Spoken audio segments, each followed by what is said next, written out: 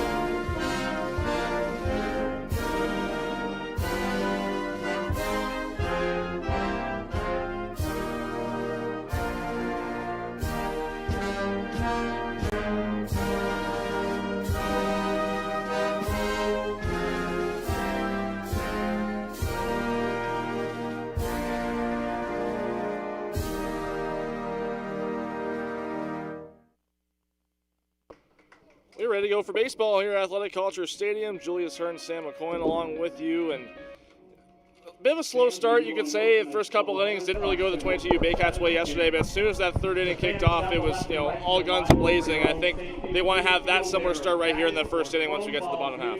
Yeah, and like we mentioned, the top of the order should make that possible. We saw, as they kind of saw a couple rounds of the starter yesterday, they kind of got going. So hopefully today they can get going right away, and they got a perfect top of the order to do that. It should be fun to see them starting off today.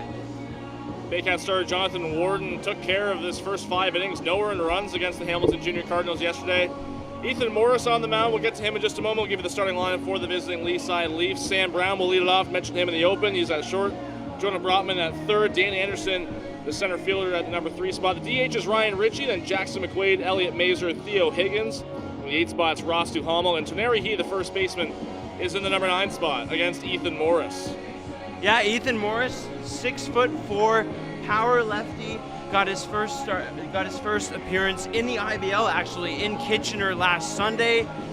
No runs, 5 to 6 innings against the 1 run, in just over 5 to 6 innings against the Panthers in a really hitter-friendly ballpark. We saw in that whole game a bunch of juniors on the mound, and they kind of dominated in a home run-friendly park in Jack Touch Park. Very impressive outing from him in that game, only holding the Kitchener Panthers in the IBL. Just 1 run in his first start. He ends up getting the win in that game. He appeared here on Thursday night against the Welland Jackfish through a scoreless inning. So I think the Leaside Leafs are going to be in tough against a powerful lefty, Sam, like you mentioned. A guy with now IBL experience. And Josh Mallett was telling us yesterday that for some of these guys like Ethan Morris, the IBL is going to come first, but this is a good opportunity for him to get some reps. The actual Baycats don't play until Wednesday night.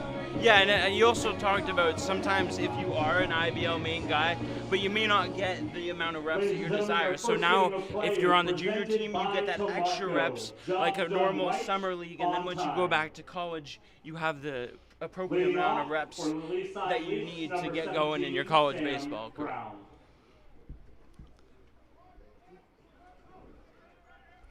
Yeah, it's a lot of pitchers and not as many innings as you would like to spread it all around, especially with the IBL Baycats starting rotation. Here comes the first pitch from Ethan Morris to Sam Brown. And it's popped up out in right field. Asafa Jones out in front of the warning track will make a catch as he backpedals towards the fence. Let's get to the defense for the 22U Baycats. Yeah, defense for the Baycats, left to right in the outfield, Zachary Owen, Antonino, Spencer Thompson, and Asafa Jones. Austin Boylan's at third, Tristan DeRoche at short, Alex Wickett at second, and Jericho Morris-Johns at first. Joe Godfrey behind the plate catching Ethan Morris. Josh Tibbetts is your designated hitter today in Game 1. First pitch, a called strike to Jonah Brotman, third baseman for Leaside. I mentioned Joe Godfrey actually caught later on in that game in Kitchener. A little flare out to the left side, but it's foul rolling towards the Leaside bullpen. Throwing strikes early on, that's what you want to see. Morris is a smart pitcher. He knows that he can let his defense do some work, as we saw with the first pitch of this game, a fly out to right.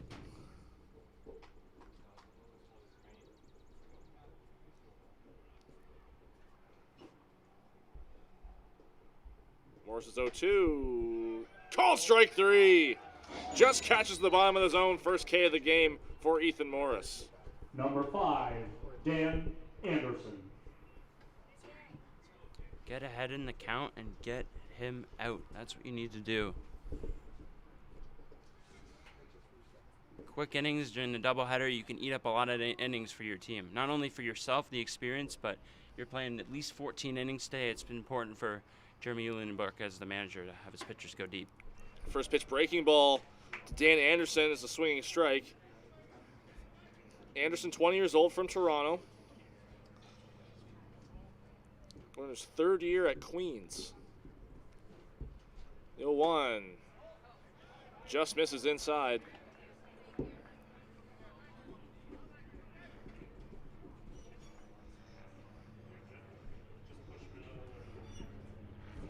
One outside this time.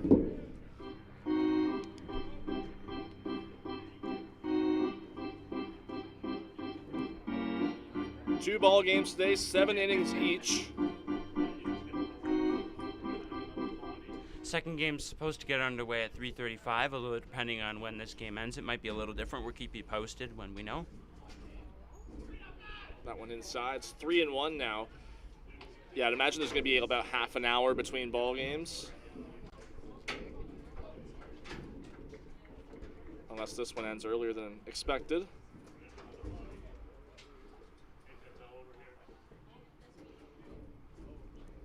Three-1 inside again. That's a first base runner of the game against Ethan Moore. It's a walk by Dan Anderson.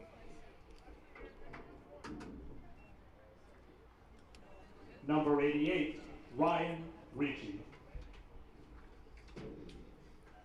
Here's Ryan Ritchie, the designated hitter, cleanup spot. The walk by Anderson extending this inning.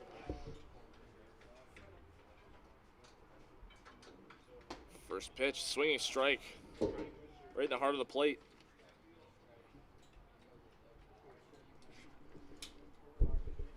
Overpowering it sometimes here. 1-1.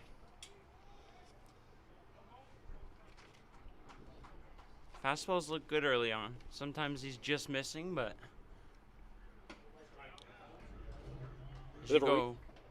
as you go further in the game, he'll settle in, just like he was against Kitchener. I mean, he told us that in that first inning against Kitchener. He had a little bit of nerves, but once he settled in, he kept on going, and his stuff looked better as the game went on. Fouled away on the right side, out of play. That first inning, you got Gosuke Fuji to fly out.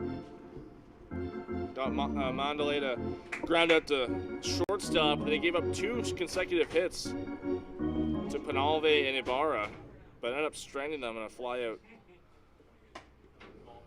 1-2 is outside.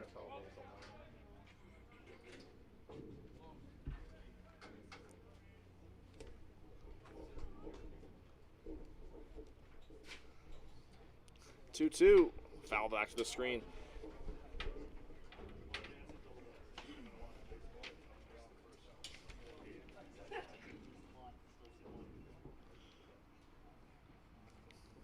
Morris in that game got the win. 5 innings pitched, 6 strikeouts, 7 hits, 1 earned run.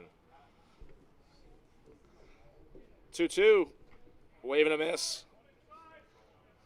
Throw down to first is in plenty of time. It's relatively easy inning for Ethan Morris. No scores as we head to the bottom of the first inning. We'll have Barrie's starting line for you in just a moment right here on Baycats TV and Rogers TV.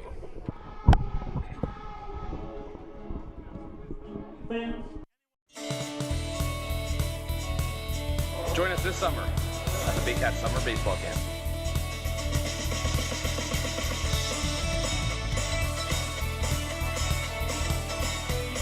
See you this summer! Hi, I'm Chrissy Fans from Ford Chrysler and Barrie Chrysler Dodge Jeep Ram. This year, we are the community partners of the Barrie Baycats. Community is near and dear to our hearts here at the dealerships and one of our core values, so we can support local and shop local. Visit Alliance Billiards in the northeast end of Barrie. A friendly environment offering pool, darts, karaoke, and live entertainment. Enjoy a large variety of delicious food and drinks on the patio. You'll come as a stranger and leave as a friend. The Collingwood Brewery at 10 Sanford Fleming, producing delicious lagers, ales, and seltzers since 2014. The proud home of the Baycats Brew. Check out their retail shop and tap room, and select products at the LCBO, beer store, and grocery stores. Cheers, and go Baycats!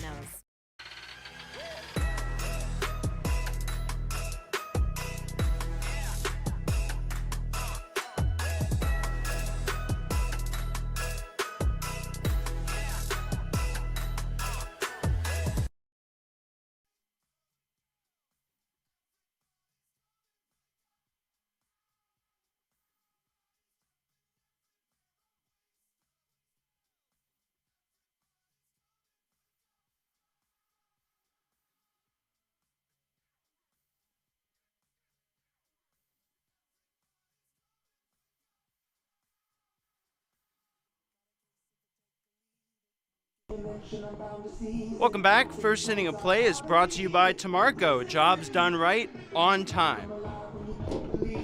Bottom of the first inning, 22 Baycats and the Leaside Junior Maple Leafs.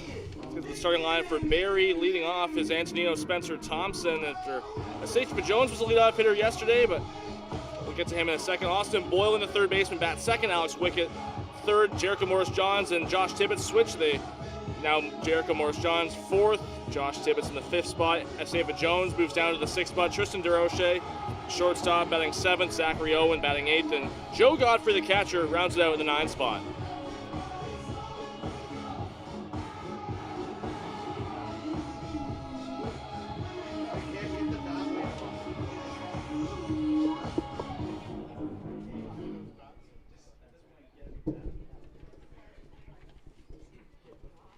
Leading off for your Barrie Baycats, center fielder, number 2, Antonino Spencer Thompson. Looks like Antonino Spencer Thompson using a different bat. They actually couldn't get the bat weight off his bat in the on-deck circle. They'll face Griffin Adams here. The first pitch is coming up. On the ground, third base side, and it skips. A high hopper. Gets away from Jonah Brotman. It was a leadoff single there for Spencer Thompson. Third baseman, number 88, Austin Boylan. And they are facing Griffin Adams on the mound, and like we said about Ethan Morris, I bet same thing. Eat innings and try and get as much workload in as possible today so you can save your pitching. The coaching staff told me today they're planning on getting as many people in the game as possible. This is a really good, test for this Leaside team. Runner goes in the first pitch. The throw down from McQuaid is not in time. Come to expect that from Antonino Spencer Thompson. Blazing speed and an easy steal of second base. We did mention his speed.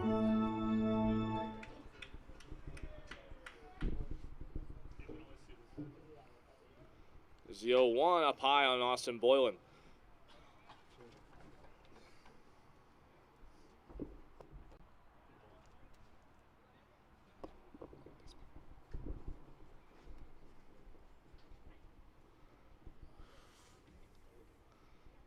One just outside. Griffin Adams, just 19 years old, going into a second year at Skidmore College, a Division III school in New York. Previously at Upper Canada College. Runner goes and a pick off, but the throw is high. Spencer Thompson's going to have an easy trot into home plate. Looked like some of the defense was expecting a balk call, but that's going to be the first run of the game for Barrie. I guess you'll take it any way you can get it. That's probably going to be an error on the pitcher, Adams. But again, like his speed, right? I mean, obviously that's a miscue by the pitcher, but he gets on, he steals second, and then he's in scoring position, and then one of those things, if that happens, he just scores right away. That's what the speed does. Puts pressure on the defense, and absolutely mistakes might happen. That did right there. 2-1 to Boylan's outside. And it looked like he didn't even know what was happening. His dugout was screaming, "Go home, go home." So, I mean, I think look, the defense was expecting a balk called, but they didn't get it. Could have been the third baseman was really caught off guard by it. 3-1, up the middle, base hit for Boylan. Hard hit single up the middle. Let's get you the defense for the Leaside Leafs. Infield left to right. Elliot Mazer is in left. Dan Anderson and Russ DeHamel is in right. Jonah Brotman is at third. Sam Brown at short. Theo Higgins at second. And Tonori He is at first. Jackson McQuaid is behind the plate catching the pitcher Adams. First pitch to Alex Wickett, foul off.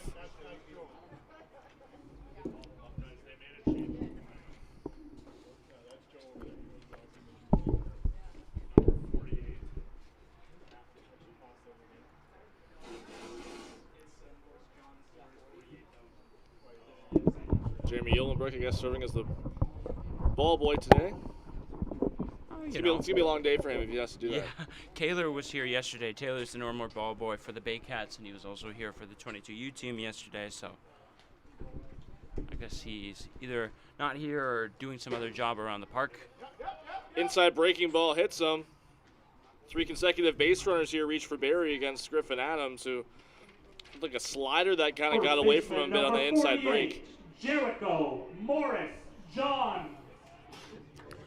Yeah, I mean, obviously it's an off-speed pitch, right? But maybe could be rattled after that throw. It's hard to settle in when you make an error and scores the first run in the game. That's a good point. See if they can take advantage. Now he's got 2 runners on behind him. First pitch to Morris Johns in the dirt all the way back to the backstop. Runners go station to station, 2 in scoring position now. I think that's going to be scored a pass ball on Jackson McQuaid, the catcher.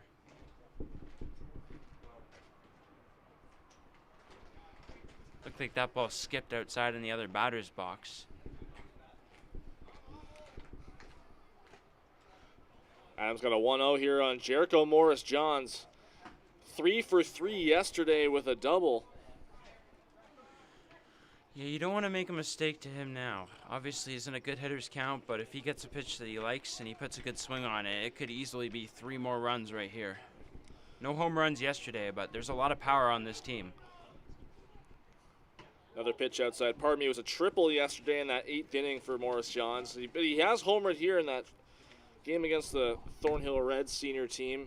Yeah. At the beginning of May.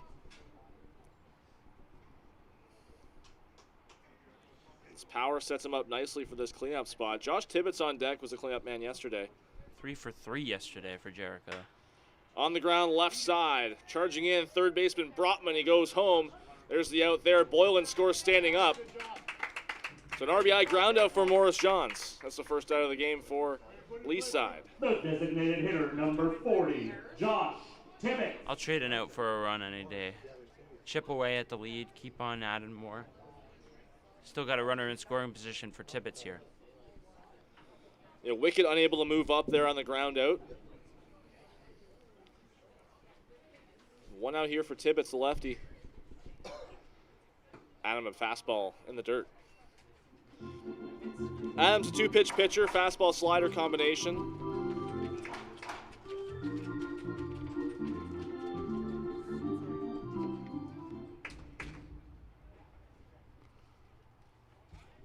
There's a 1-0. Large secondary lead there for Alex Wickett. Surprised he didn't break. Pitch fouled off by Josh Tibbetts.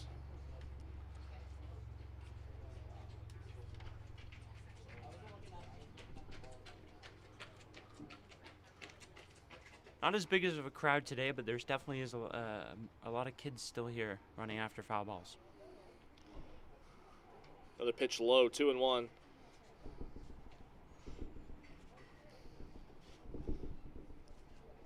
It's interesting. The fans always know.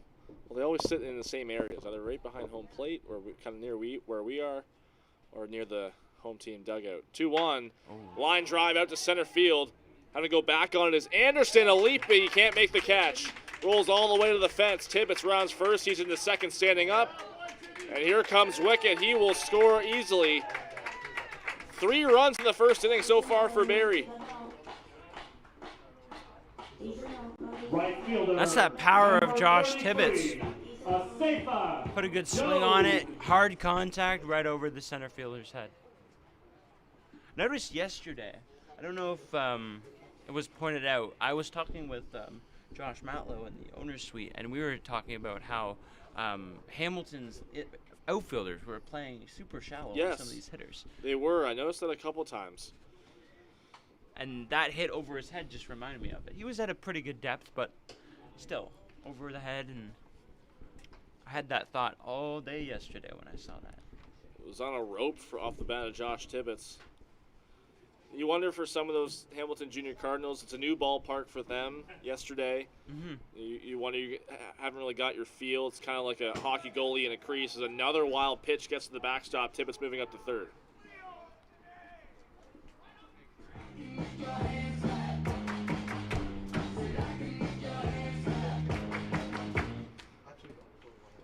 That's Tibbetts' second RBI of the season, drove in one yesterday.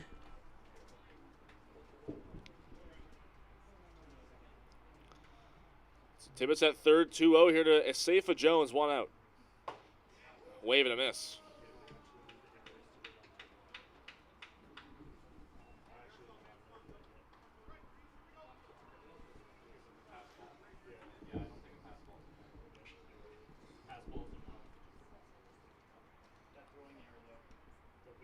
There's 2-1. Inside breaking ball again. Jones being mighty patient here.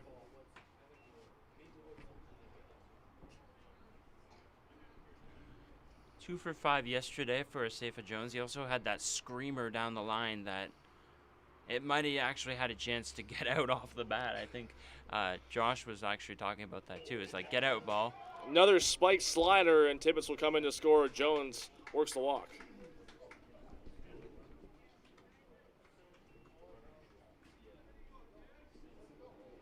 Shortstop, number 3, Tristan DeRoche.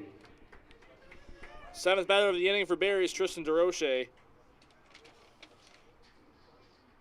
Started the game at short yesterday, went 0 for 3.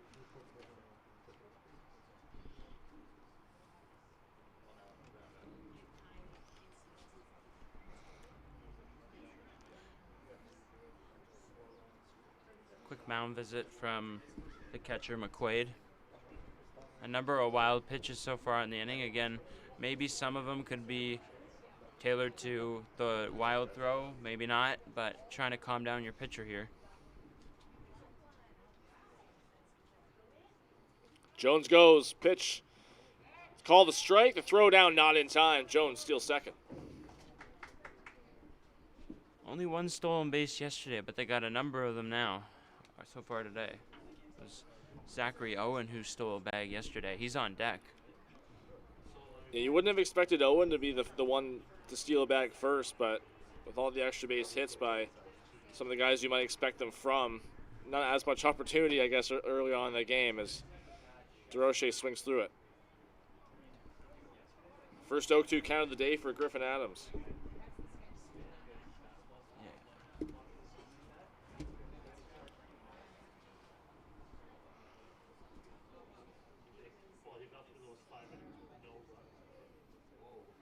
A throw over to the shortstop. Now you can really start to tell that the base runners are rattling Adams a little bit. Yeah. We had some question up in the press box as well over that. But again, when you put speed on the bases, it can catch the attention. Another spiked breaking ball. Jones moves up to third. He'll make the turn.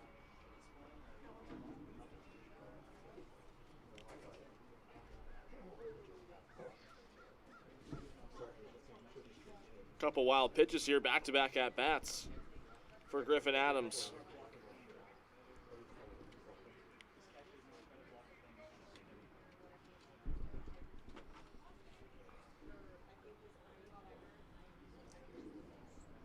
One-two is away.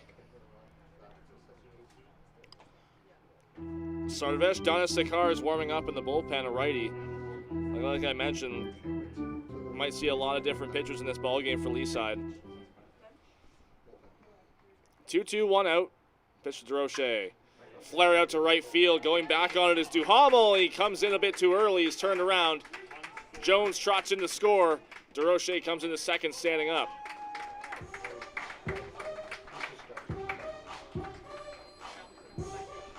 Left fielder number 77, Zachary Owen. 4 hits in the inning so far, 4 runs, and still just 1 out, but that 1 out was a productive one.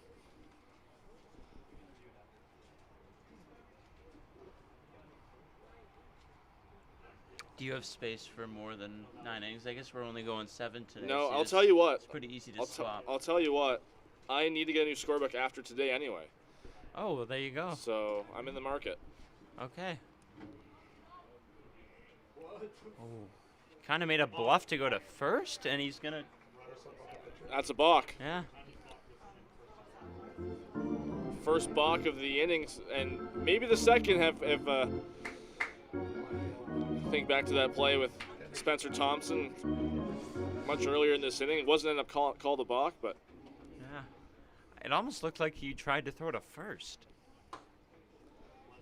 First pitch to Owens outside. So it seems like everything's kind of happened here to Griffin Adams in this inning aside from a strikeout. 1-0 here to Zachary Owen outside. Owen went 2 for 5 yesterday with a run, couple stolen bases.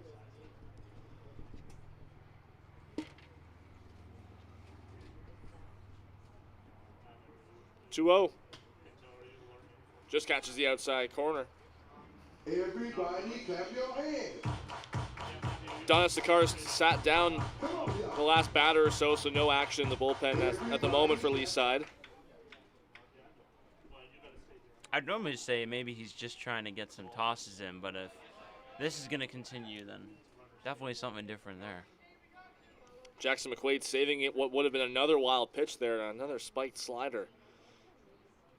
And you got to wonder at this point, does he really just need to stick with his fastball?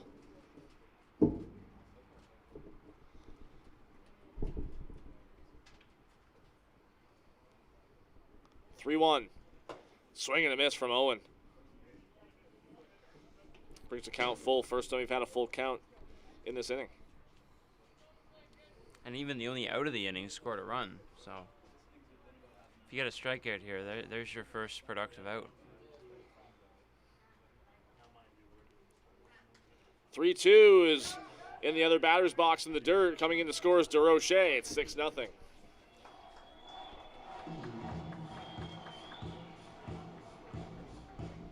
The catcher, number 98, Joe Godfrey.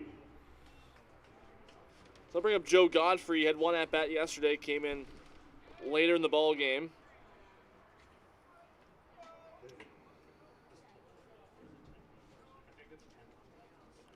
Pardon me, didn't get an at-bat, but he came in defensively for Andrew Johnston. First pitch is a called strike. See Ethan Morris. I saw him walking to and from the bullpen. Just trying to stay loose, right? Like, this has been a long inning. We're already 133. This was a 105 start. He's got the hoodie wrapped around his left arm. Pitch to Godfrey's inside.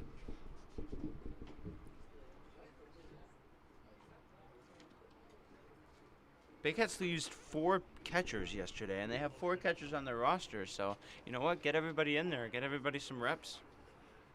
Godfrey getting the start today. He sees a ball up high.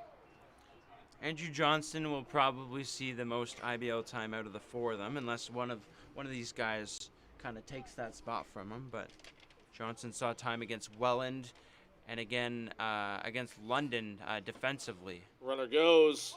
The throw down is in the dirt, and looks like it went off of Owen and stayed on the infield. Seems to be okay. Yeah, Johnston came in defensively in London. He actually scored on the Francisco Hernandez home run in the 11th inning. He was the runner on to start the inning. Good video on our the IBL Baycats social media channels. Julius Hearn and Dylan Quinn shot that. It was a fun ball game. Here's a 3-1 to Godfrey. He's inside. Yeah, not to get off topic, but we really thought that we'd have to bring out the perfection graphic, eh? Like 7 innings. Last no-hitter in the IBL was 2018. Zach Sloan and Merrick Deska, the Toronto Maple Leafs, in the playoffs. But they had the count wrong, but Godfrey works the walk anyway. So 2 on again against Griffin Adam, and here comes head coach Tom Hayward. All right, turning our scoreboards over. Moving an inning over.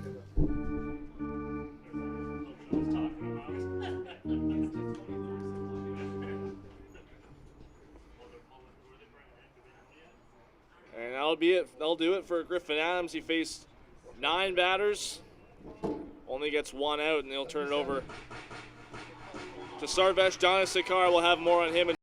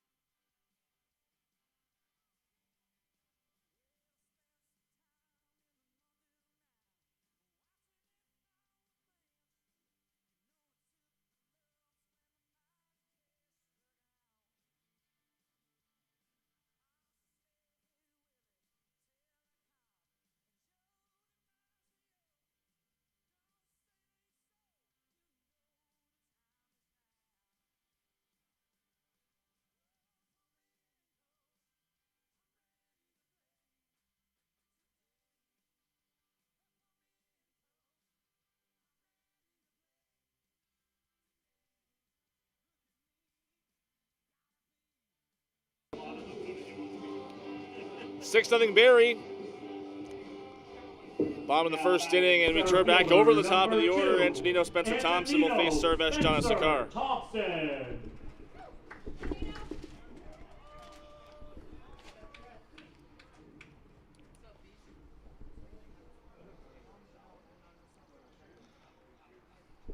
0 on second, Godfrey on first, 1 out. First pitch, catches the zone on Spencer Thompson. Janasakar, much more to his arsenal than Griffin Adams. Fastball, changeup, curveball, sinker for him. The slider really seemed to be the issue for Griffin Adams. Couple wild pitches contributing to this 6-run lead. Antonino Spencer Thompson bunts it foul.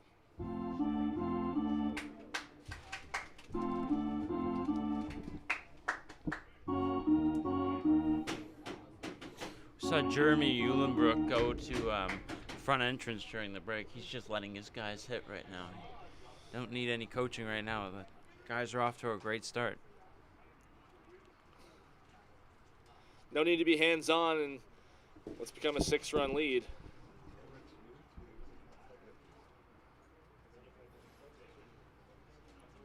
Big lead off first for Godfrey.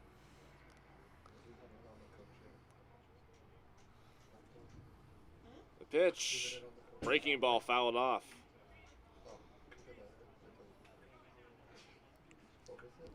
If you just walked in, you might have thought that we're playing Hamilton again because of the same colors in the jerseys, but Leaside 22U wears red. I believe their seniors blue. I think so too. Yeah, you're right. Good differentiation here. Yeah, As I like that. Spencer Thompson calls time. Obviously, for 22U, you want them to have the same jerseys so that if they need to be in the IBL, they have all the jerseys available. But I like mix-ups for different levels. 0-2 is in the dirt. Nice block from McQuaid. Holds the runners. Ryan Rios here, just walked in.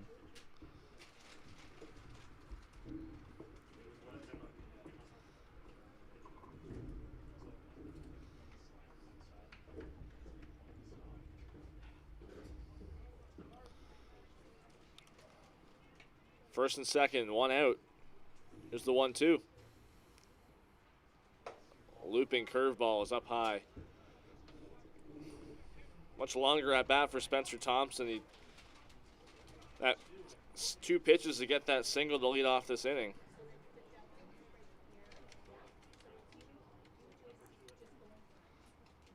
Second bat around inning in as many days within 24 hours of each other. Called strike 3 on Spencer Thompson. Sees a changeup on the outside part of the plate, 2 down. Third baseman number Good start 88 for Austin Boylan. new pitcher.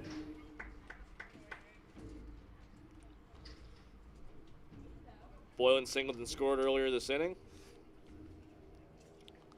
Absolute missile right up the middle.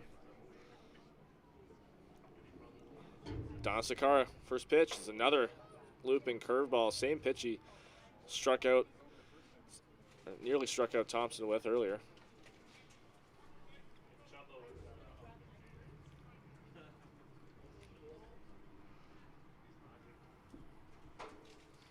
(1-0) locates that curveball nicely.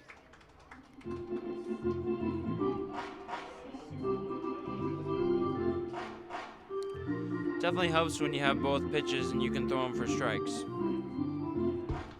Especially with how this game has got off. You throw all your pitches for strikes, you're in a good spot. Popped up, foul out of play. Janasakar, Leaside pitcher, just finishing up high school. He's taking a gap year. Yet to have a college commitment yet, but I'm sure we'll see that from him in coming months.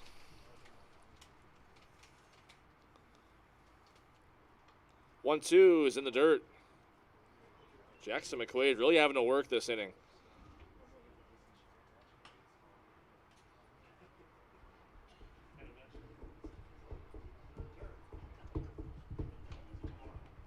Like being at the baseball field? We're going to be here for a while. We are going to be here for a while, Sam. It's all right. This is our favorite place to be in the summer, right? Another breaking ball gets away from him.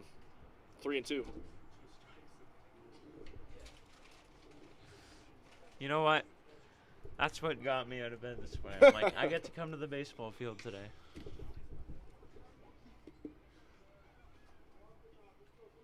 That's why we love doing it.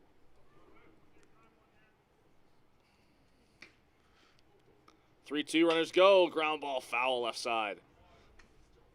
Just out in front of it. Another hard hit grounder from Boylan. We've seen a lot more breaking balls in the first couple batters for Donna Sakar, and I wonder if Boylan was sitting on the fastball there.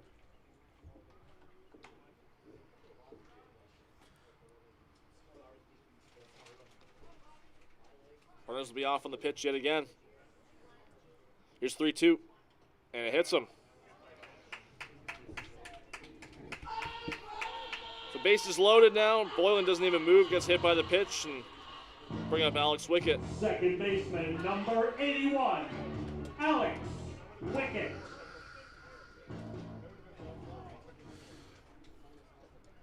The question was asked to a few of them during their short media session before Thursday's IBL game, what pitches you like to hit? Obviously, that wasn't answered by most for obvious reasons, but I like the fastball. Whatever looks good. Yeah, I know. Yeah. Whatever's not spinning like all over the place. 1-0. Call the strike. Although, if you've seen Jonathan Warden's movement, he's got lots of break on his pitches. Showed that yesterday, showed that in his first IBL appearance a couple weekends ago. Here's a 1-1. Cutting a miss from Wickett. Our umpires today, Jared Merkley behind the plate, Dana Case on the bases.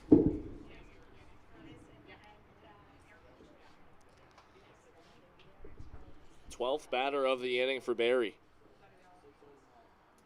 Here's a 1-2. Off the plate.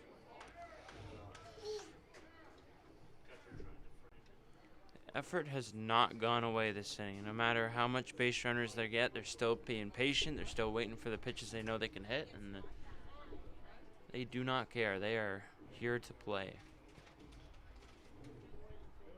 2-2 on the ground, second base. Higgins has no play. Toneri, he went after the ball towards first base, and now they got Boylan on a rundown. The run will score. It will count. Boylan's still trying to stay in this rundown enough.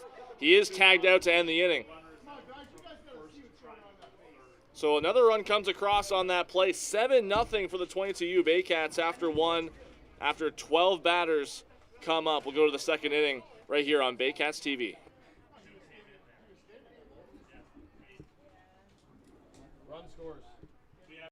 Thinking about doing a renovation but don't know where to find the best prices and quality? Go to Reno Liquidation Depot, where you'll find vanities, flooring, toilets, exterior doors, and so much more. Visit Reno Liquidation Depot today.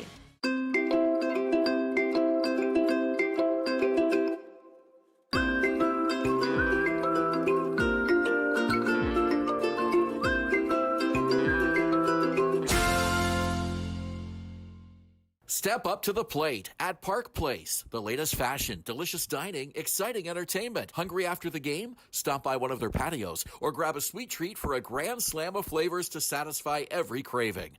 Park Place, where every visit is a home run.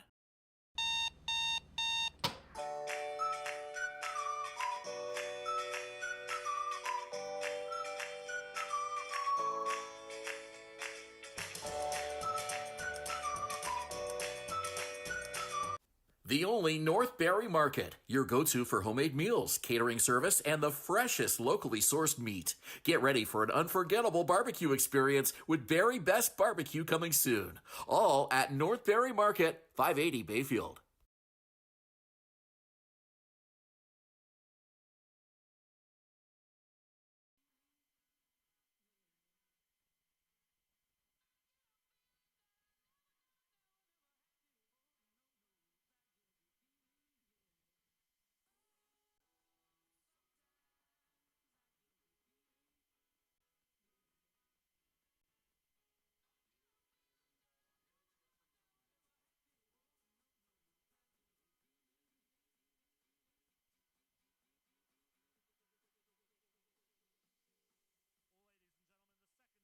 Play is presented by JC Unlimited Contract. 8-0 for the 22U Baycats. A correction there. 2 runners scoring in front of Austin Boylan on the inning single. Boylan caught in a rundown to end the bottom of the first inning, and we'll get it over. Jackson McQuaid, the number 5 hitter, coming up for Leaside. A lot of work to do, going down 8-0 after 1.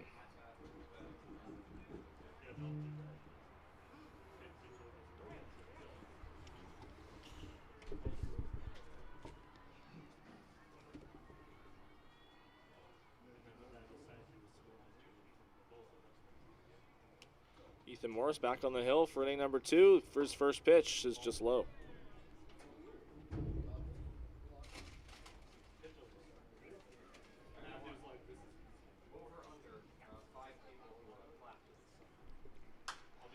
Popped out of play, foul. Jackson McQuaid, 21 years old from Toronto, going into his 4th year at McMaster.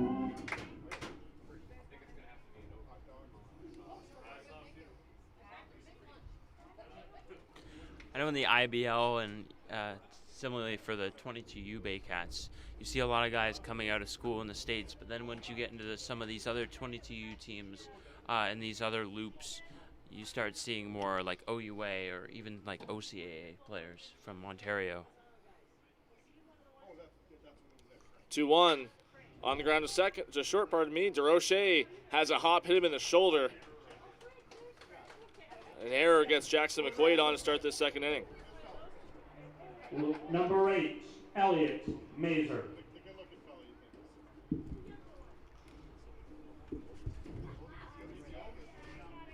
So a decent start here for the Leaside Leafs to start out this inning. Bring up Elliot Mays for the left fielder.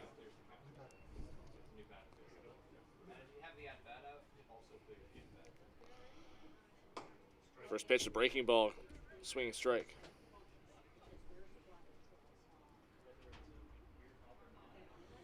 All starts with the base runner. Get those runs, trying to get those runs back. All starts with your first base runner, and then you can work off that.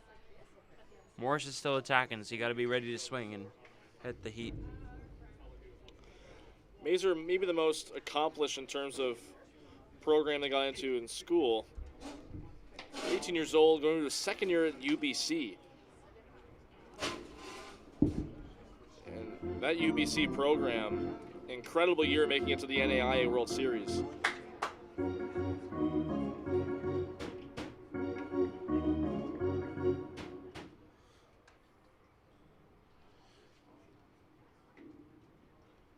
There's 1-1. Called strike.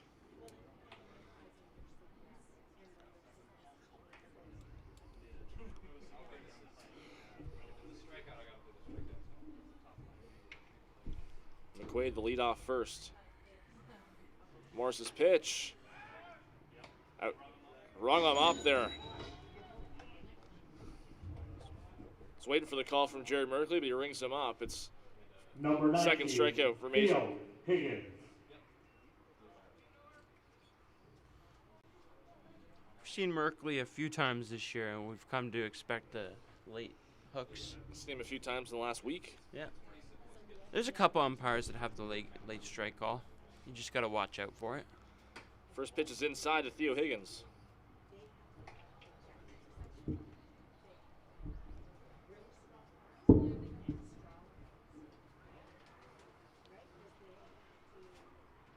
Morris is 1-0. Similar location, doesn't get the call.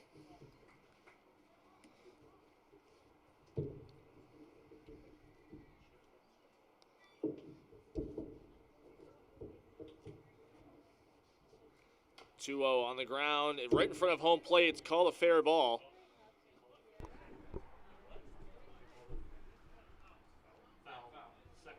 Looks like they're going to call a foul ball after Danny Case makes a call. Him and Merkley will come and confer about this. And they call a foul ball. Looks like they were arguing it went off of his bat again a second time. Normally is the base umpire, but because we only have one of them, they'd obviously get together, and if it fouled off him, the home plate umpire would probably have the better look, so just talk it over and make the right call. Seems like they got the right call. Yeah. Definitely hit something else after the initial contact with the bat. So reset on a 2-1. Up high.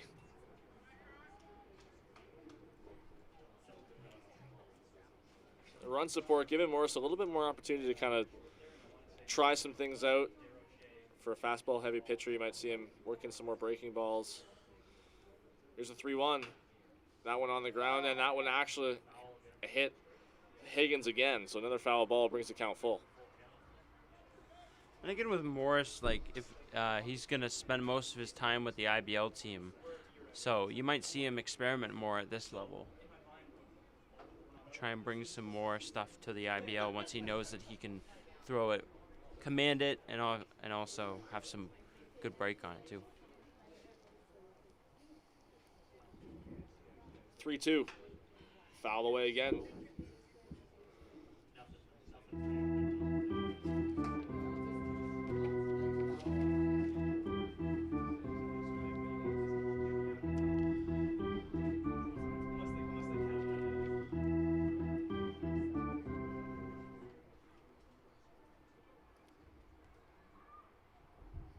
Three, two, 1 out.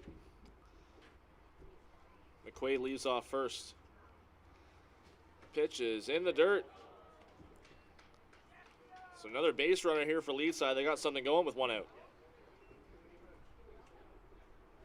Number 26, Russ Duhamel. There's Russ Duhamel, the right fielder.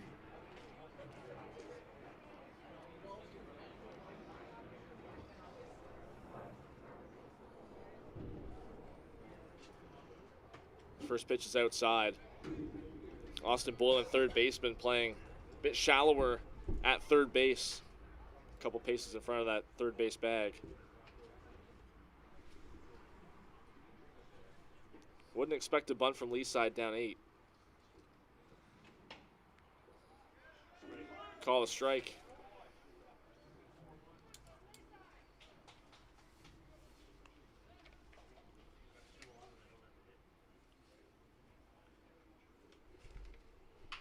There's the bunt right in front of home plate. It's going to be Godfrey making the play. His throw is in time. Nicely done by Joe Godfrey. He had the communication with his pitcher as well to make that a clean play. Number 29, Tamari He.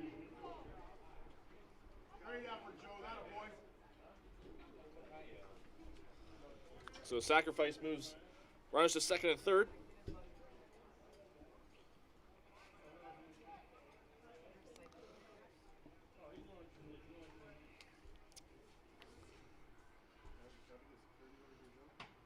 First pitch to He is outside.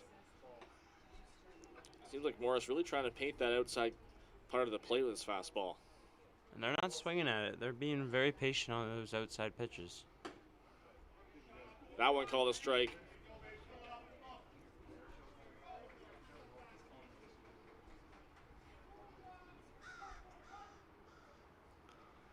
Morris deals another outside fastball, doesn't get the call.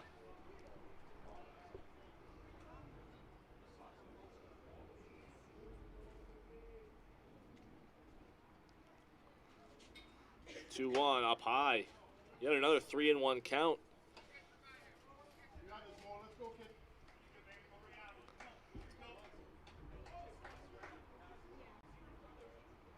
Morris's 3-1 is outside, so 5-pitch walk here to Taneri He.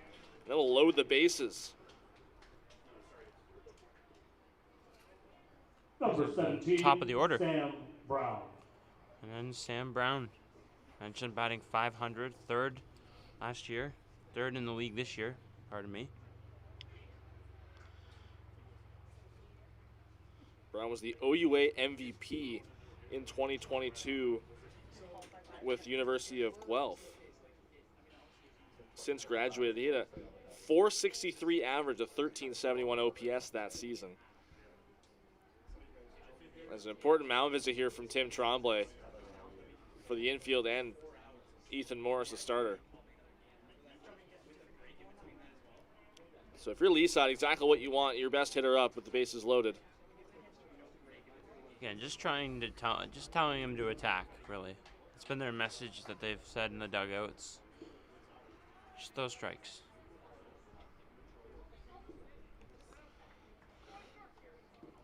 Bases loaded, 2 out. Sam Brown flew out on the first pitch his first time up, and he takes a first pitch strike this time.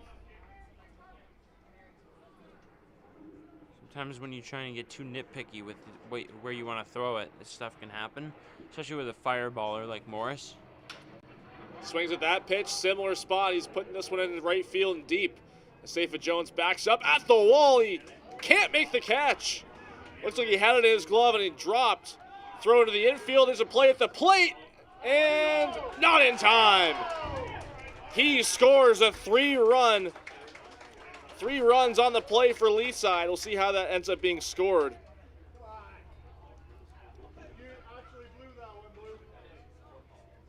Number 23, Jonah Brockman. Jones looks very upset with himself, still in a crouch at the warning track in right field. Was right under that baseball and was backpedaling as opposed to running towards that track.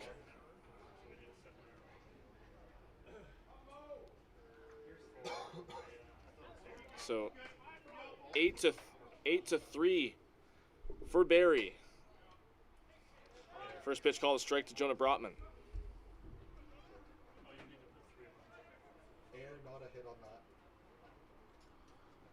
It was scored an error on that.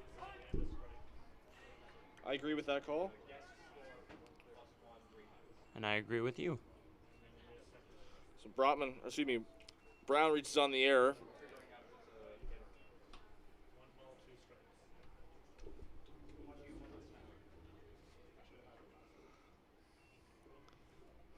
One-two here from Morris. Wave and a miss, an inning-ending strikeout. With 3 runs, chipping away at that lead for the Leaside Leafs. 8-3 as we head to the bottom of the second right here on Baycats TV. No hits and 2 errors, 1 man. Highview Contracting Group in Barrie and Simcoe County, offering award-winning hardscape, interlocking, pools, excavation, and more. Call 705-985-7669 or highviewcontracting.ca.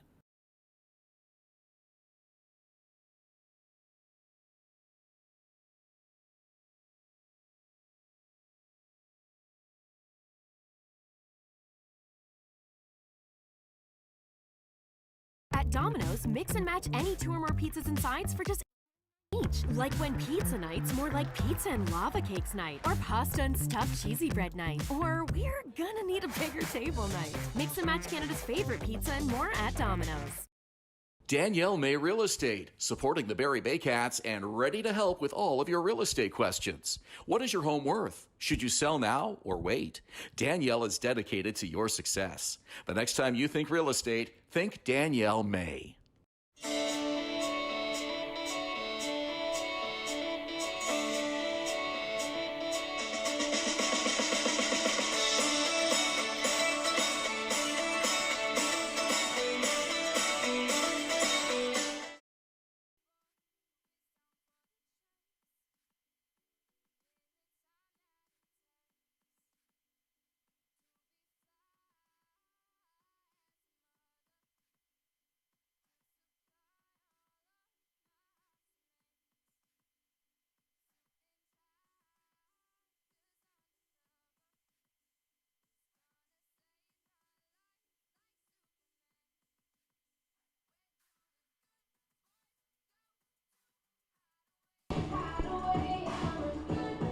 Bottom of the second inning of play is brought to you by JC Unlimited Contracting. Design, supply, build, renovate, servicing Simcoe region for over a decade.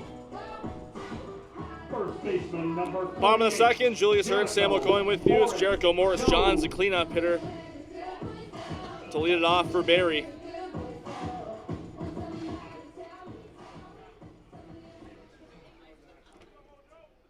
Leaside got 3 in the top of the second. Chipping away, it was what an 8-run first inning to have Barrie up 8-0.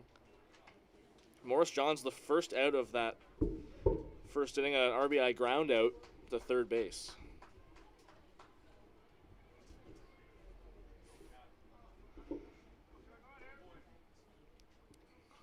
Donna Sakari's fastball is called a strike.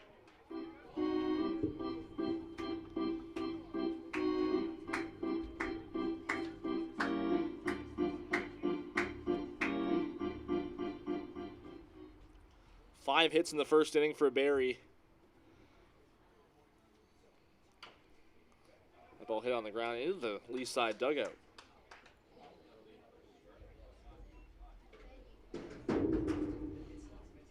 Seen balls go in the dugouts a lot this year, actually, between the 22U and IBL team.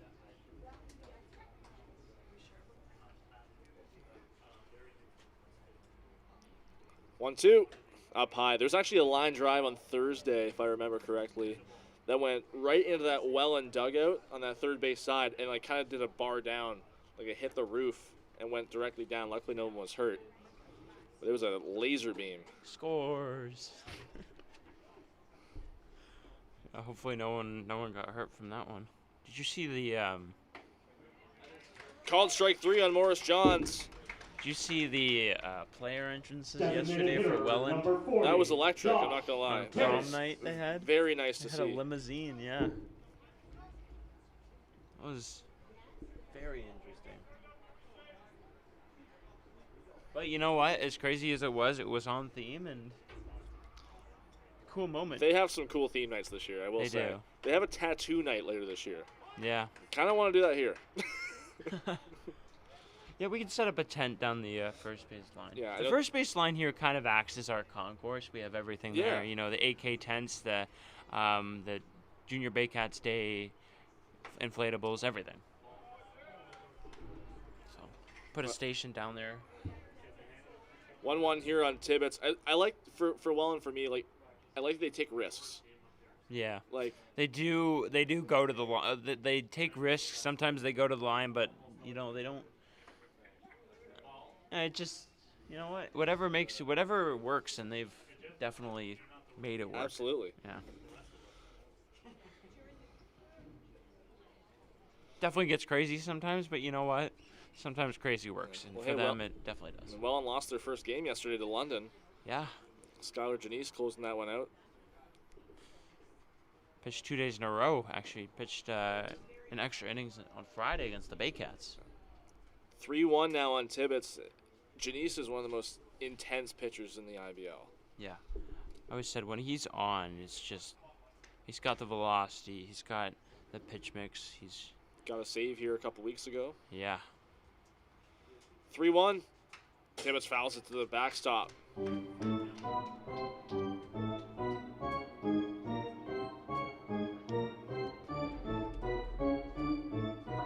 Safa Jones on deck.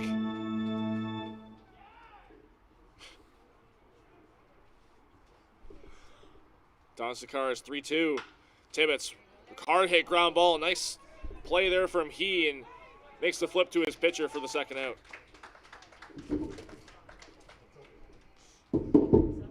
Right fielder number 33, Safa Jones.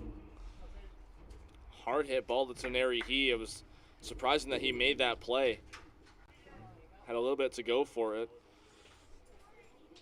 And here's a Safa Jones trying to redeem himself from a 3-run error in the top of the second. First pitch is a curveball outside.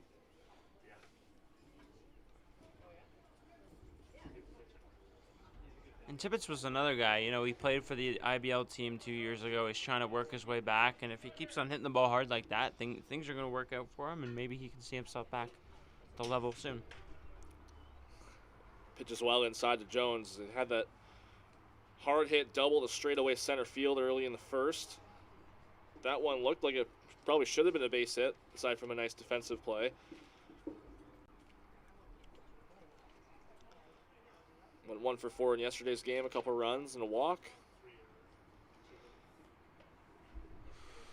Here's 2-0. Jones swings through the breaking ball.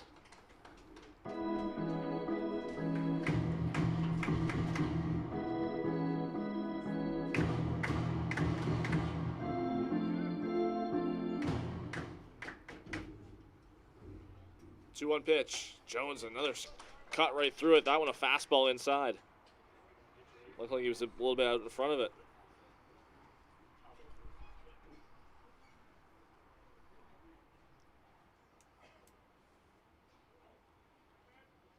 2-2. Breaking ball outside. Not a lot of chasing so far. Not a lot of chasing from both teams. Both teams have been patient. We've seen some swing and misses, but again, close to the zone, borderline pitches. Both these teams have been patient. 3-2, 2 outs. Jones cutting a miss. Ball gets past McQuaid into the backstop. So Jones will reach on a strikeout and drop strike 3. Might have jinxed him there, but he gets on base. Shortstop, number 3, Tristan DeRoche. DeRoche, another guy you might want to make up for that error that he had an inning ago. Ball was hard hit, but was scored an error. Yeah, it took a hop, went off his left shoulder. Doubled in the first, scored. Jones goes, fouled off.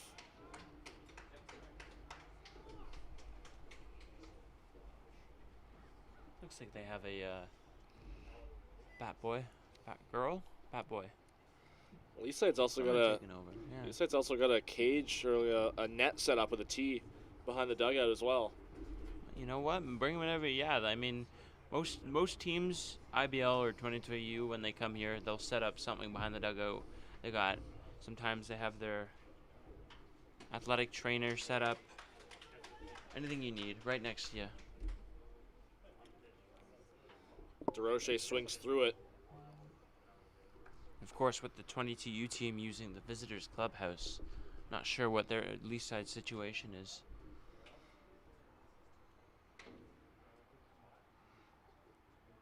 Oh, 2, DeRoche cutting a miss. The tag to finish off the strikeout. So 3 strikeouts in the inning it ends up being for In the bottom of the second, no for runs, Leaside. We'll head no to the hits, and no errors top of the and third one inning. man left 8-3 on. for Barrie. You're watching Baycats TV. The Collingwood Brewery at 10 Sanford Fleming, producing delicious lagers, ales, and seltzers since 2014. The proud home of the Baycats Brew. Check out their retail shop and tap room and select products at the LCBO, beer store, and grocery stores. Cheers, and go Baycats!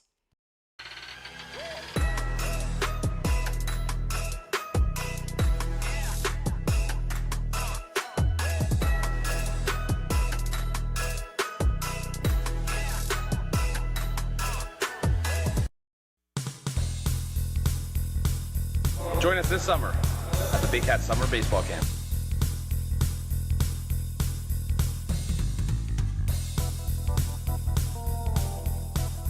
See you this summer!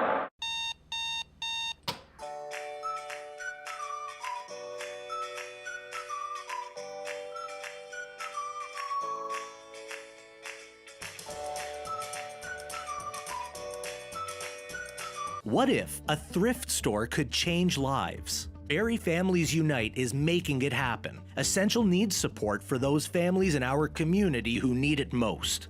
Charity gives. Dignity empowers.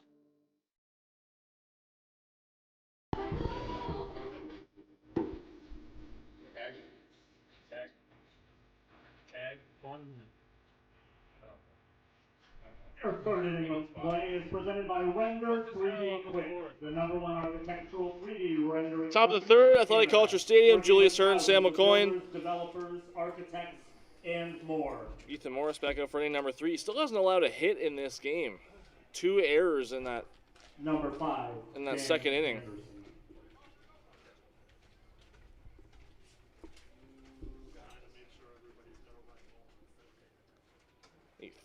First pitch is inside.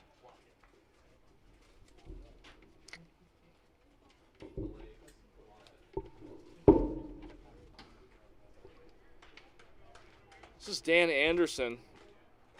Walked his first time up.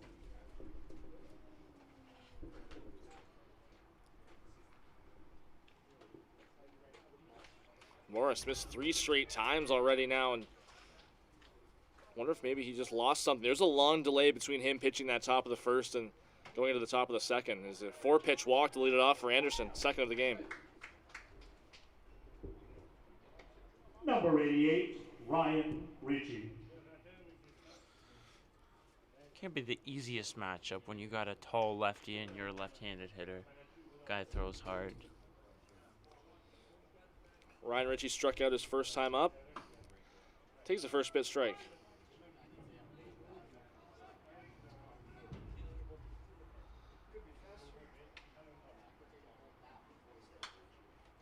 That one popped out of play.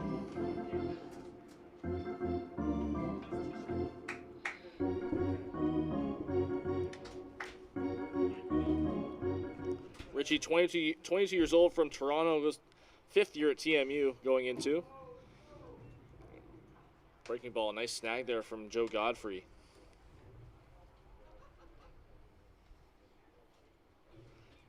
Hit .462 in a single season in the OUA.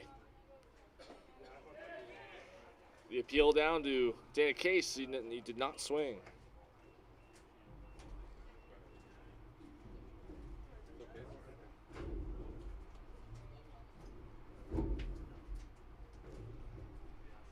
Saw last game where obviously one umpire in the base, but he was over behind first base like a normal first base umpire.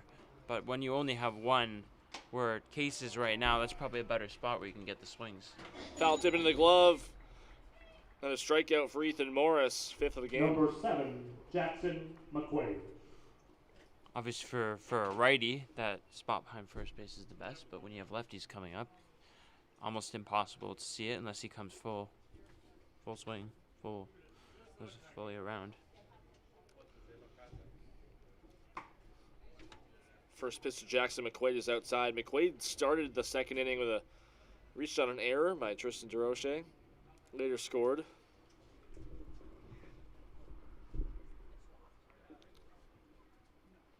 .1-0. Again, keeps missing outside with that fastball. Not pitching inside much to these righties.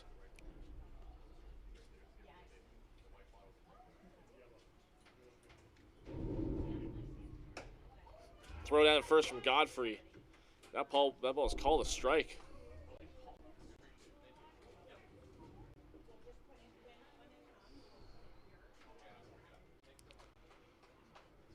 So 2-1 here from Morris. Outside again. Seems an adjustment needs to be made here from Morris. Yeah, I mean, you mentioned the long break. Obviously, that could have something to do with it. Maybe lost a feel on some of his pitches, but well, that fastball looked good right there. It moves to a full count after a swing. yeah.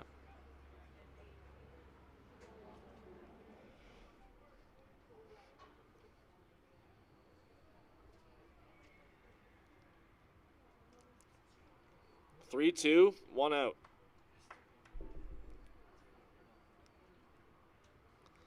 Pitch. Called strike 3.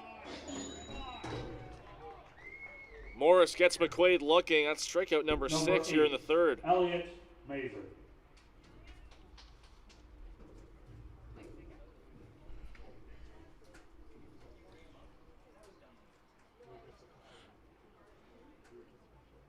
You know what? The counts have definitely gotten higher, but this inning, 2 strikeouts after the walk. He's 1 out away from getting out of it.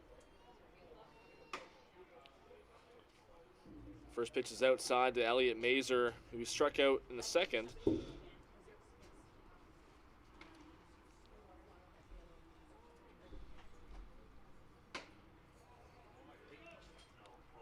The appeal down to Dana Case, he does go, so it's 1-1. Looks like he might have caught the zone anyway, but Merkley with the appeal.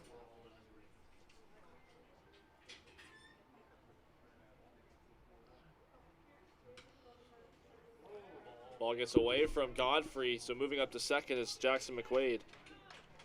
Pardon me, Dan Anderson.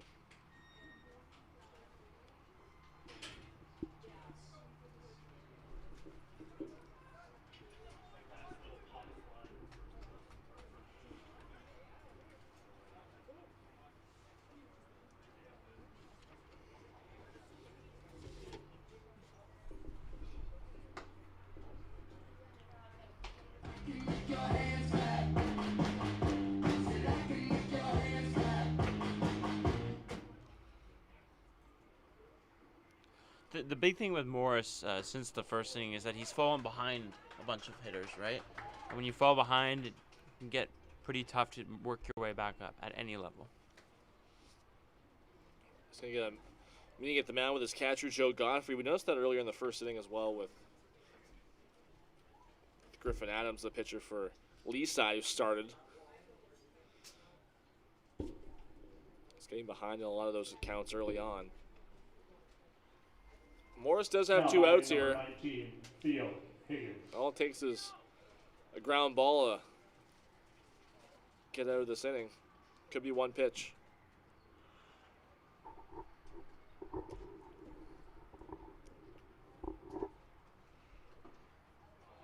Breaking ball spiked in the dirt. Fantastic block by Godfrey.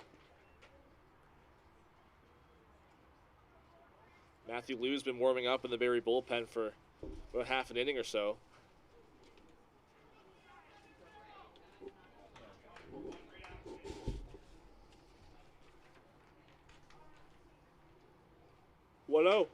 Line shot. Falls a little bit short. DeRoche can't come up with it. Has a play at third. It's not in time.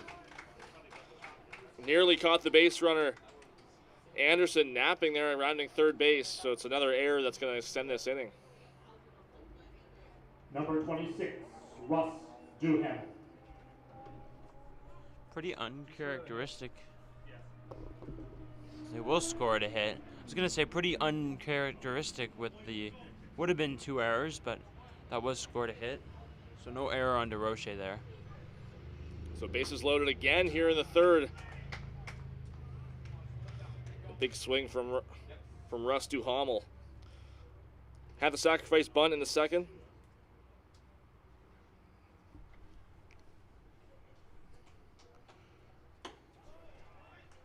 There's a called strike. Best count that Morris has had this inning is up 0-2. These are the counts where you can kind of experiment.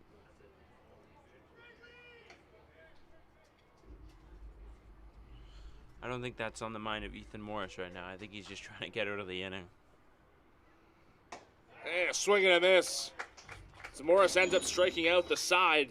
Gets out of the third unscathed, leaving the bases loaded. We head to the bottom of the third inning, 8-3 Barrie. You're watching Baycats TV.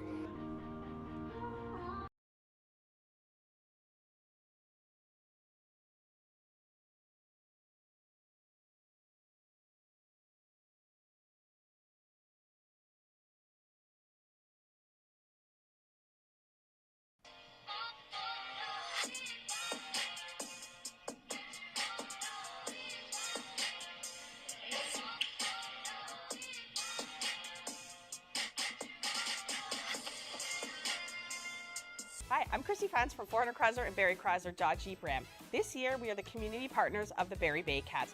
Community is near and dear to our hearts here at the dealerships and one of our core values, so we can support local and shop local. Visit Alliance Billiards and Sports in the northeast end of Barrie. A fun, friendly family environment offering pool, darts, karaoke, and live entertainment. Enjoy a large variety of delicious food and drinks on the patio. You'll come as a stranger and leave as a friend. It's the 2025 IBL Home Run Derby and All-Star Game, hosted by the Hamilton Cardinals at beautiful Bernie Arbor Stadium. Watch the league's top sluggers crush moonshots in the Derby. Then see the best of the best go head-to-head under the lights in the All-Star Game.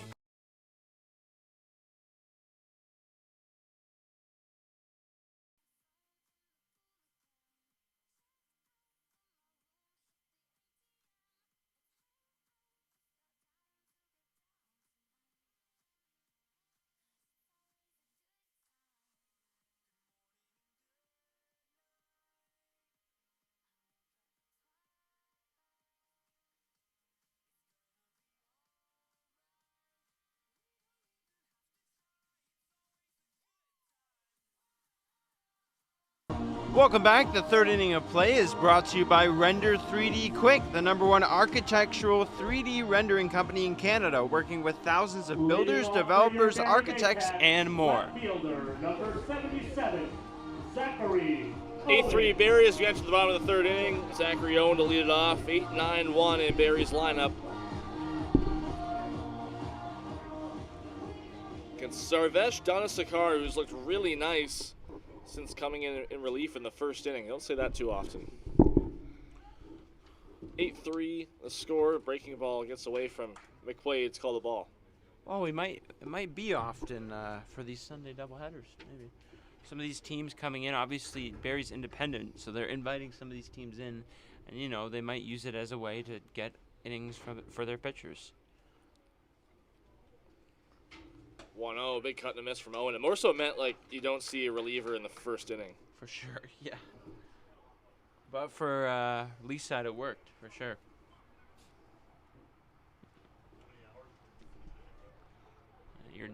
You're not wrong, partner. 1-1 here in Owen. It's just outside. Doesn't get the call from Jared Merkley. Owen 2 hits yesterday. Mentioned the stolen base. And you said not normally a speed guy. I was talking again with Matlow, and he was saying Owen's more of a power guy as well. Yeah. Because he was up when they were playing him super shallow, and we were like, well, this doesn't seem right, but... Well, he gets a little hole of that one and flares it into right center field, the base hit. So leadoff single for Zachary Owen, second time he's reached today. The catcher, number 98, Joe Godfrey.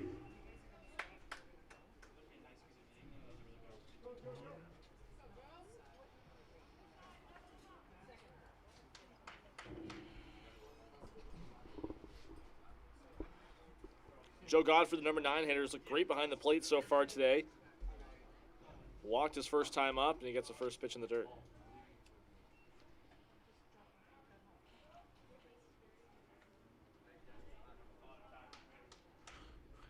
Godfrey saw a little bit of IBO action that Sunday in Kitchener. Came in for Lelise Beltran.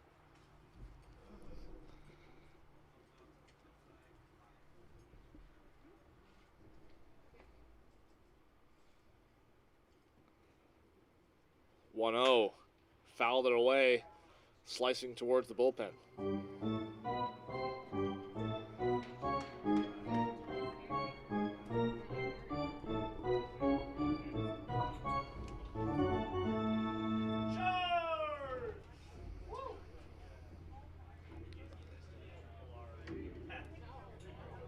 Throw over to first again.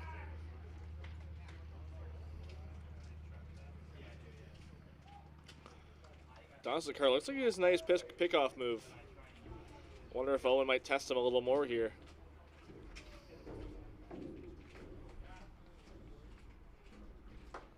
Wave and a miss. Another nice pitch from Donasakar.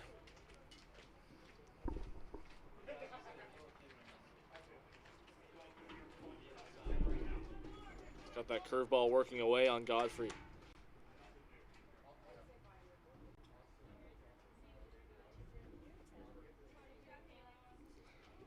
1-2. Strikes him out. Similar pitch. It's already the 5th strikeout of the game for Donasakar. Antonio Spencer Thompson.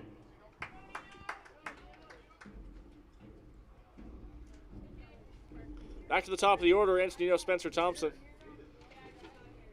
1 for 2. He was the first batter Donasakar faced, struck him out looking in the first. Called strike. Came in the first, but basically it's like he started the first because he started at the top of the order.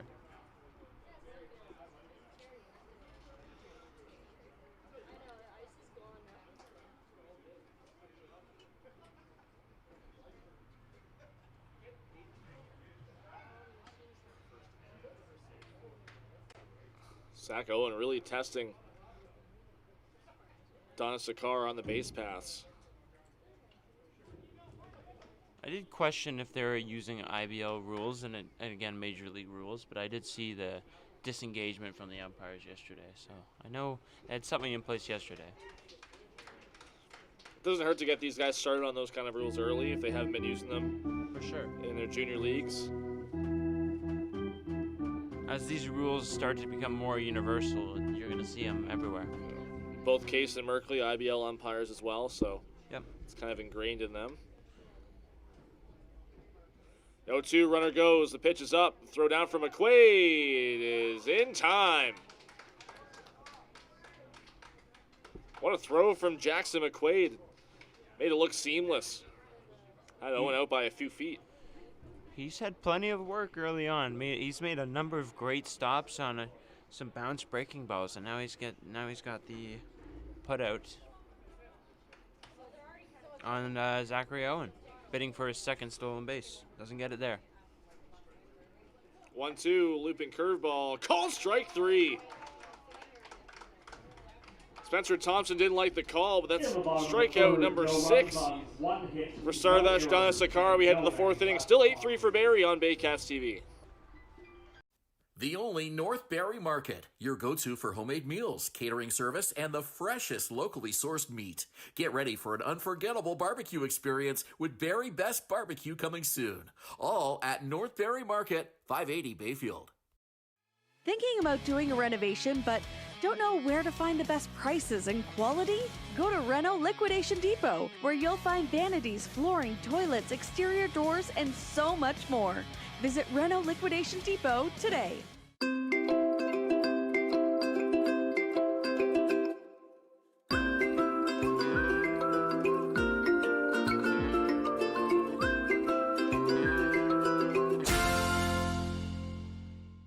Step up to the plate at Park Place. The latest fashion, delicious dining, exciting entertainment. Hungry after the game? Stop by one of their patios or grab a sweet treat for a grand slam of flavors to satisfy every craving.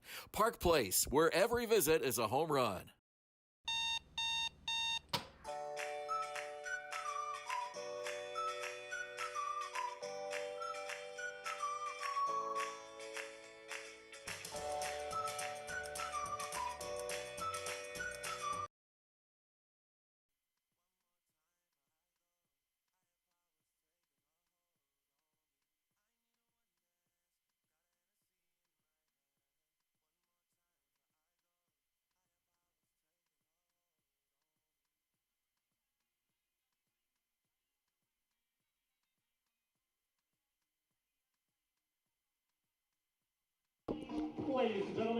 Top of the 4th inning, 8-3 for the 22U Baycats of the Leaside Junior Leafs. Julius Hearn, Sam McCoy, Ethan Morris back on the mound for inning number 4. Looks like they're going to, I'm not sure what his pitch count is, but try and get him the minimum 5 innings for another win. Is it different during a 7-inning game, or is it still 5? I think it's still the same. Yeah. At least I've seen in Major League Baseball when they had the 7-inning doubleheaders. Yeah. Coming out of the pandemic. First pitch, a called strike to Tenori He.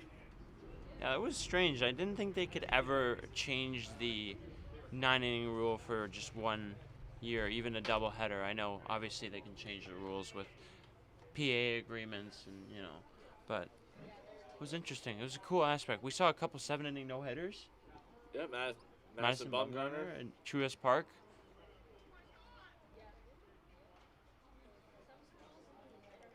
One here on He walked and scored in the 2nd inning.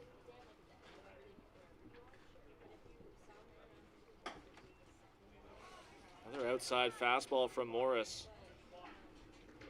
You think moving over on the rubber would help him with that?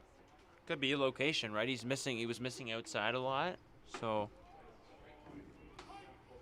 He pumps a nice fastball in there for a strike. 3-2. Seems to be more on the other one now. Middle. 3-2 in the dirt, so leadoff walk drawn by Teneri He.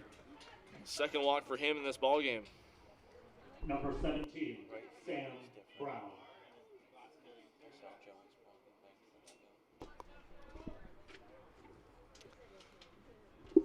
One defensive change, or a couple defensive changes to note. So Ryan Chortis in the ballgame, taking over for Asafa Jones. He's in the left.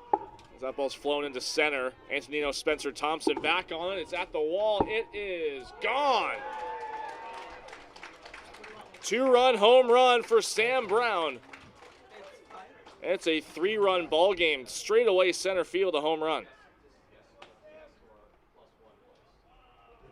Talked about his batting average. How about some power? That's his 2nd extra base hit. He's got 5 RBIs. Out of the leadoff spot. His last play appearance ended up being scored an error on Jones. Maybe a reason why he's not in the ball game. We'll finish up that defensive substitution. Shortest and left. There's a ground ball to short. Tough play for DiPietro. He won't have one. That's his second error of the game.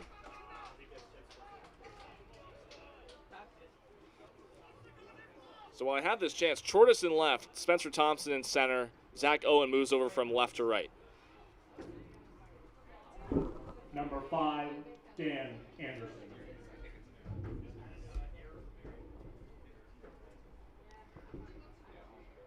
8-5 now, 2-run home run by Sam Brown, the leadoff man for Leaside. This is Dan Anderson. First pitch breaking ball is low. Morris really struggling with the righties in this game. And his first pitch here to Anderson looked really nice, but Anderson taking both first pitches, being very patient. Still nobody out. Morris's pitch on the ground. Up the middle, could be two. DeRoche steps on the bag at second and on to first, double play. Nicely done from the 22U Baycats defense, setting a clean slate for their pitcher, Ethan Morris. Number 88, Ryan Ritchie.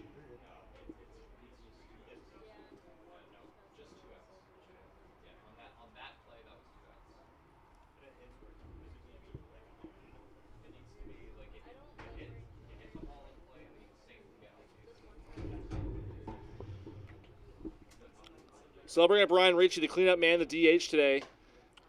First pitch is up and away.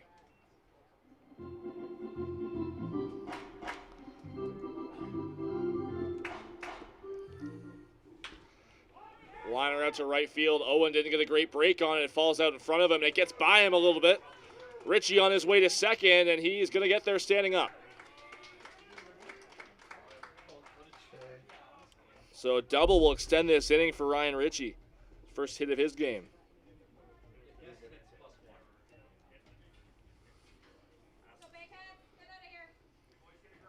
Number 7, Jackson McQuaid.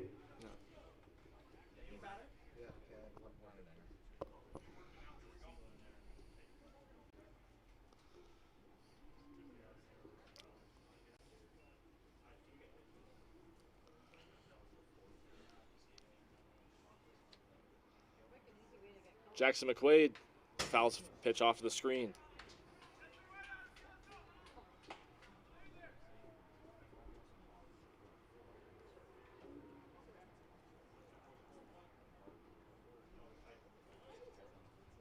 Time is called by home plate umpire Jared Merkley, and for the batter McQuaid. McQuaid reached on an error in the second, struck out in the third.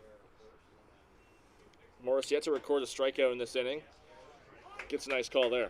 It's been great behind the plate too. I think he's got a few pass balls that were charged to him, but you know what? They were all spiked, and he's done a lot of blocking. Might have saved a number of runs already in that first inning. Fly ball center field. Spencer Thompson has to rush back on it. It's carrying towards the warning track. It gets all the way to the wall. One is in. Another double. Another run for the Leaside Leafs. It's just a 2-run game now. 3 runs in the inning. Number 8, Elliot Mazer.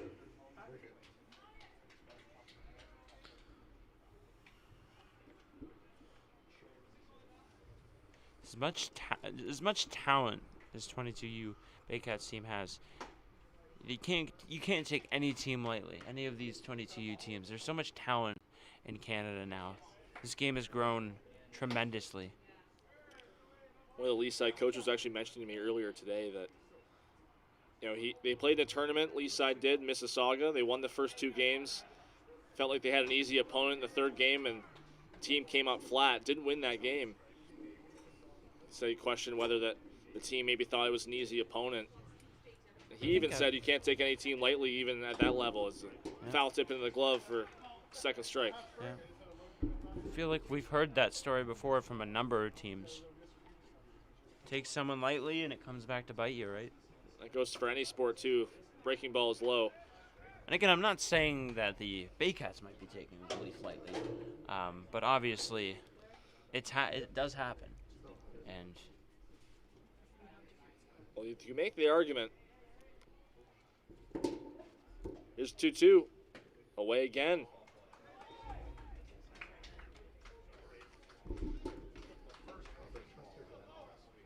Pardon me, a 3-2, so a walk will extend this inning. Theo Higgins.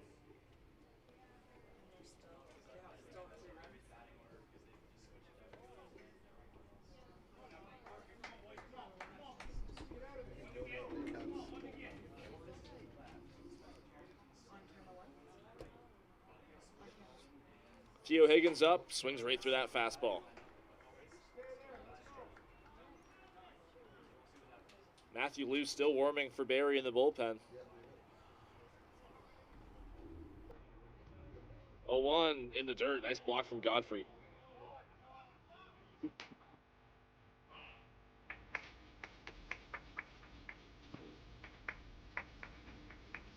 Everybody clap your hands.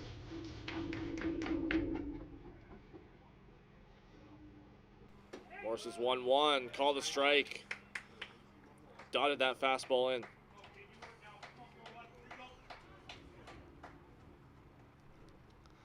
Shakes off his catcher. Comes set. Morris is 1-2. Gets him swinging. Nice work by Ethan Morris to get out of this inning, but he allows three, a couple extra base hits, including a 2-run home run by Sam Brown. Has it 8-6 for the 22U Baycats as we go to the bottom of the fourth inning right here on Baycats TV.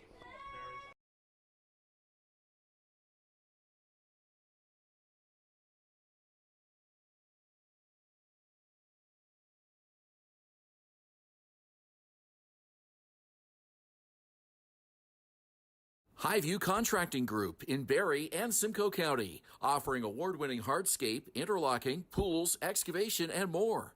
Call 705-985-7669 or highviewcontracting.ca.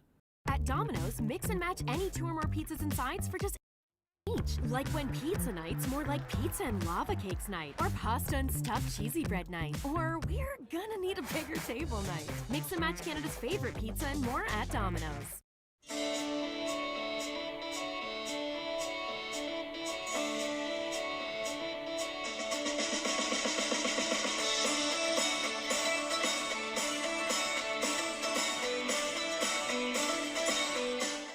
Danielle May Real Estate, supporting the Barrie Baycats and ready to help with all of your real estate questions. What is your home worth? Should you sell now or wait? Danielle is dedicated to your success. The next time you think real estate, think Danielle May.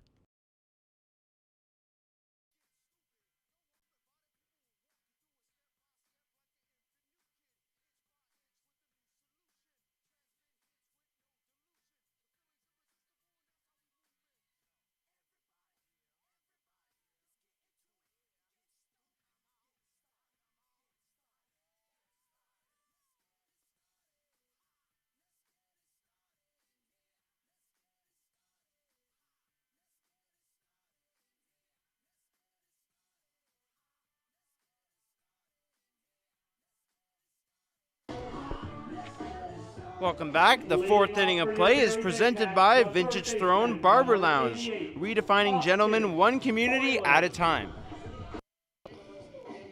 8-6 ball game now, bottom of the fourth inning in favor of the 22U Baycats. Julius Hearn, Sam McCoy along with you. Austin Boylan to lead it off against his former OBJ teammate, Sarvesh Donasakar.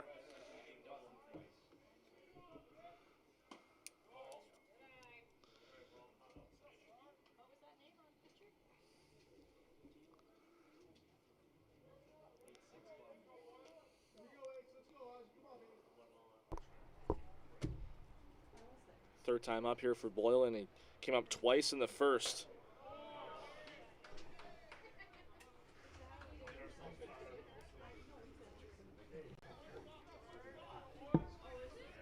Josh Matlow, listening into our broadcast, was messaging me that we're doing a great job. So, Josh, thank you very much, and hopefully you're enjoying it.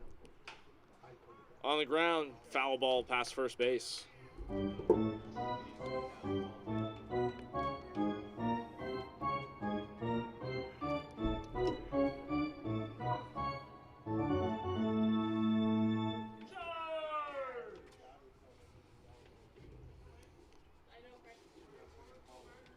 Boylan, Wickett, and Morris Johns here in the fourth. A pitch outside to Boylan.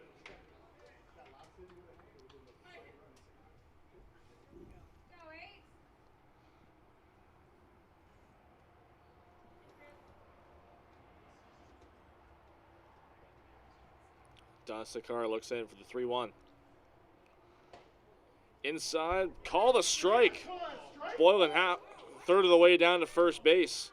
Shocked at the call. Are you kidding me?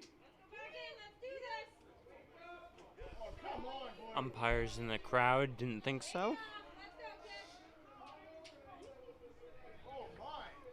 So that brings the count full. Boylan a single and hit by a pitch in the first inning. He calls that. Called strike 3, and he is just ejected from this ball game. Had words for home plate umpire Jared Merkley on his way back to the dugout. Open your eyes, Blue. That's on you. Here comes head coach Jeremy Eulenbrook. Absolutely horrible.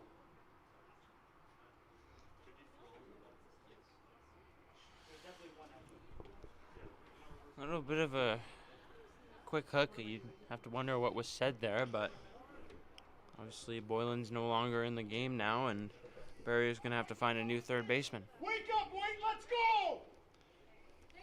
It looked like from my view, Boylan was saying that was a strike to Jared Merkley, the home plate umpire. There was a very nice pitch from Don Sakar, breaking ball. Yeah, right over the strike zone. Sure. Wickett. And it looked like Boylan was taking all the way as well. So we'll have to look who goes out to third base next inning. First pitch to Alex Wickett is outside.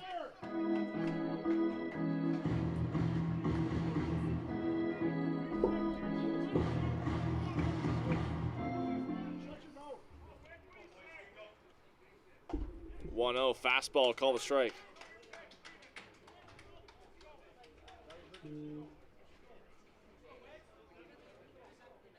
Sure, another one of the Leaside players has shown up, getting directed to his dugout. Obviously 2 games today, so some of them might be showing up later. Foul out of play by Wickett on the left side.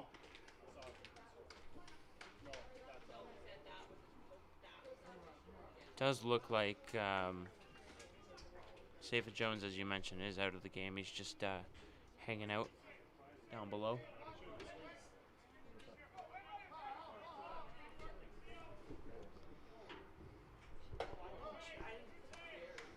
Don Sakar didn't like that pitch out of his hand, way up and away. Yeah, you know as a pitcher, if you lose the handle on it, you're like, all right, next pitch. Let's go. 2-2, breaking ball.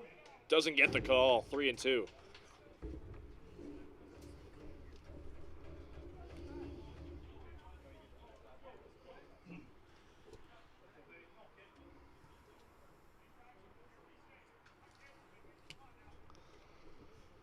Here's Alex Wickett, awaits the 3-2 pitch from Sarvesh Don Sakar. Breaking ball, called strike 3, and he knew it. Back-to-back strikeouts to start this 4th inning for Don Sakar. First baseman number 48. Really has pitched well since being put in the first inning. Like a few hits here and there, but like a bunch of strikeouts. Struck out each of his last 4 batters he's faced. Last 3 looking. Yeah, if you're Tom Hayward, you love what you've seen out of your right-hander here. Spikes a fastball to start off Jericho Morris-Johns, who struck out his last time up. Surprisingly 0 for 2 after a 3 for 3 day yesterday.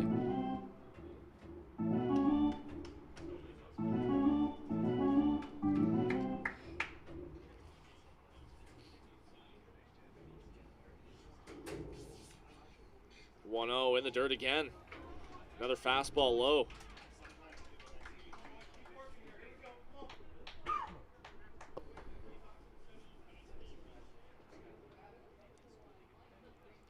Nice and sunny out today. It is a beautiful day. Yeah. It's not too hot, it's not too cold. It's perfect, actually. It's actually cooled off like the slightest bit this inning, I've noticed. One going from left to right. Yep. 2-0 and way outside, but he gets the chase from Morris Johns. It's a great day also because there's a lot of local tournaments coming on inside the complex today. When I showed up, normally when there is a tournament going on, a lot of the parents will take some of our parking lot, which is okay because there's a lot of parking here. Breaking ball gets a chase from Morris Johns. Yeah, I saw the Barrie Storm's Barrie Bash softball tournaments going on just across the road here at the Barrie Community Sports Complex. Yep. Saw a few of them come inside here to watch the Junior Baycats take batting practice.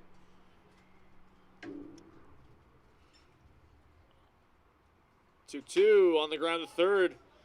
Brotman corrals it easily. The throw on to first is in front of the bag, but in plenty of time for Teneri He to lay the tag on Morris Johns. A 3-up, 3-down inning. Nicely done by Sarvesh Janasakar. We go to the top of the fifth inning. 8-6 for Barrie on Baycats TV.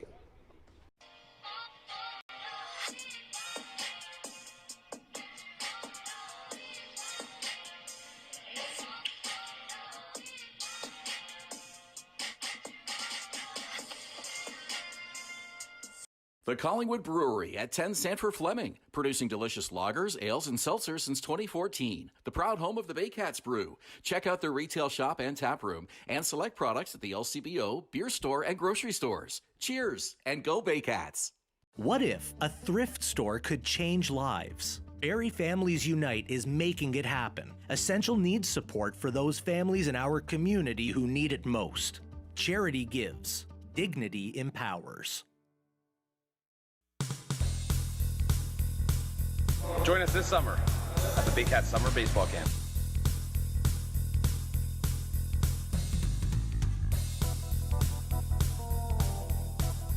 See you this summer! Step up to the plate at Park Place. The latest fashion, delicious dining, exciting entertainment. Hungry after the game? Stop by one of their patios or grab a sweet treat for a grand slam of flavors to satisfy every craving.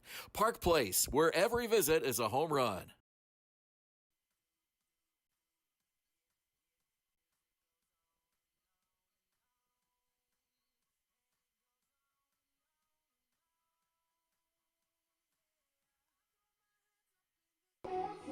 Welcome back to Athletic Culture Stadium. It's an 8-6 ball game between the 22U Baycats and the 22U Leaside Leafs.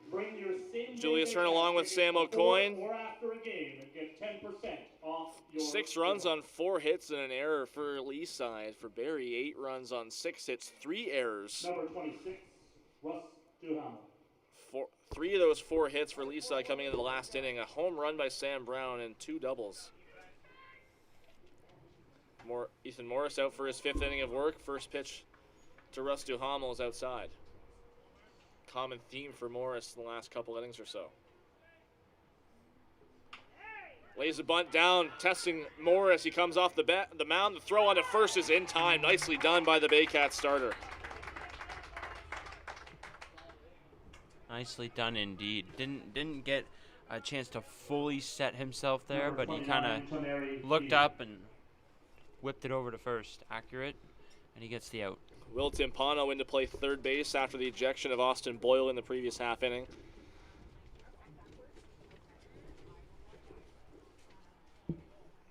Here's number 9 hitter Teneri He. Takes first pitch strike.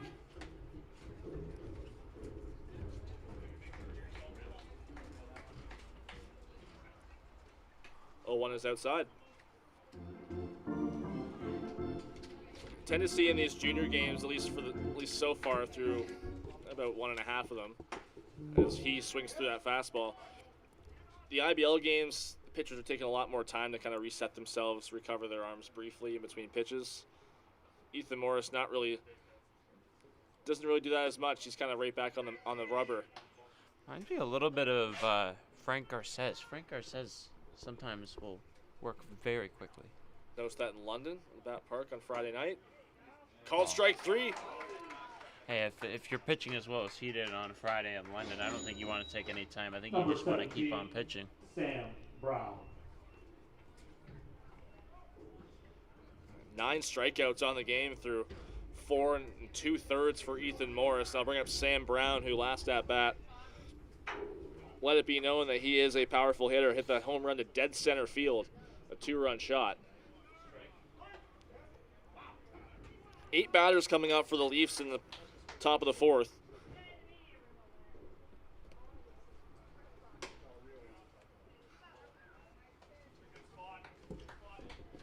You mentioned that the obviously Jared Merkley and Dana Case are IBL umpires. It's been a theme, obviously, yesterday and even the exhibition game that the team has really tried to get IBL umpires.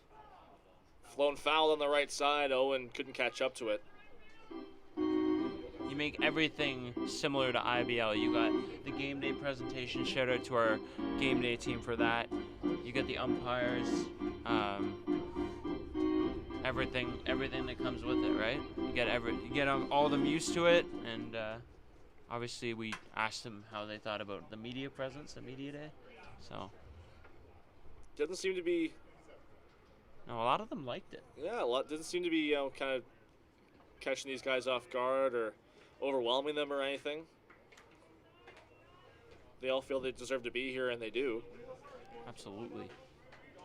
And that's the kind of treatment getting like the semi-pro experience where they might draw in players in future years.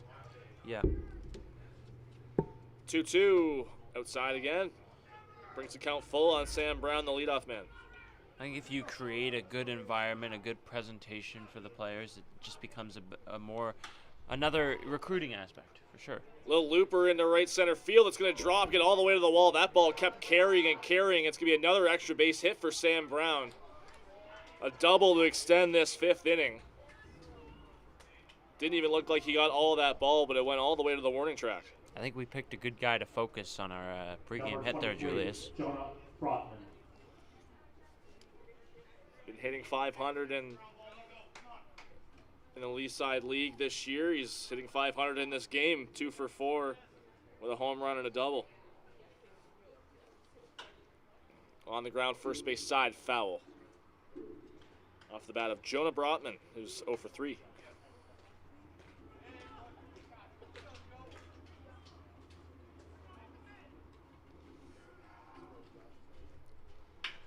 On the ground, right side. Tough play here for Wicked. He makes it nicely. Off balance throw on the money to Jericho Morris-Johns. Strands a runner at second base. We head to the bottom of the 5th. 8-6 for the 22U Baycats. You're watching Baycats TV. At Domino's, mix and match any 2 or more pizzas and sides for just each. Like when pizza night's more like pizza and lava cakes night, or pasta and stuffed cheesy bread night, or we're gonna need a bigger table night. Mix and match Canada's favorite pizza and more at Domino's.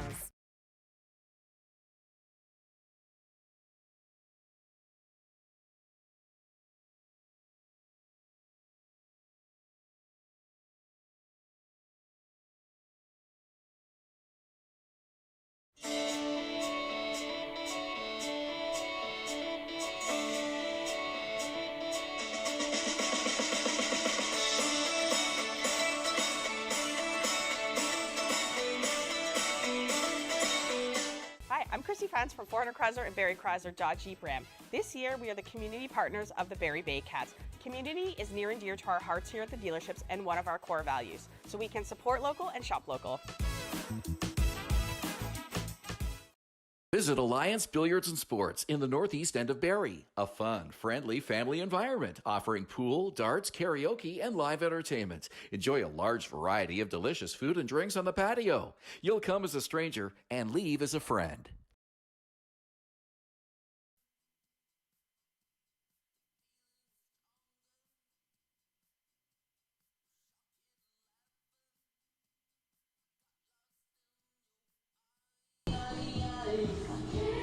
Fifth inning of play is brought to you by One-Eye Jack Barrie. Bring your same-game Baycats tickets before or after a game and get 10% off your bill.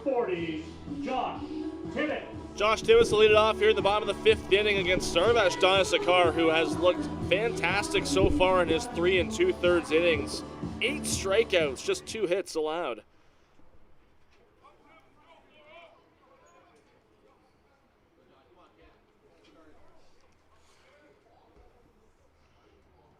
First pitch to Tibbetts is a breaking ball low.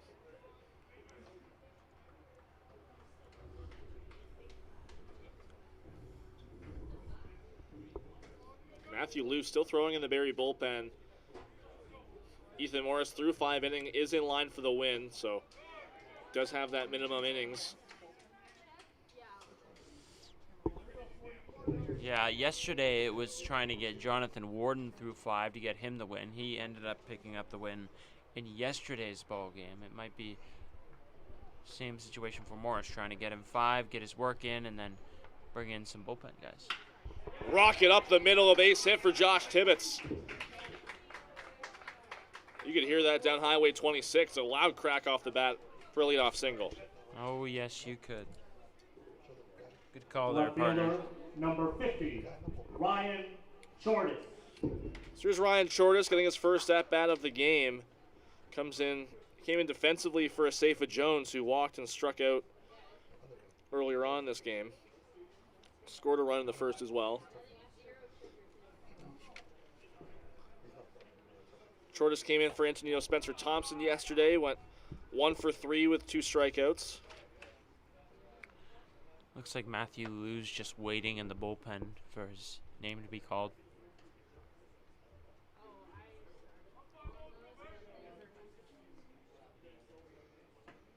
That ball in the dirt, it's 2-0.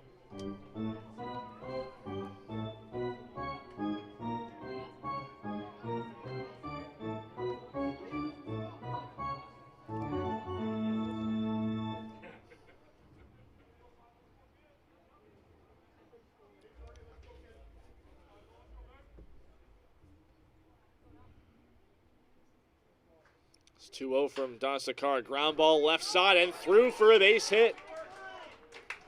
Looked like Jonah Brotman or Sam Brown might have had a play on it, but it gets through in between them, and back-to-back hits to start this 5th inning for Barrie.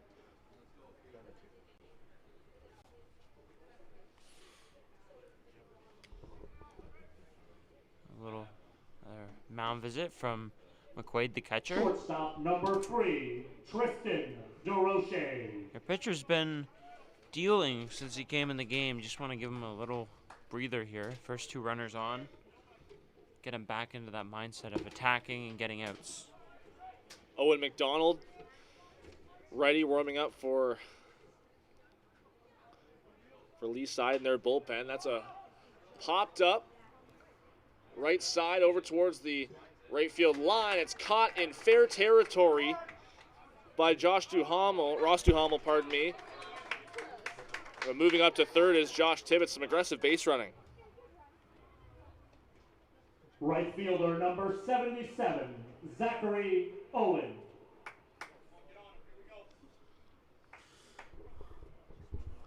So runners on the corners, 1 out for Zachary Owen. Singled his last time up, was caught stealing. The throw over to first is in the dirt.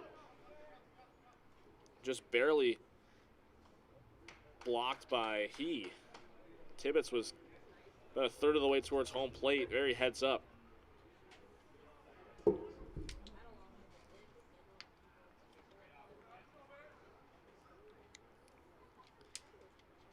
Owen sees a pitch outside. Double play is in order here for Adonis Sakar. Shortis on first. Tibbetts on third. Throw over to first again. That one gets away from he. All the way to the fence on the right side. Tibbetts scores. Shortis moves up to second.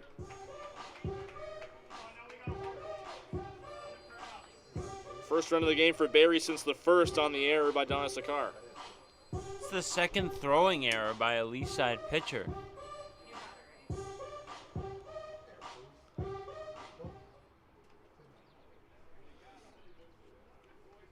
So still a runner in scoring position here for Zach Owen. Facing a 1-0 count. Breaking the ball up high.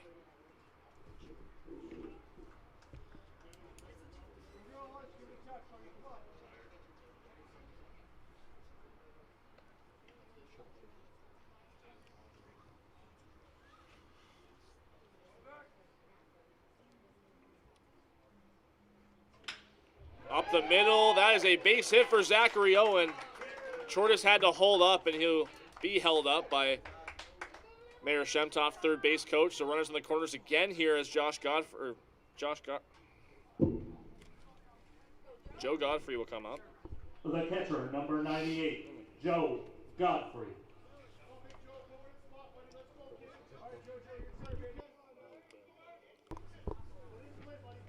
Godfrey walked and singled earlier in this game.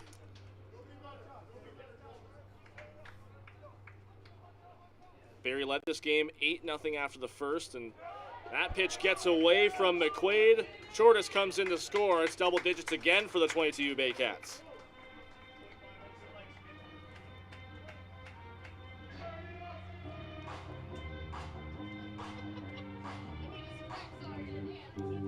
Owen moves up to second on the pitch, and here comes Leaside's head coach.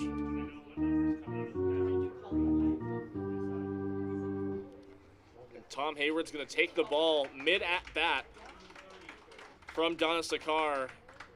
A very nice performance until this inning started. We'll have a new pitcher in the ball game. Coming in to pitch. It's Owen McDonald. We'll have more on him in just a moment on Baycats TV. McDonald.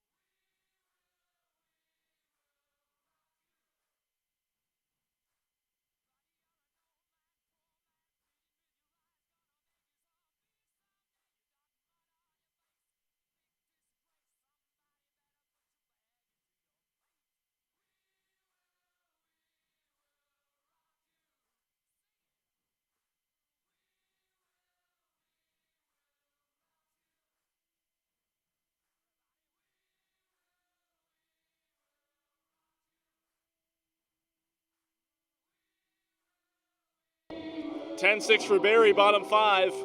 New pitcher in the ball game is a lefty, Owen McDonald for Leaside.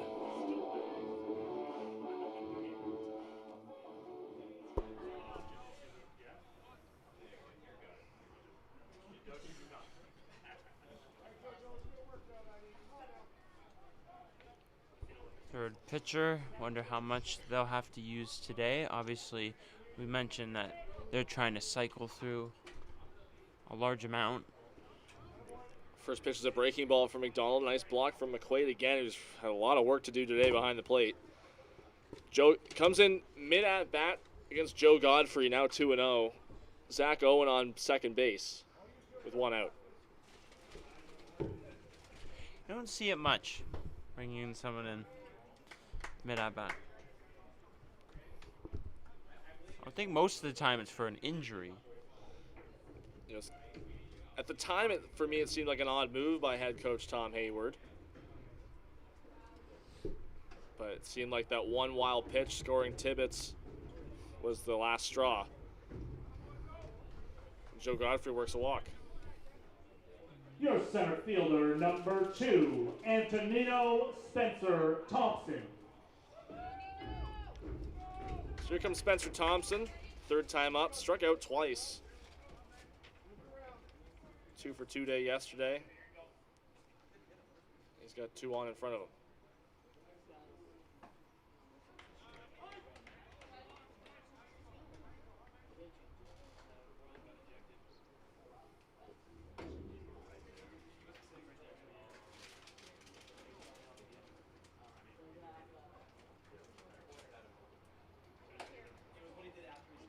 Looping curveball up high.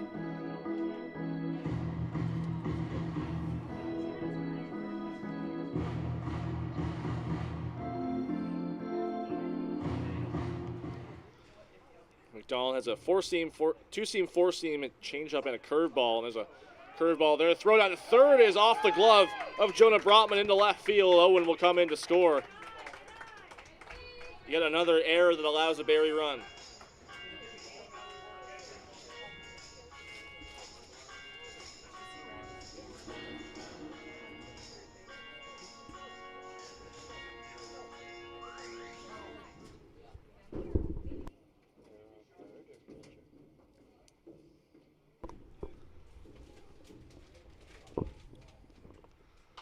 Spencer Thompson fouls that one off. Second time that Baycats have pulled off a double steal with Owen on second base. Nice thing for them to have in their back pocket as this season rolls on.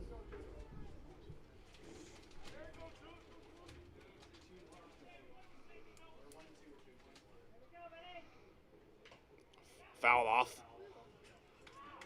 off the catcher, Jackson McQuaid. If he'd held on to that, would have confirmed a strikeout.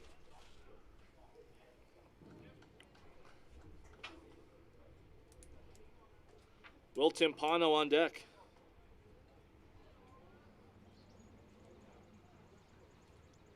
One, two. Called strike three.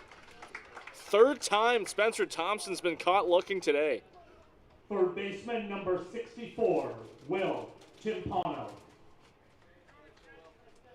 Sets Timpano up here with 2 out. First at bat of the game for him came in for Austin Boylan, who was ejected earlier in the ball game.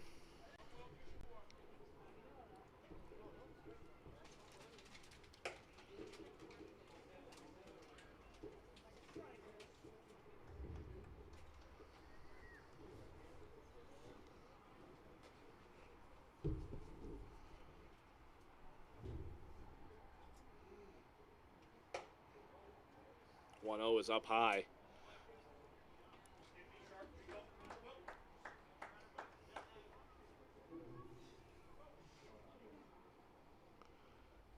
And we're going to get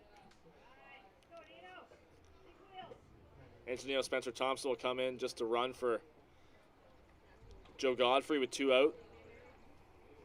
So we're not slowing this game down anymore. Much longer so far than we thought it was going to be in terms of game time. Second game was scheduled to start at just after 3:30. We're already nearly quarter after 3. There's a fly ball right side, drifting toward foul territory, and Russ Duhamel lost the baseball.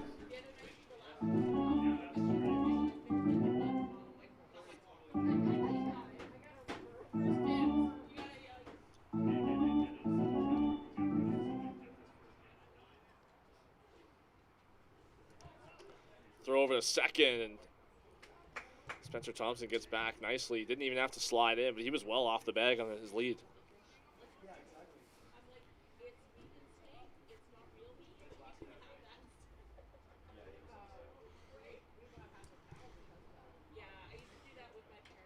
Fouled off by Timpano. Yeah, I guess if you're running these games, you can pretty much do whatever substitution you want, within reason. Obviously. That was reasonable. Yeah. Last out. Yeah. For sure. See that rule a lot in the junior level, right? Yeah. See that done quite a bit. You don't see it in the IBL. Nope. 2-1. Timpano takes it outside. It's 3-1.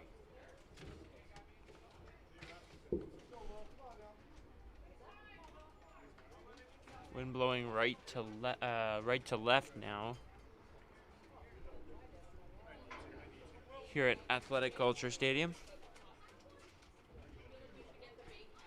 3-1 up high. Timpano draws a walk.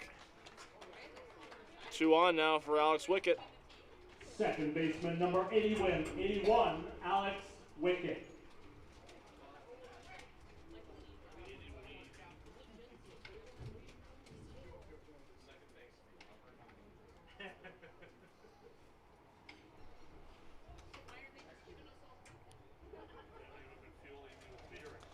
Runner goes as a fly ball to right field. And they keep coming in shallow. The ball is carrying. It goes off the fence. Wickett's going to try for 3. 1 run is in. Another one coming in behind him. It is a 2-out, 2 RBI triple for Alex Wickett. Good piece of hitting there by Alex Wickett, hitting it over the head, off the wall, and he gets all the way to third out of it. Jericho Morris John. I'll bring up Jericho Morris Johns. He tripled and scored in yesterday's ball game in the ninth inning. Give Wickett 2 RBIs on that one. Ninth batter of the inning. I was questioning making the comment of outfielders playing in, but I mean, it's showing up today. Both teams. Hot shot, third base, and it gets through Jonah Brotman. Run will score.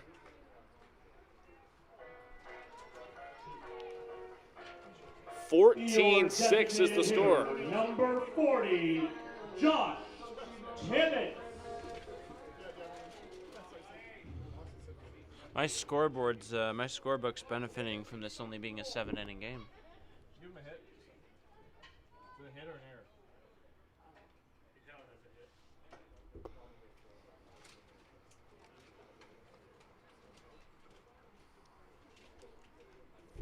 First pitch is low to Josh Tibbetts, who started this inning with a rocket single up the middle. Takes a strike there. First hit of the game there for Jericho Morris Johns. Credit him an RBI as well, scoring Wickett. 6 runs in this 5th inning for Barrie. I wonder if there's a similar run rule. In a 7-inning game, it'd be 10 after 5, I'm assuming.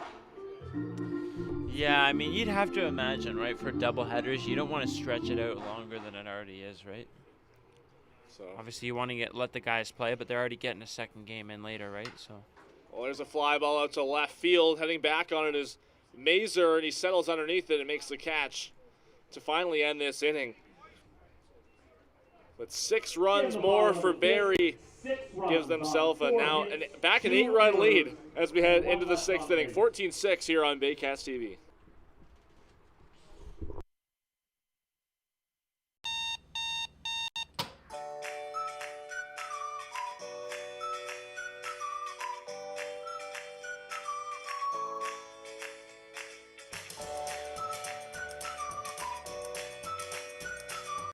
The only North Barrie Market, your go-to for homemade meals, catering service, and the freshest locally sourced meat. Get ready for an unforgettable barbecue experience with Barrie Best Barbecue coming soon. All at North Barrie Market, 580 Bayfield. Thinking about doing a renovation but don't know where to find the best prices and quality? Go to Reno Liquidation Depot, where you'll find vanities, flooring, toilets, exterior doors, and so much more. Visit Reno Liquidation Depot today.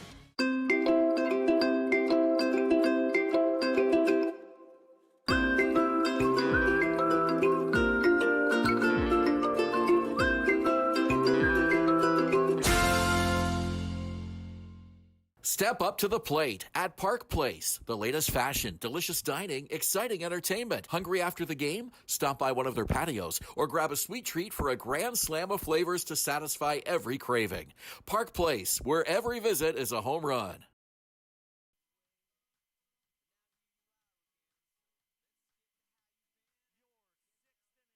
Top of the 6th, Athletic Culture Stadium. Julius Hearn, Sam McCoy, and our entire Baycats TV crew along with you. 14-6 is the score in favor of the 22U Baycats. 8-run first, 6-run 5th. Now batting number 5. Dan Anderson will lead it off for the Leaside Leafs. Led off the 3rd with a walk. There's 2 walks in this game, grounded into a double play in the 4th. Another long half inning for Ethan Morris sitting in the dugout, so have to wonder how that affects him again. Well, this will be pitch number 114 for him on the game. It's a called strike. I mean, I guess if you have all those breaks, you can rest your arm, but, I mean, a number of people around the team have said Ethan Morris is just he's a gamer, and he just wants to be out there throwing. I went in the dirt after Thursday's IBL game here against Welland. Multiple people at post-game media availability said that he's a bulldog. They used that word, I think, on purpose. He's a built power pitcher, the lefty. He's a ground ball left or right side, pardon me. Alex Wickett with a bobble, but it gathers in time for the out.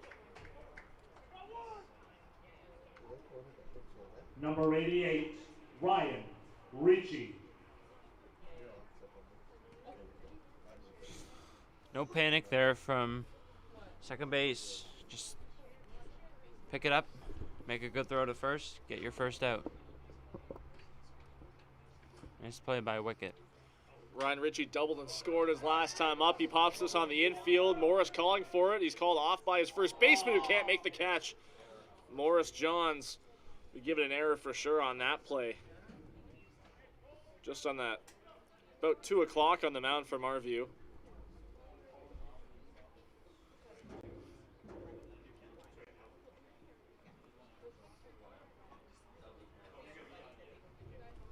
Number 7, Jackson McQuaid. 4th error on the game for Barrie. Double play in order, though, here for Ethan Morris against Jackson McQuaid. McQuaid doubled his last time up as well. Outside.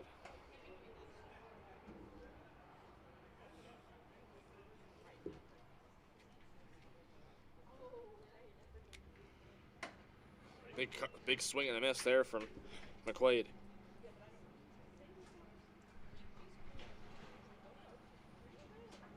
Zach Cote now throwing in the Barrie bullpen. Saw Matthew Liu down there for the last couple innings. Breaking ball called a strike. We saw Cote warming up yesterday. Didn't get to come in.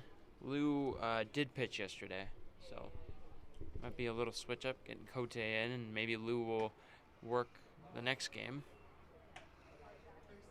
2-2 now on Jackson McQuaid. 1 for 3. We don't have a definite starter for Barrie for game 2, so we'll have that after the break. Yeah, I imagine head coach Jeremy Eulenbrook kind of feeling it out, see how this game goes, see what he's going to need to use to get through the first game before any final decisions are made on game 2. Full count here on McQuaid. There's a line shot into left field, a base hit.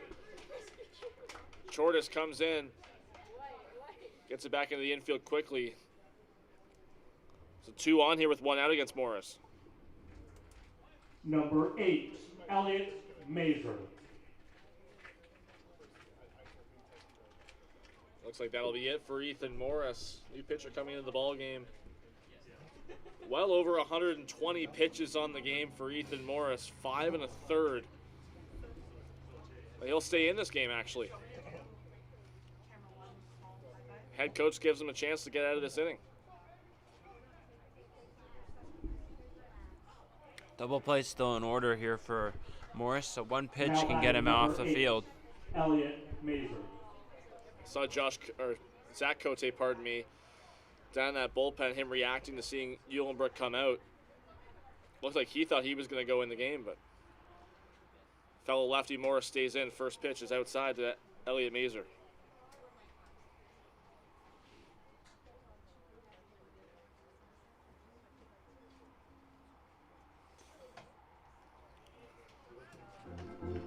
Falls behind 2-0 again. Big reason why his pitch count is so high today. Falling behind early in a lot of counts.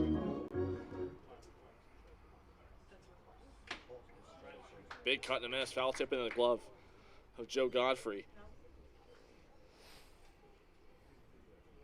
9 strikeouts on the day for Ethan Morris so far through 5 1/3.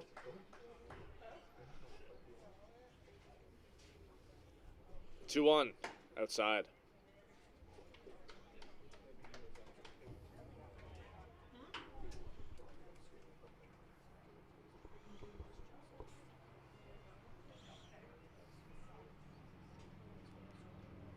Two on, 1 out. It's a 3-1. Caught and a miss again. Died that fastball on the outside corner. Mazer struck out in the second and has since walked twice. Still has that fastball to try and get back in the count. 3-2 in the dirt. Mazer works his third walk of the day, and the bases are loaded.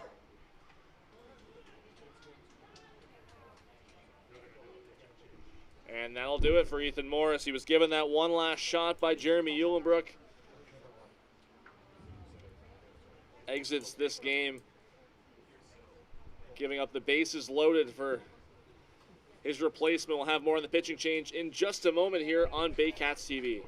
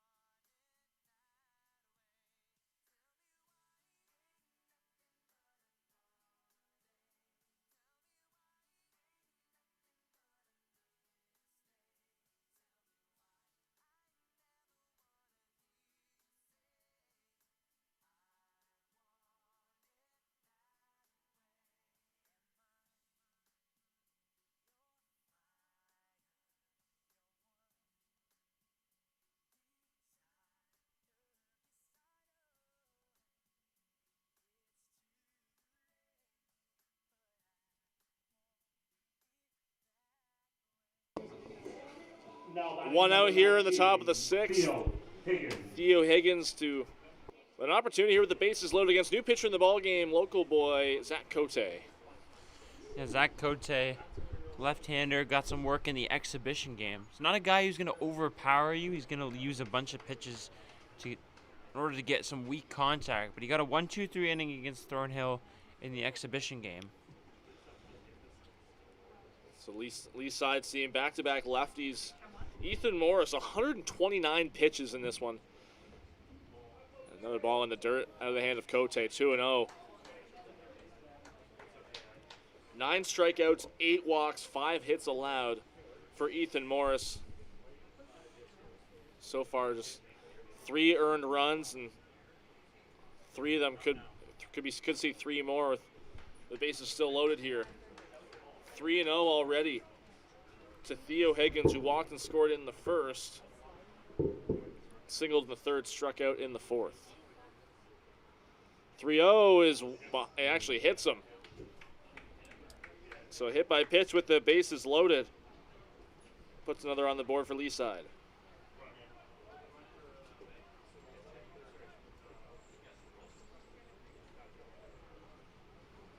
Number 26, Russ Duhamel.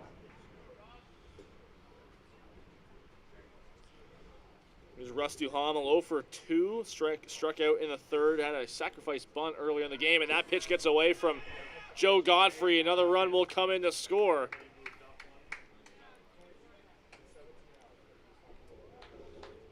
So we got 14-8 for Barrie. Those 2 runs both charged to Ethan Morris. Not the start Cote wants. For him, he's got to be able to control all of his pitches in order to be effective.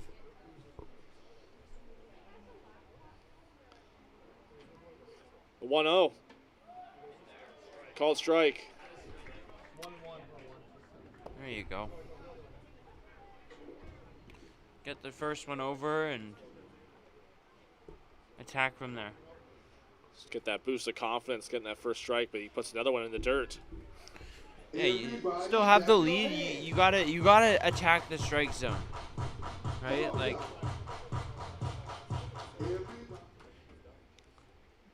2-1 for another one in the dirt. A lot of load on his delivery.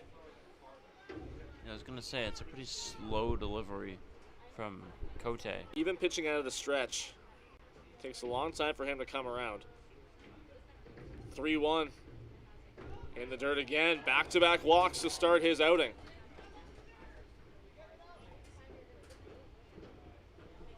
So the bases are loaded yet again. The number 9 hitter, Taneri He.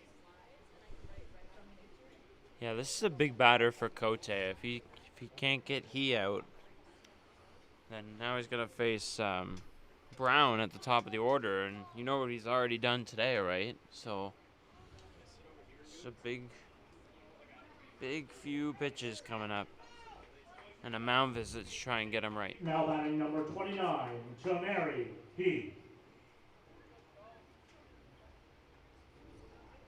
Couple walks for He on the day, couple runs scored, struck out his last time up against Morris. That one up high and gets past Godfrey off his glove.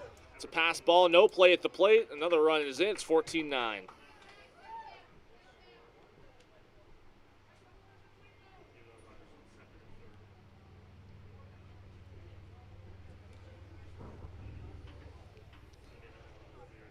So it'll be a pass ball charge to Godfrey.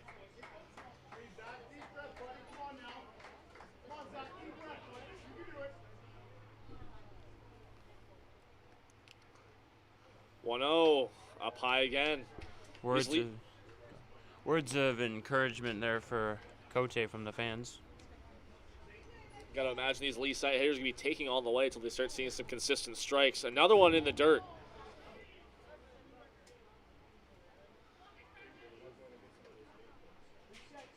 Five-run game. This is the third 3-run inning for Leaside in this game.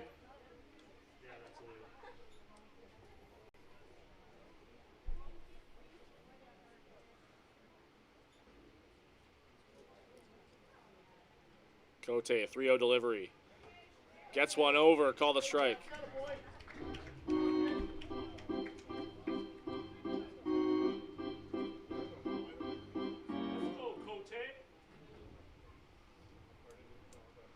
Three-one outside.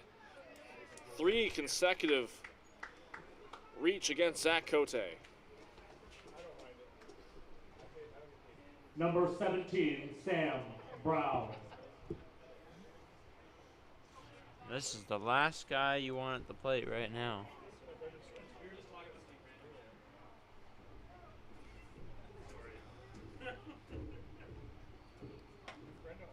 Gets a first pitch strike. You got to imagine Cote knows this guy's the dangerous hitter in this lineup. Double and a home run his previous 2 at-bats. 0-1. Fly ball popped up. It looks playable. Godfrey can't find it. Had to look for it. He almost collides with Jericho Morris-Johns. The wind really swirling here at Athletic Culture Stadium. It seemed like the wind just came as soon as that ball went up in the air. So new life here for Sam Brown. Came up really aggressive. He's got an 0-2 count now.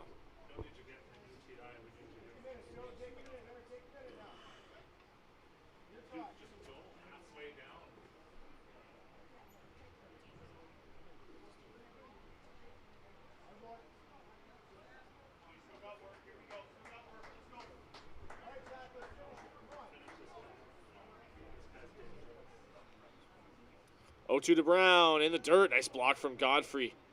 Keeps it in front. 8th batter of the inning here, Sam Brown. Jonah Brotman on deck. Still just 1 out.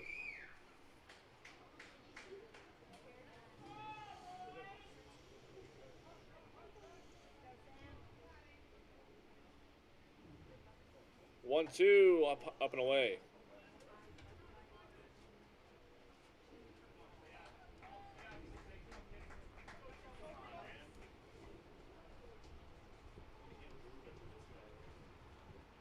To Brown, pokes away at it, fly ball out to right field, having to go back is Owen. At the track, it's off the wall. Picking up is Spencer Thompson, his throw into the infield. Will hold He at third. 2 runs will come in to score off another RBI double for Sam Brown.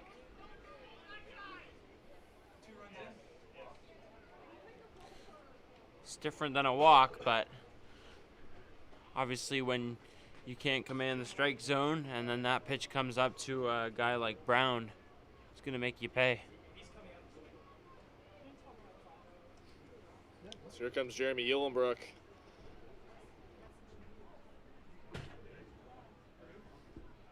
Now he's going to take the baseball from Zach Cote, making way for Matthew Liu. We saw him yesterday. We'll have a little bit more on him in just a moment. Another pitching change here in this 6th inning on Baycats TV.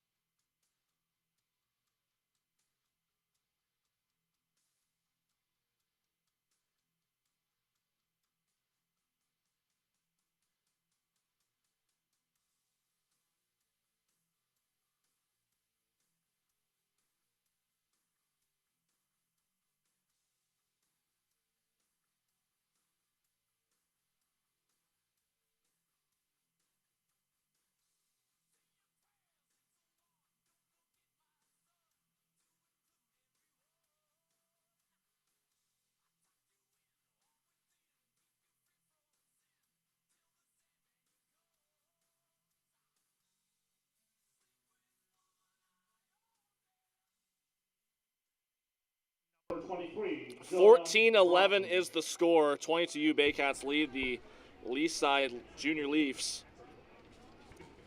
Matthew Liu in the ball game. Pitched yesterday and back on the hill. First righty the Leafs will face today. Breaking ball in the dirt. 2/3 of an inning for Liu yesterday. Walk. 1 run allowed.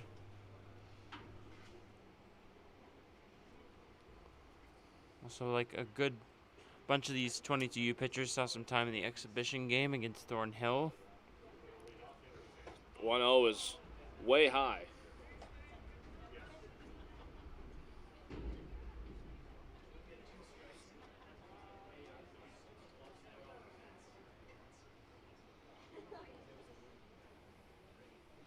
Two on, 1 out. Big swing and a miss from Jonah Brotman. 9th batter of the inning for Leaside. Dan Anderson on deck.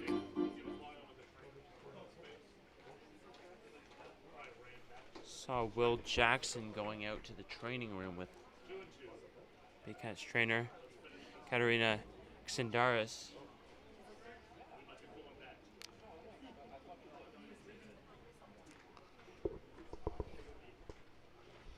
Two. Liu on Brotman. Pitch. Called strike 3.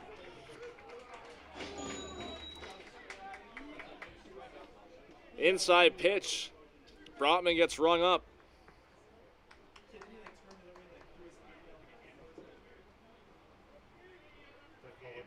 And I guess they're calling the game. That's okay. Little, I guess because, I mean, we are at the start of game 2, but I imagine that that's going to be delayed, but... My question is, that wasn't even the 3rd out of the inning. No. How do you even end the game? Well, I saw the first base coach coming up the first base line as the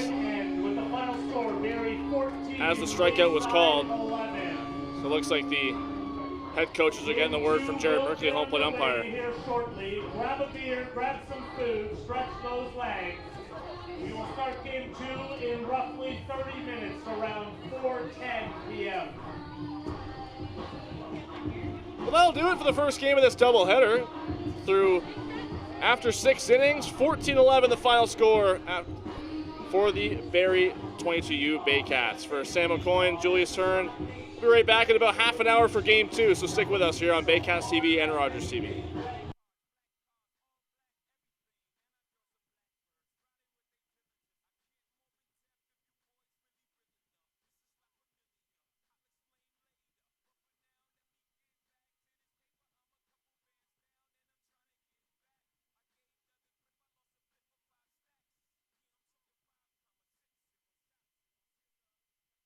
Third inning of play brought to you by Render 3D Quick, the #1 architectural 3D rendering company in Canada, working with thousands of builders, developers, architects, and more.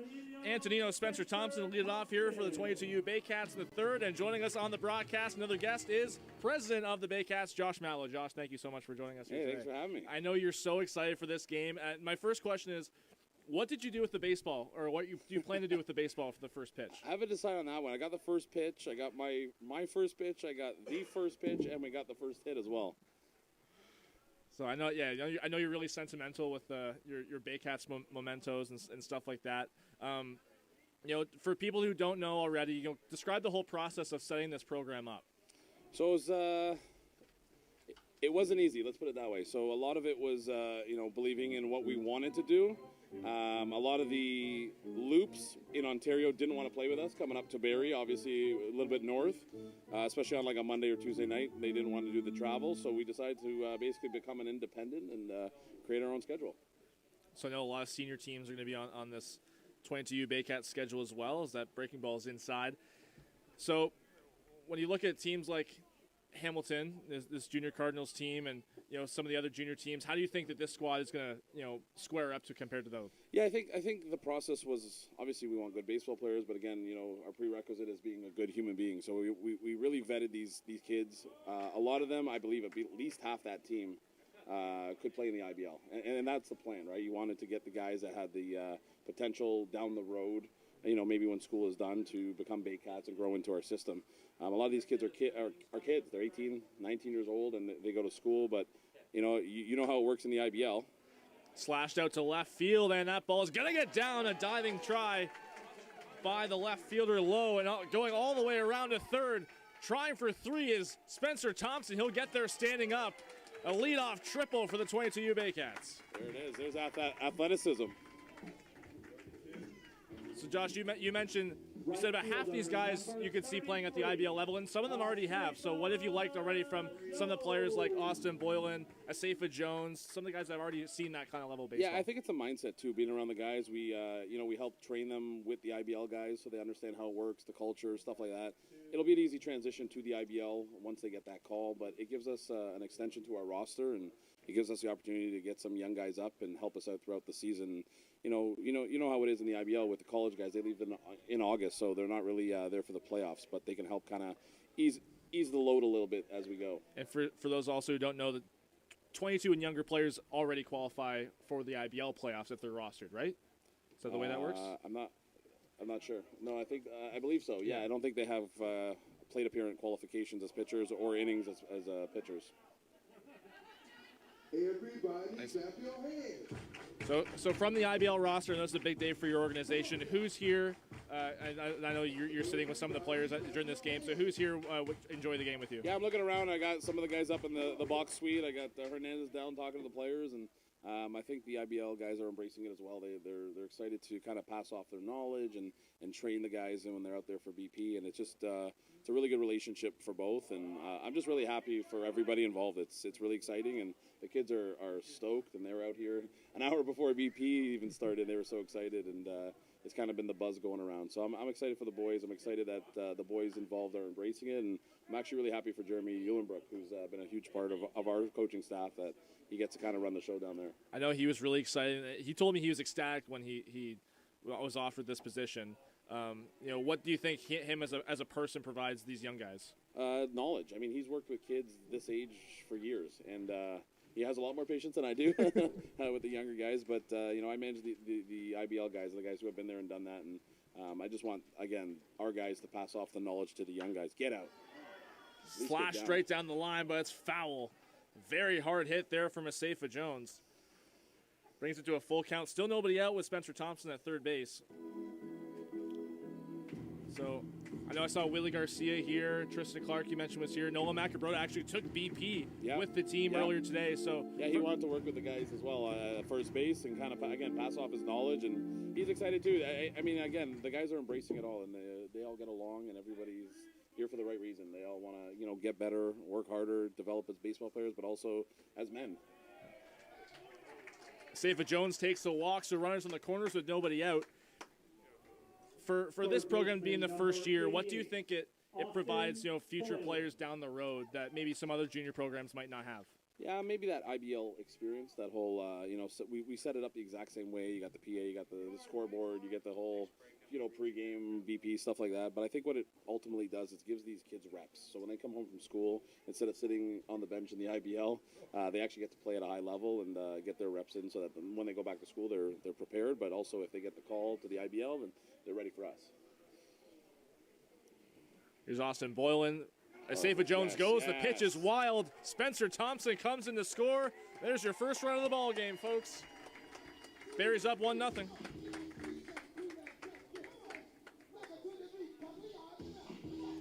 Not the way you might have drawn it up, but Barrie gets on the board first on a wild pitch, and Safa Jones kind of started that whole play on when he broke off the second. Yeah, working good counts. Good plan of attack and have an approach. I think that's what we're trying to teach these kids, and they're being patient and they're swinging at good pitches, and that's all we can ask for. Boylan fouls off the 1-0.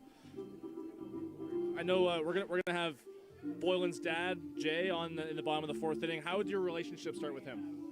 So, I mean, Austin's a very talented ball player. He grew up as a Baycat fan. He got a D1 scholarship. Last year I invited him out to take BP. He was getting a few offers from D1 schools, and they just try to pick my brain and just ask, we've been there and done that. We've had our college experience and what to expect, and any knowledge I could pass off, I'd love to do it, especially for a local boy. And he had an opportunity once the 22U team was announced. He wanted to do it, and he's still young enough to go and play 18U, so he was going to go play with OBJ. And the coach that he was hoping was there actually got called to the minor league, so it just all made sense. Everything, the stars aligned, everything fell into place, and then he was here, and then Jay wanted to be a part of things, being local and being appreciative that, again, we've never had this program before in the history of Simcoe region, really, but for the Baycats for sure.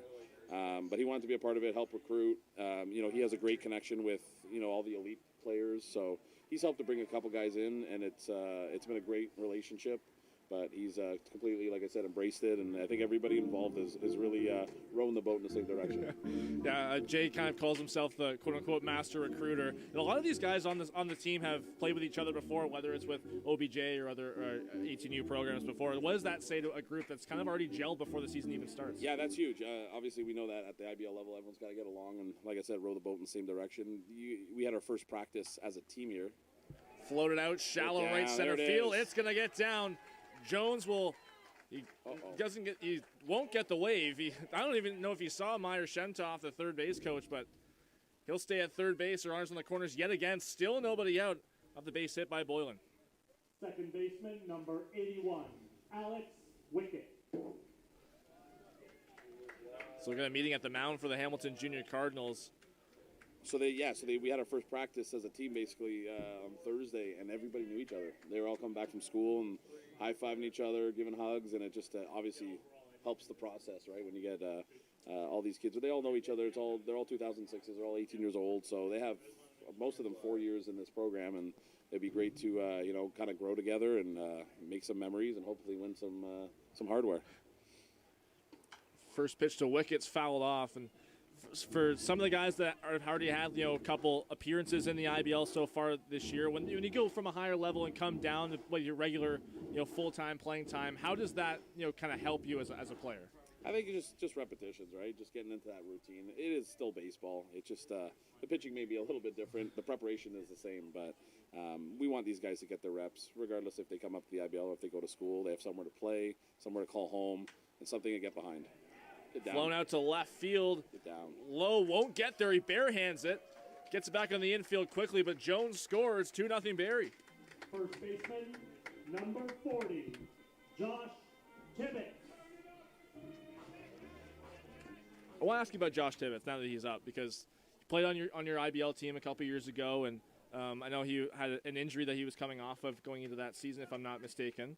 But he's a guy that I know wants to get back to the IBL level. What's it going to take for him? So Josh and Asafa Jones are the exact reason we started this program. They came in top ranked in Ontario, great ball players, fantastic success at the 18U level, 17U level, and they show up to the IBL, and it's just something that there's a learning curve for sure, and it's just not easy to do.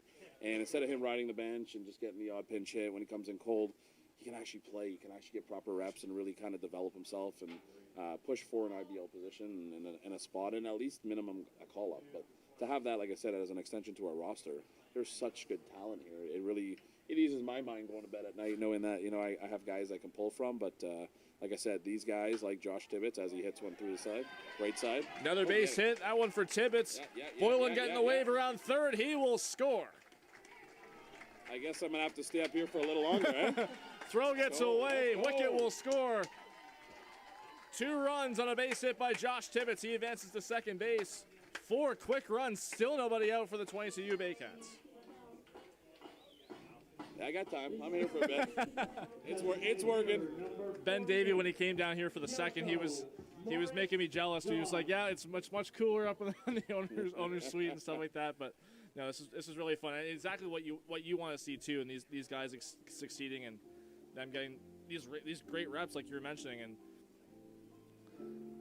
let's stick with the pitching while you're here. Jonathan Warden knew well in advance he was going to be the starter for this game. What did you see in him that maybe some of the other guys didn't have necessarily when you made that call? So that's a great question because it's an easy answer. He had poise. He has something that a lot of 18-year-olds don't have, is that there's no too high, there's no too low. And when he would be out on the mound, that cool, calm collective, that is so rare in an 18-year-old. And we just felt that he could just handle kind of anything. This is a big game. It's a good crowd. Obviously, family and friends are here to root them on, but it's an inaugural game. It means a lot to our organization. And he was just kind of the perfect guy. He was a local Barrie boy, and it just made sense. So when he got the news, he was ecstatic. I was ecstatic hearing that he was ecstatic.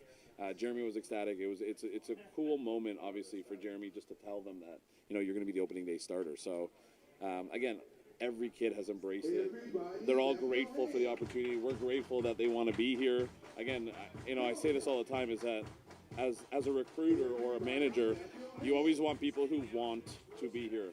Not have to be here, want to be here, and these kids legitimately want to be here, and I'm grateful for that. Foul ball goes into fair territory off his foot, so a reset. Morris Johns provides a lot of power. He got a pinch hitting opportunity in Kitchener with you guys last weekend. What was the kind of introduction to him? He was one of the late signees. He didn't know what he was going to do for the summer. He had a medical, I believe, redshirt at school for his first year. Wanted to come home, didn't want to go back to the States and play in the summer. The guys want to come home for that home cooking. I always encourage that. You only get so many years to do so. And he came home, saw his boys were on the team and wanted to play with us. And he showed up, big 6'8" of him, all 6'8" of him, I should say. And you should see him swing it. And he's a good ball player, a lot of talent. And he, again, wants to be here. He wanted to be here. He expressed his interest. And how do you not sign a guy like that? Exactly. He hit a home run in that IBL exhibition game against Thornhill. So that was, I think, it was a good way to put his, kind of his foot in the ground at this ballpark, because he gets hit by a pitch there. So now 2 on, still nobody out, as Carter Hand really struggling here in this third inning. There is some action in the Hamilton bullpen as we speak. All day, Julius. I'm here all day. If this is the lucky horseshoe, I'll take it for the team. Number 77, Zachary Owen. Now Owen was one of the guys that of these players this year saw IBL action first. What did you see in him that maybe he get the call up first? Again, these guys are at every workout, and they want to work, and they want to, you got to give them an opportunity. It also gave the opportunity for the kids who were home, who weren't at school, to work out with us on a regular basis, because we weren't waiting for them to come back to school, from school. So it was just kind of a next man up mentality. He was available, and we thought he was ready. He is ready. I mean, I believe even half the starting lineup has either touched the IBL or at least been called up at some point already. So some of these guys have played IBL before this first junior game. Just having that conversation with Ben Davey. He was saying, like, he was really impressed, especially with the pitching of Ethan Morris, Jonathan Warden, Jason Roach in that game against the Kitchener Panthers. And I told you after that game that was maybe the most complete performance by the Baycats, at least in the time that I've been with the club. Owen waits an 0-2. Swing and a miss, and gets in the dirt. I think he was called out there, but the runners will advance. First base was occupied, so it looks like he'll be out. That's the first out of the inning for Barrie. As he finally, I think he didn't realize it right away for him, but Josh Magne. I believe it's Joshua Magne. He goes by Josh. Oh, does he? Yeah, we did ask him that on the media night on Thursday. He does prefer Josh. Did not know that. So there's the first out of the inning. 2 runners in scoring position now, Tibbetts and Morris Johns. That one in the dirt and spiked. Easily scoring is Tibbetts. Morris Johns will take a big turnaround third, but stick around. So really unraveling here for Carter Hand and the Hamilton Junior Cardinals. 5-0 now for the 22U Baycats. Still only one out. Still only one out. Still here. Yeah, I don't think when you came down here for this, you were expecting it to be this long, but you're loving it. I'm very okay with this.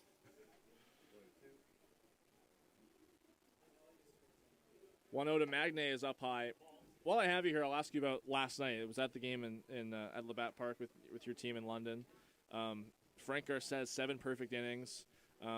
No scoring from either team until extra innings, but what does that win do for your club, having been kind of heartbroken in 3 one-run losses in the last week and a half? Again, we've played 6 straight good games, and 3 of them were wins, 3 of them were losses. The losses came in one-run games, and they were good fights, and we had a shot in every single game. So again, our biggest thing is getting guys in scoring position, because then you're just one hit away from scoring them. And unfortunately, in those 3 losses, we didn't execute.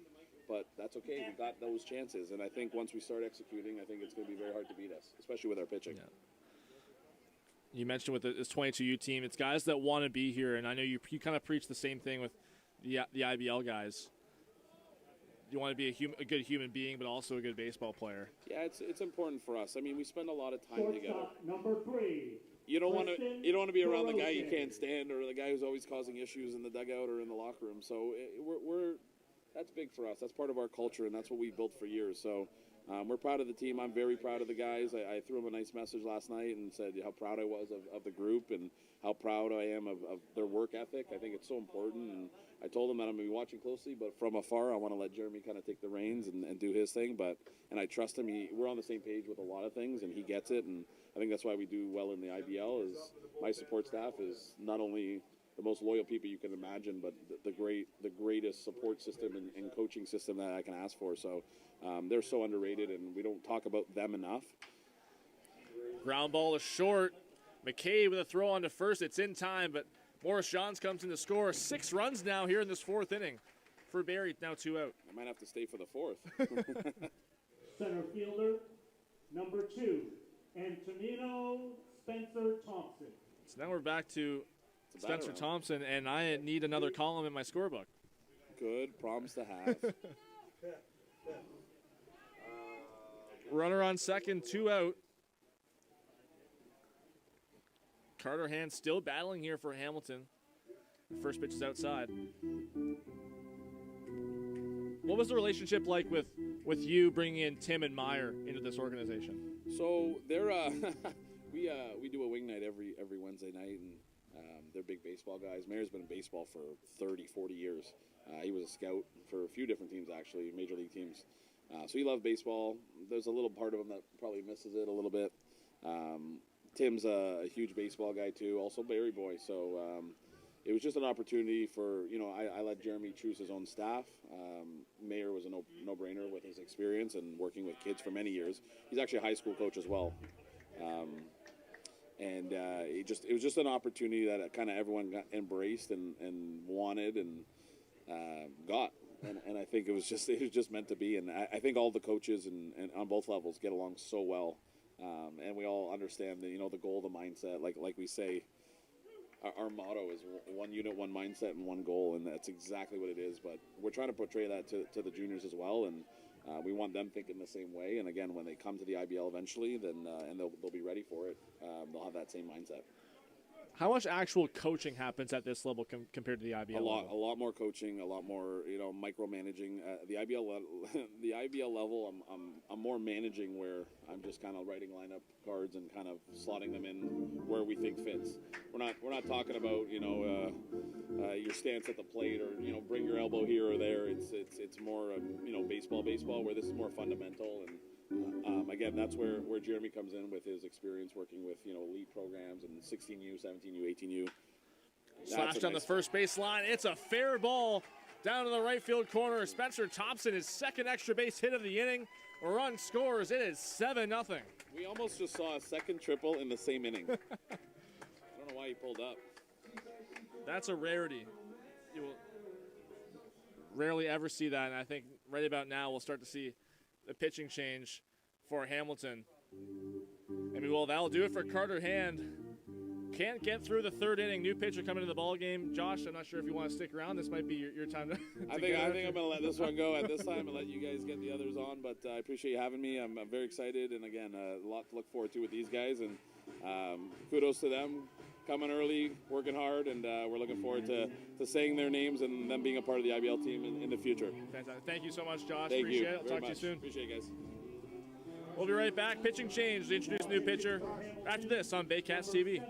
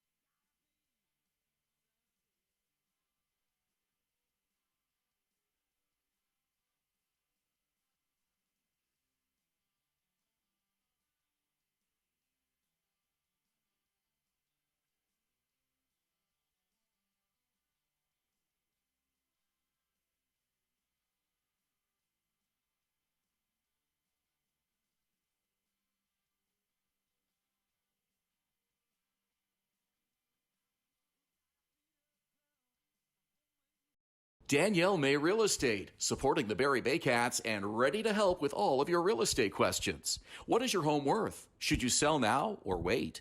Danielle is dedicated to your success. The next time you think real estate, think Danielle May. At Domino's, mix and match any 2 or more pizzas and sides for just each. Like when pizza night's more like pizza and lava cakes night, or pasta and stuffed cheesy bread night, or we're gonna need a bigger table night. Mix and match Canada's favorite pizza and more at Domino's.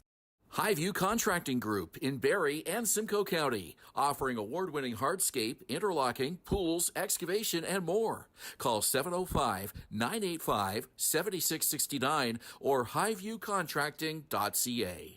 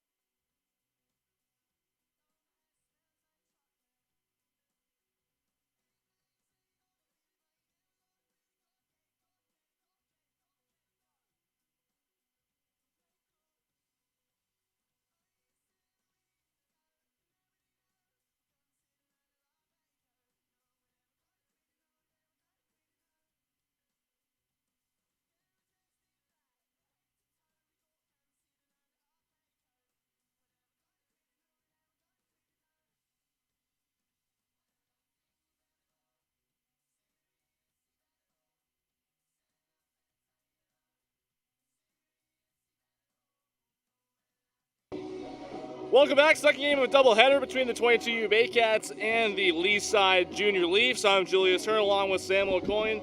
Saw a 14-11 victory through 6 innings for Barrie in the last game. Called a bit early due to time. Just the Leaside team didn't want to be here too long. That game was dragging a little bit. A lot of walks in that game, but this is a new baseball game. Jason Roach on the mound.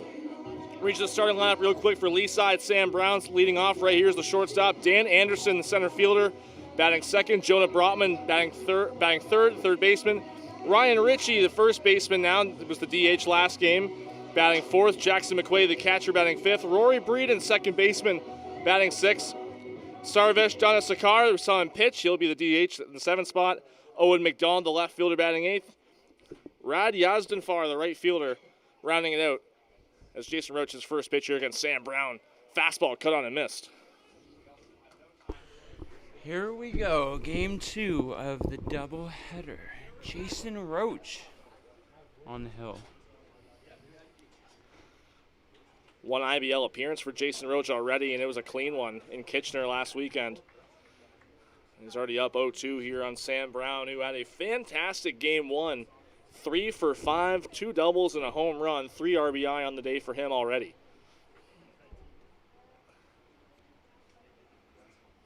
0-2 up high.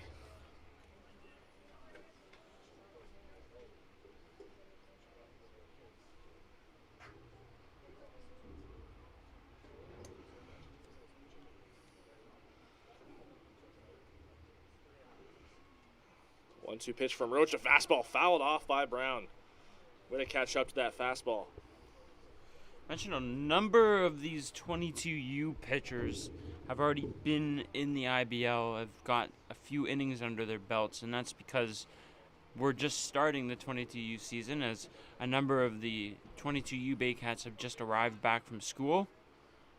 The IBL team's been playing already for around a month now, and fly ball right field, drifting towards the corner. Zachary Owen after it. It's foul towards the Barrie bullpen.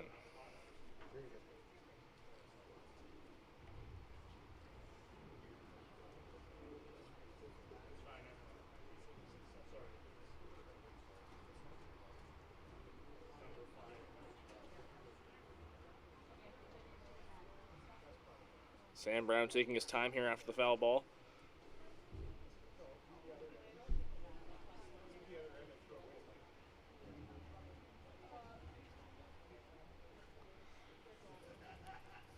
One-two from Roach. Swung on and missed. What a start to the game for Roach. Gets the strikeout of Sam Brown, and let's give you the defense for Barrie. Number 5, Dan Anderson.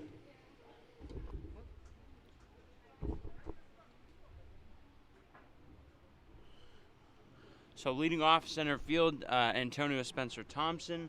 Move to left field, Ryan Chortis. Right field is Zachary Owen. Third base, Austin Boylan. Shortstop is Rocco DiPietro. Second base is Will Jackson. First base is Josh Tibbetts. Behind the plate is Josh Magnay. Catching, Jason Roach. Yeah, short turnaround here in the lineups. Weren't sure exactly what the game time was going to be, as that fastball out of the hand of Roach is all the way to the backstop. So actually didn't get the lineups for either team until maybe not even 5 minutes before our first pitch, but we were ready to go. Make the adjustment.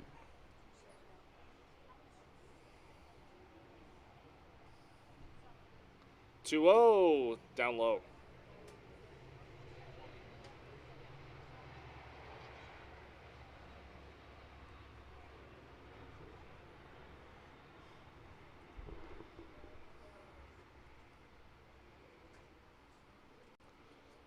Roach is 3-0, gets it over.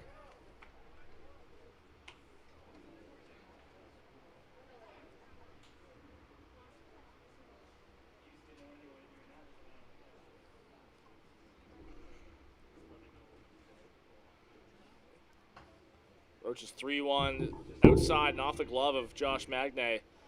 First base runner of the game for Leaside.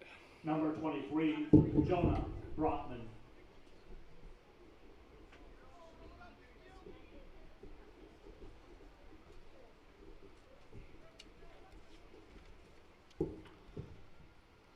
Chapman 0 for 5 in the first game with 3 strikeouts, and he's going to be in tough here against a righty in Jason Roach.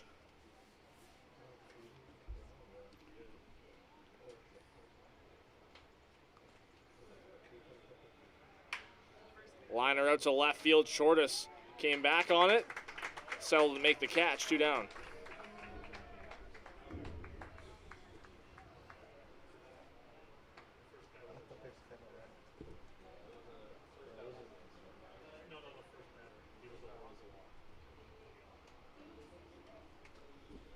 First batter was a strikeout. So just cleanup man Ryan Ritchie playing first base in this game, was the designated hitter earlier this afternoon. First pitch from Roach, just inside. Ritchie 1 for 3, couple strikeouts, couple runs scored, and a double.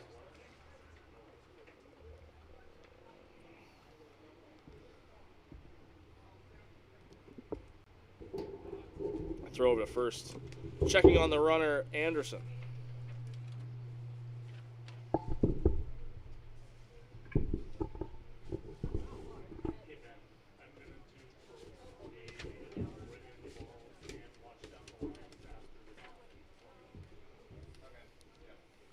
Ritchie awaits the 1-0 from Roach. On the ground, foul. Just got over top of that ball, breaking ball from Roach.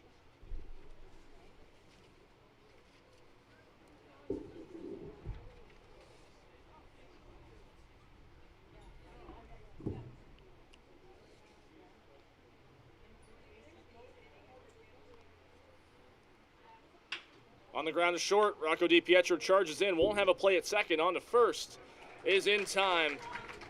Relatively clean inning for Jason Roach. Scoreless through half an inning. We go to the bottom of the first on Baycats TV. In the top of the first, we have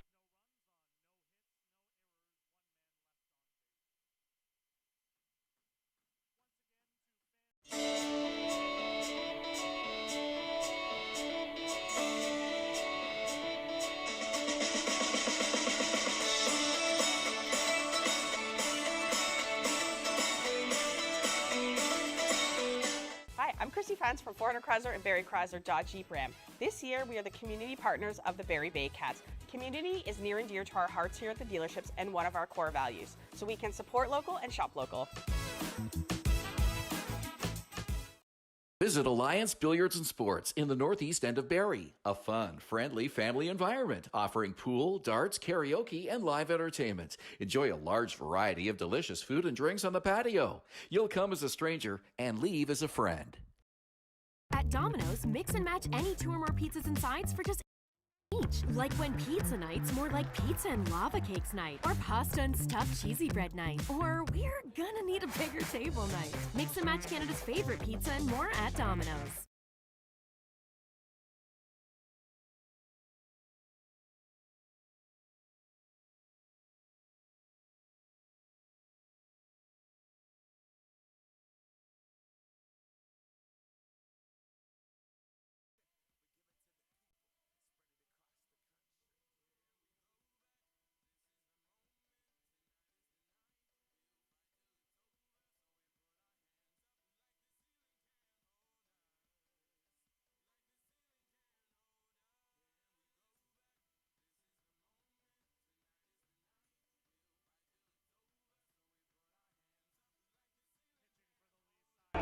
number 40. Bottom of the first inning here in Game 2 of today's doubleheader. The first inning of play is brought to you by Tamarco. Jobs done right, on time.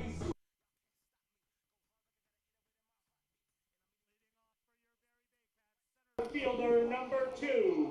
Antonino Spencer Thompson will lead it off for Barrie, followed by Austin Boyle and Josh Tibbetts and Jericho Morris-Johns. Batting 5th is Josh Magne, Rocco DiPietro. Batting 6th is the shortstop, Ryan Shortus. In the starting lineup in this game, he's 7-hitter in left field. Zachary Owen, the right fielder, batting 8th. And Will Jackson will round it out in the 9th spot against Leaside starter Sahir Malhotra.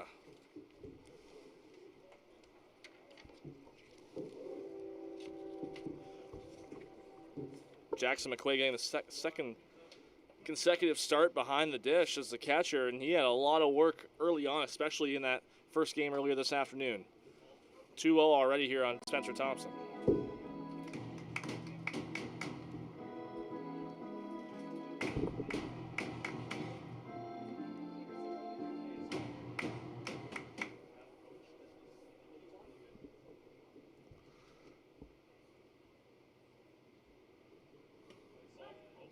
Ooh. Inside pitch, called a strike on Spencer Thompson. Struck out 3 times looking in the last game.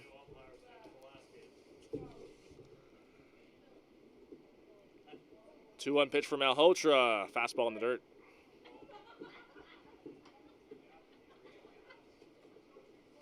He's got to spin the wheel first.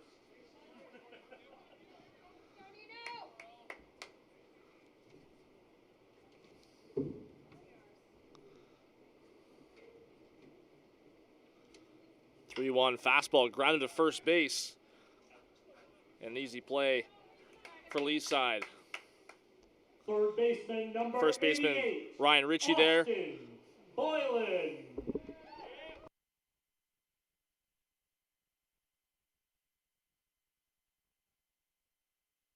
So here's Austin Boylan. He was ejected from the last game after questioning the home plate umpire in that game, Jared Merkley, who was the base umpire in this game. Dana Case behind the plate now for game 2. First pitch from Malhotra is outside.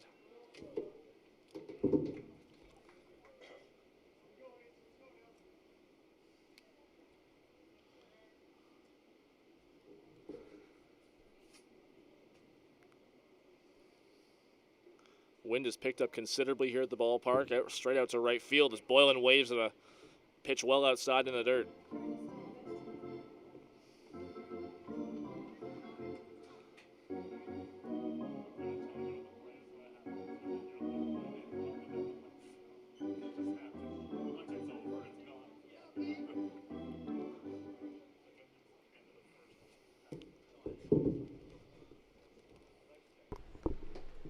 Breaking ball in on Boylan, called strike.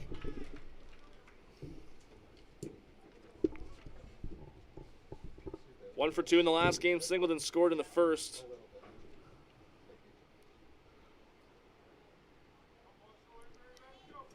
Here's the 1-2. It's outside.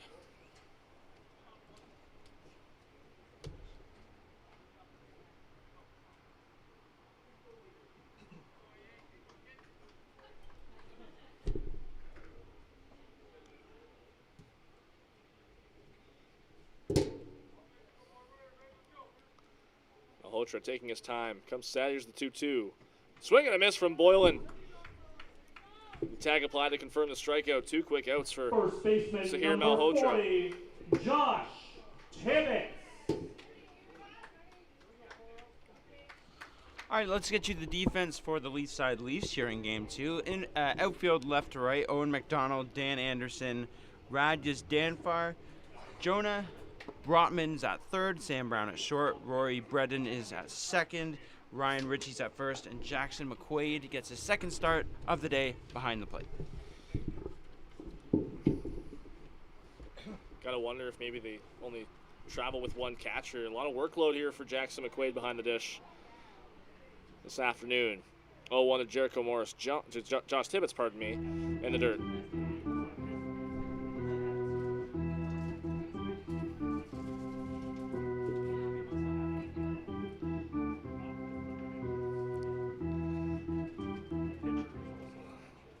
Lineups for both teams very similar to Game 1. I wasn't expecting that. I was assuming that might see a lot of different changes throughout the rest of the day as Tibbetts waves at that breaking ball. You're not wrong. I got the heads up that there could be some major changes for Game 2, but doesn't look like it. At least not right now. Popped up on the infield. Third baseman Jonah Brotman over. He can't make the catch.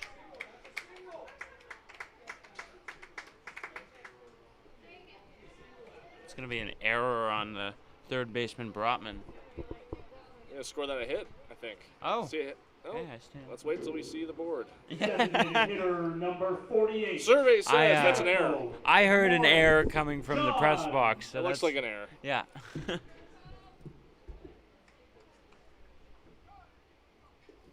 Tibbetts reaches on the air. Let's go, Mojo! Jericho Morris-John steps in. Back-to-back games as the cleanup hitter for this team. First pitch from Malhotra is wide.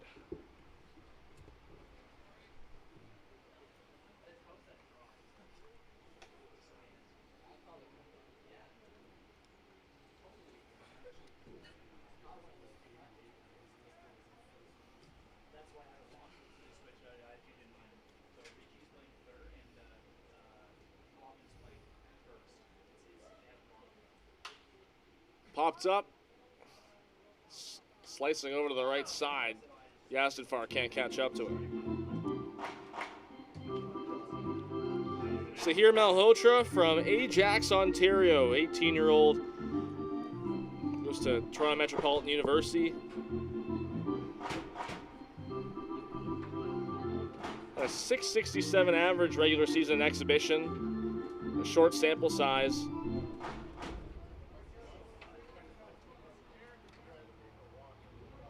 He has a wide arsenal. 4-seam, 2-seam, cutter, curve, and splitter. So definitely appears to be a tougher test in these 22U Baycats as Tibbetts slides in safely on the back pick. Close play there. Tibbetts taking a big lead there, and McQuaid heads up, throws it back to first. A little bit late though. It's back in with a slide.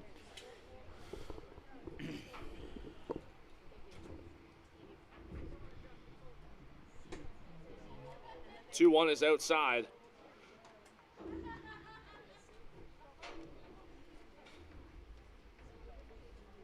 Morris-Johns 3 for 3 yesterday against Hamilton. 1 for 4 with an RBI. 2 RBI, pardon me, earlier this afternoon. 3-1 outside, he works a walk. So back-to-back base runners reach, extending this inning for Barrie. We'll see a mound visit here from Jackson McQuaid.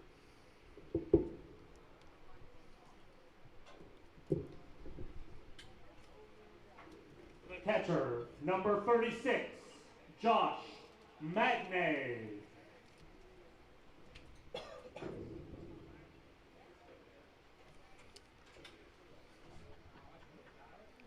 Josh Magnay will step in. First appearance of the day for him.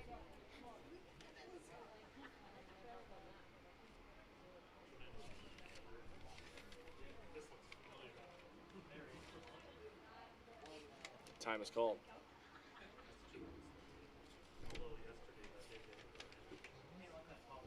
Magnay got the start behind the plate yesterday. 0 for 2 with a walk and a run scored. He's a first pitch breaking ball. Fouls it off.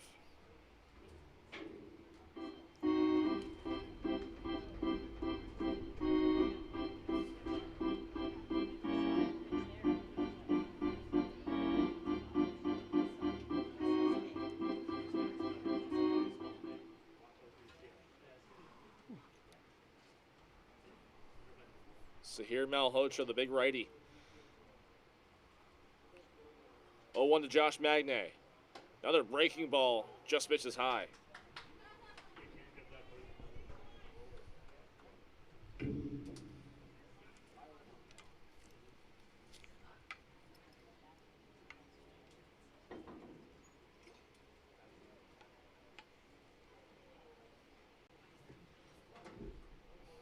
Big secondary lead from Josh Tibbetts at second. A throw back to first, and they have a pickle.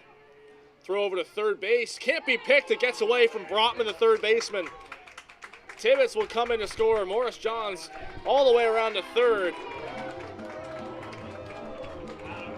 And will look to be a sure out anywhere on the bases. Turns into a run for Barrie.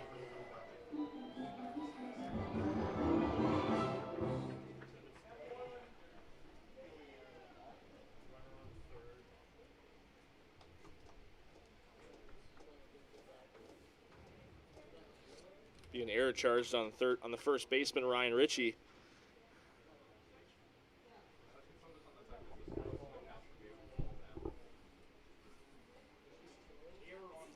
So runner on third, Magne up, takes another breaking ball in the dirt.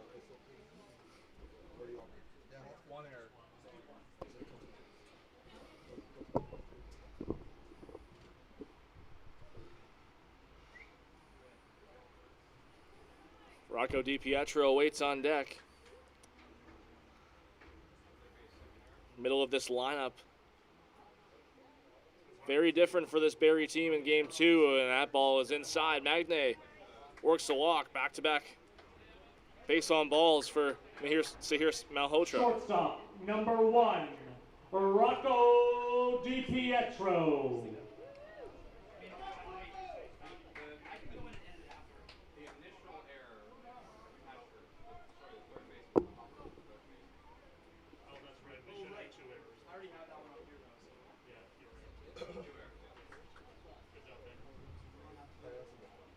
So there's DiPietro, runners in the corners.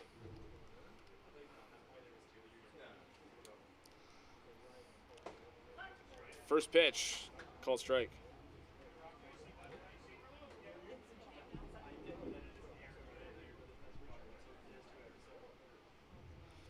Still 2 outs, last 3 base runners reaching. Tibbet scoring on the error by Ritchie. Morris Johns moving up to third, and DiPietro up at the plate with Magne on first. He waves and misses with that breaking ball.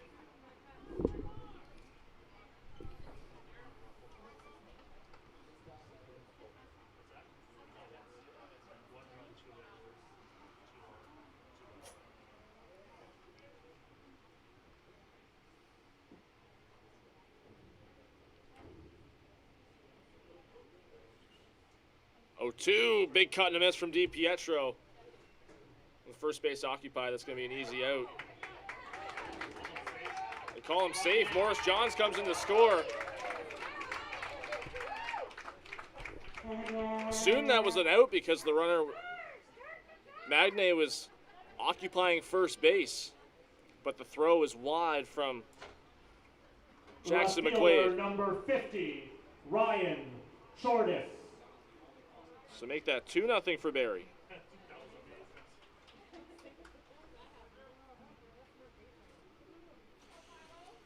It's 2 strikeouts today for Leaside pitching. They've allowed a base runner after a drop third strike. First pitch to Ryan Shortis is a called strike. You know, you take what you can get, right? You take the run how you get it. Some innings in these games, you're not scoring anything, and some you're getting breaks. So when you get the breaks, you got to take advantage. Another called strike on Shortis in the outside part of the plate.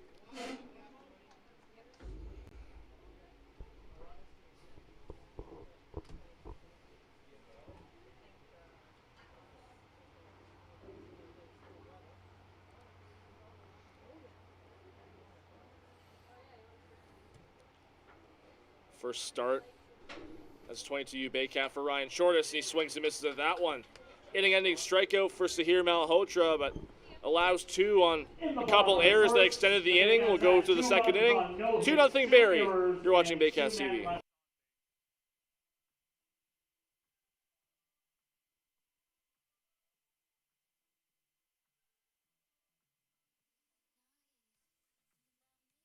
Thinking about doing a renovation, but don't know where to find the best prices and quality? Go to Reno Liquidation Depot, where you'll find vanities, flooring, toilets, exterior doors, and so much more. Visit Reno Liquidation Depot today.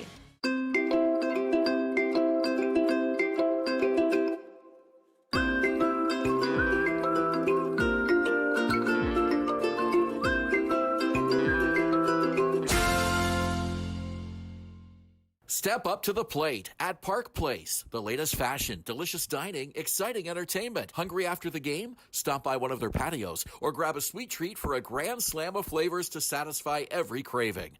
Park Place, where every visit is a home run.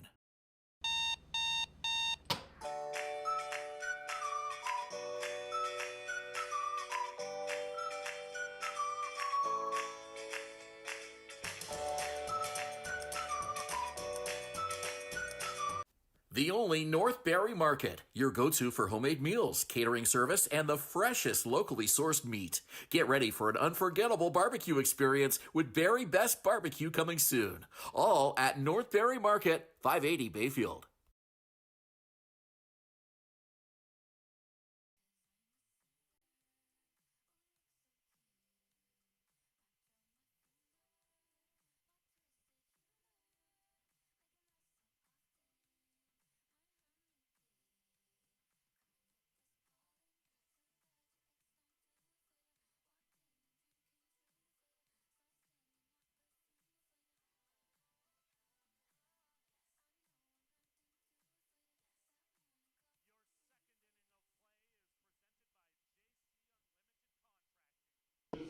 Top two, Julius Hearn, Sam O'Coin along with you. Servicing Simcoe County for over Jackson McQuaid to start off this inning for Leaside. An error of his led to a run in the bottom of the first. So an opportunity here to redeem himself against Jason Roach, who had a clean inning aside from a walk, which he stranded Dan Anderson drawing that one.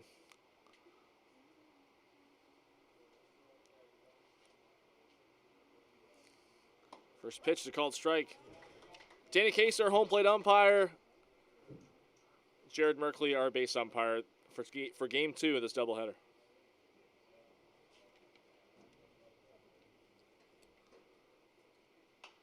Pops up foul out of play.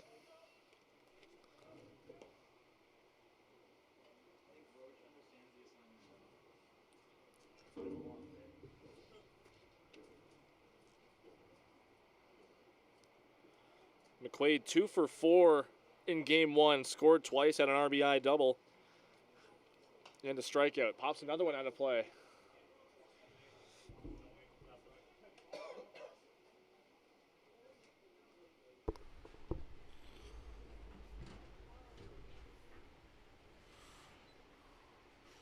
So what's your take on how the last game ended? Because we had seemed a little strange how they ended it, right? With just 2 outs in the inning? So I went on the field after. I asked Jeremy Eulenberg, head coach of the 22 Baycats, what happened. He said the coaching staff for Leaside said, hey, we don't want to be here too long. The game was dragging on quite a bit. So I said, hey, we'll do this one more at-bat, and then we'll call it after that. And that's what happened. Interesting. Some of their players were also questioning it as well. Yeah, I'm not sure if they were kept in the loop by their coaches. Yeah. Well, if you're not and the game just ends like that, you're a competitor, right? You want to get your at-bats in and you want to try and come back in the game. But at the rate we were going, it seemed like there's a called third strike. Jackson McQuaid goes down looking. Didn't like that call. He kind of looked back at Dana Case. Number 20. Walks back to the dugout. There's Rory Breeden. Didn't appear in game 1. Here he is getting the start at second base in game 2. As I was saying, I'm not sure if the Leafs were kept in the loop of that at all by their own coaching staff. But it seemed to me that about this time, maybe 10 minutes or so ago, game 1 would have just ended if we had kept going. We still had over a full inning left to play. Yeah, and at the rate we were going, you're definitely right. We'd probably be in the break right now. 1-0 pitches in the dirt.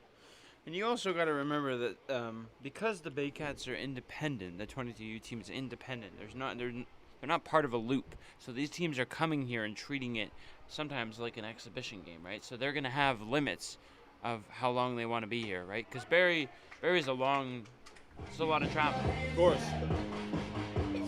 That's going to be a detractor for many of the loops, as Josh Matlow mentioned yesterday on our interview with him on the broadcast. Travel is a big consideration for a lot of teams, and a new program like Barrie is. It's a long way out here. It's even a long way out here for IBL teams. Yes, it is.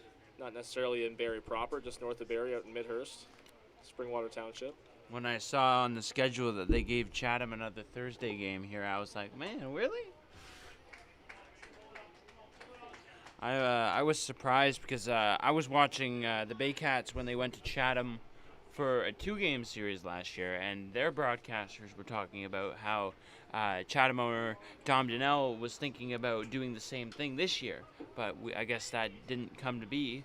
Baycats have a 3-game series in Chatham coming up, actually. Yeah, it's just in a couple weeks. That's a big series. 2 night games and an afternoon. Friday, Saturday, Sunday. Get them in while you can, right? 3-2, just low of the zone. Maybe, you also have to factor in hotel costs. A lot of these teams are not staying in hotels, right? Because of the cost that comes with it. Maybe Chatham just didn't think that it was worth it, right?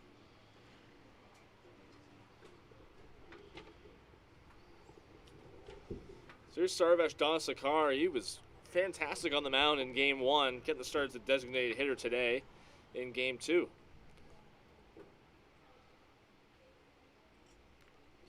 He's got a runner on, 1 out. Takes the first pitch high.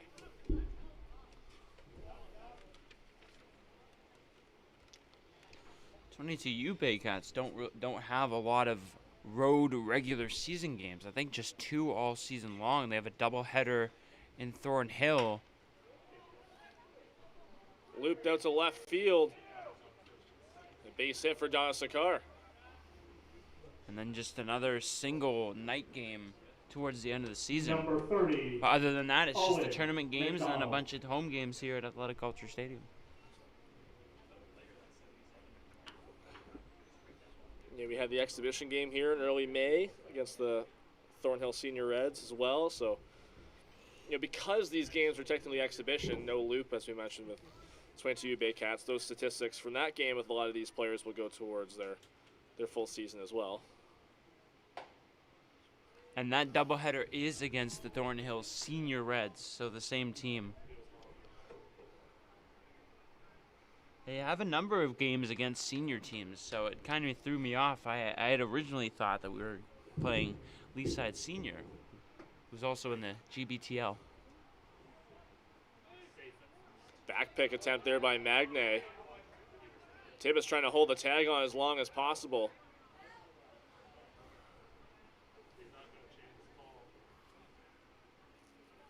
Tibbetts arguing with Jared Merkley. Jared Merkley seems to be the brunt of a lot of frustrations on this field, junior or senior, for the Baycats.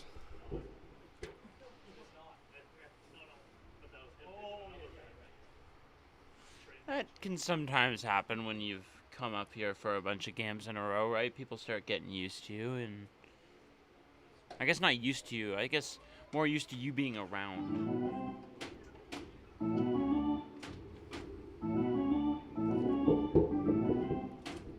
Two-one here.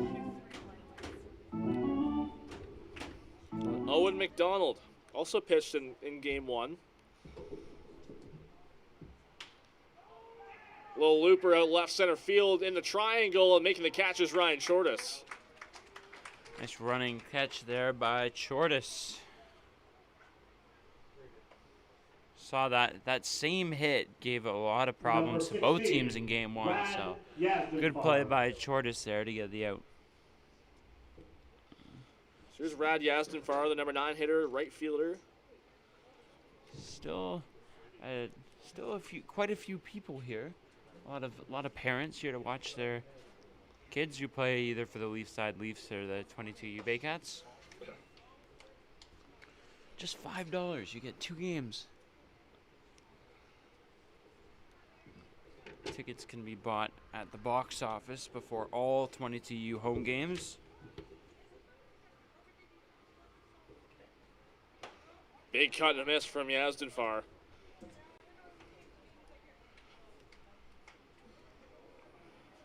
Walk and a hit, put 2 on behind Jason Roach. Top of the order due up with Sam Brown on deck. Late on that one was Yazdinfar. It's 1-2. Everybody clap your hands. Come on, y'all. Everybody clap your hands. 1-2. Roach's delivery. Just low. Great take there from Yazdinfar. Try to hit that inside corner there and just low. Might have been a little bit off the plate as well.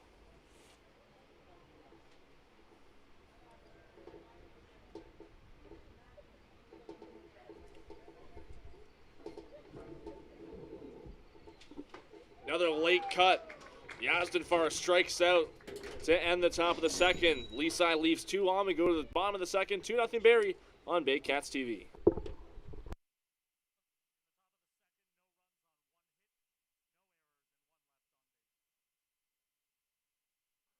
Highview Contracting Group in Barrie and Simcoe County, offering award-winning hardscape, interlocking, pools, excavation, and more. Call 705-985-7669 or highviewcontracting.ca.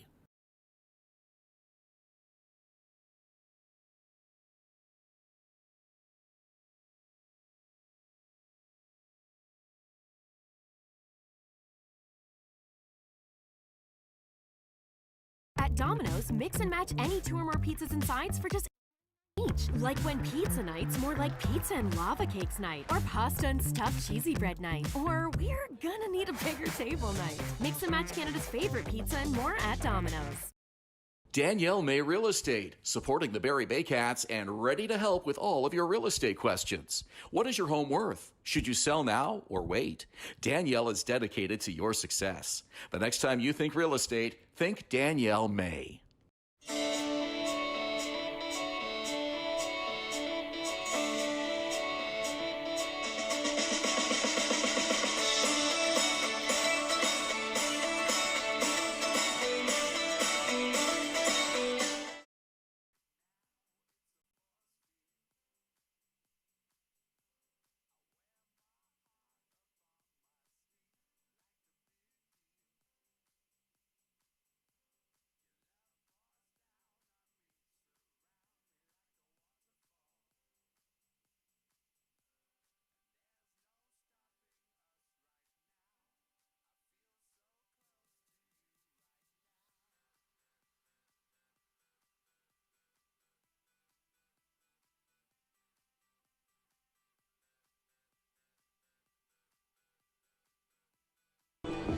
Second inning of play here is brought to you by JC Unlimited Contracting. Design, supply, build, renovate, servicing Simcoe region for over a decade.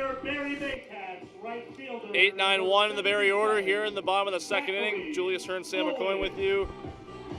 2-0 game for Barrie. Game 2 of this doubleheader against Leaside Leafs.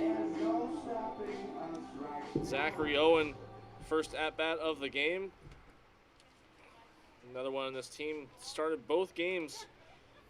Got the start in left in game 1. He rips that one into left field for a base hit to start the second inning. He's been hitting the ball hard all day. Just like a number of these guys have. There's been a lot of hard hit baseballs, either over the head, up the middle. We've seen a home run from Sam Brown of the Leaside Leafs in game 1. Plenty of good hits to go around. Owen went 2 for 2 in game 1. Couple stolen bases. Couple runs scored. He's number 9 hitter, Will Jackson.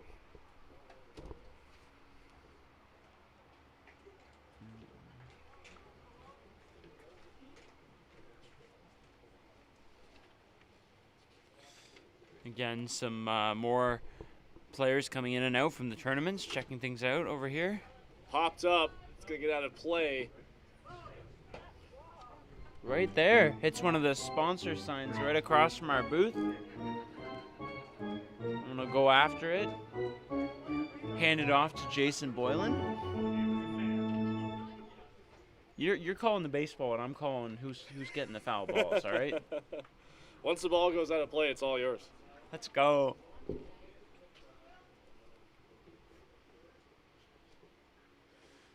Jason will return that ball to the Baycats dugout. Poked out to right field, having to go back for it a few steps as Yazdinfar. Throw on to first is a bit wide, but it wouldn't be in time to get Owen at first to double him up. It's a good piece of hitting, but just right to him. Center fielder number 2, Antonino. Yeah, we were talking about Spencer what teams Thompson. do to fans if they give back foul balls. Here you get 5 Baycats bucks, and we've seen fans rack up enough Baycats bucks that they're buying a bunch of merch from the shop. That's awesome. And then in Kitchener, they give you a freezie. I noticed that. Yeah. Listen, on a hot day, I think that's better. Unless you could use your Baycats bucks at Centerfield Foods and get yourself a slushie. Those things are good. Haven't had one in a few years, though. I was in London on Friday, and they straight up told the fans, like, hey, if you get a foul ball, it is yours to keep. Well, yeah, all these teams, it's not like they're forcing you to give it back. Some of them are more, not strict, but more asking of the foul balls. Runner goes, throw down to second by McQuaid, in time. Good Second throw. time Owen's been caught stealing today. Good throw by McQuaid. Another caught stealing from the Leaside catcher. He's got a lot of work in today, as we keep mentioning, but he's played good. Yeah, the baseball thing, more of an incentive to... Sure, those baseballs are expensive. Yeah, they eh? are. Like $4 a ball. Yeah, and you know they go through a bunch of them per game, right? Like there's another foul ball over onto the other parking lot. I didn't park over there, so we're good.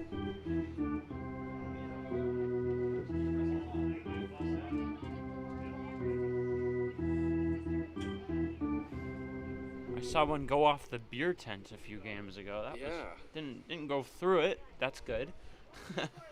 But it bounced off. Ripped out to left center field, coming in and making a... Oh, not making the catch. In and out of the glove of Owen McDonald. Looked like he overran the baseball a little bit and had to reach over to his right left-handed outfielder. Austin Boylan. So first error of the game defensively for Leaside.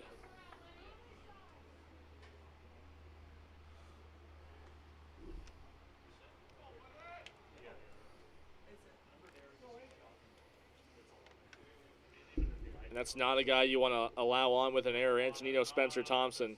Nope. And he goes off in the first pitch. Swing and a miss by Boylan to throw down to second, nowhere near in time. Yeah. It's a good throw by McQuaid again, but it's going to take a lot more than a good throw to get Antonino Spencer Thompson when he's on his game. He's got great speed, like we mentioned. You can bet he's going to go in the first pitch. He has every time he's been on base. Yep. I'm curious to see if they slide step or pitch out next at bat.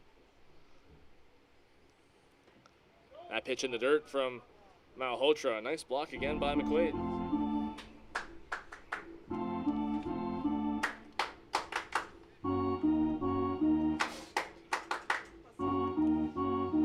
One and one on Boylan, was ejected in game one.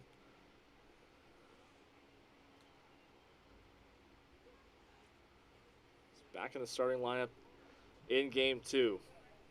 Malhotra keeps looking at Spencer Thompson. Here's the windup, and the pitch is down low.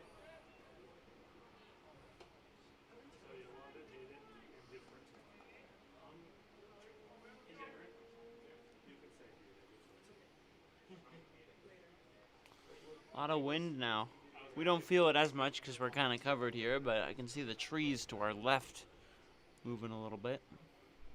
It's constant breeze. Runner goes, wave and a miss from Boylan. McQuaid couldn't come up with the pitch cleanly, so an easy steal for Antonino Spencer Thompson.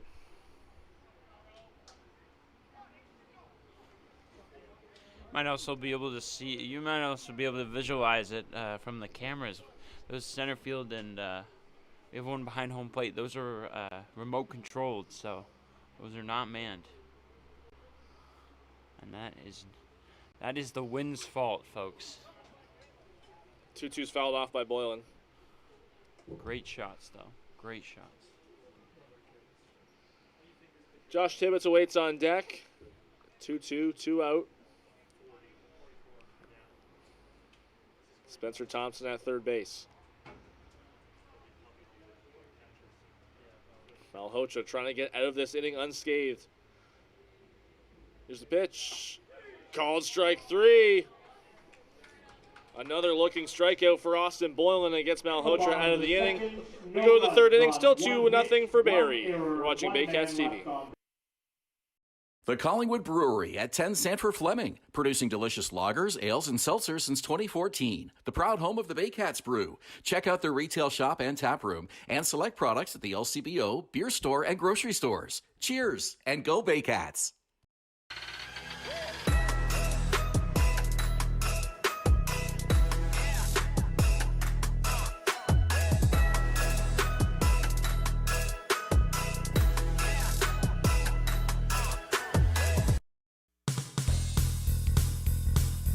Join us this summer at the Baycats Summer Baseball Camp.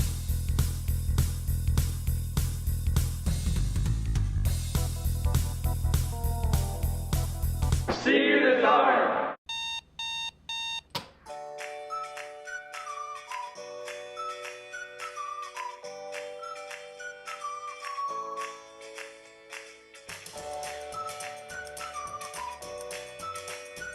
What if a thrift store could change lives? Barrie Families Unite is making it happen. Essential needs support for those families in our community who need it most. Charity gives. Dignity empowers. The Collingwood Brewery at 10 Sanford Fleming, producing delicious lagers, ales, and seltzers since 2014. The proud home of the Baycats Brew. Check out their retail shop and tap room, and select products at the LCBO, beer store, and grocery stores. Cheers!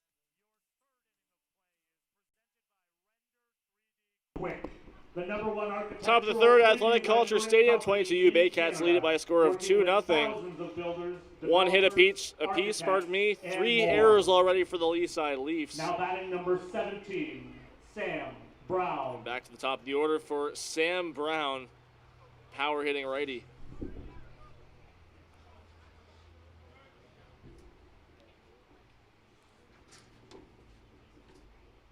First pitch from Jason Roach in his third inning is down low. Mentioned it earlier, Roach one IBL appearance this year in Kitchener a couple weekends ago. Allowed 1 hit, but struck out the side. Flown out to center field. Spencer Thompson going back on it at the track, at the wall. It is gone. Second home run of the day for Sam Brown. It cuts the deficit in half, 2-1. Wow. It's not that easy to hit one out to dead center here at Athletic Culture Stadium. It's 405 feet to center field. And Sam Brown has just made it look easy. He's hit 2 of them now. The wind might have aided that a little bit. Kind of going straight out, but the distance on that ball, you could tell Spencer Thompson was a bit shocked. He had to keep going back and couldn't go back any further. It's the second hit off of Roach in this game is a solo home run by Sam Brown.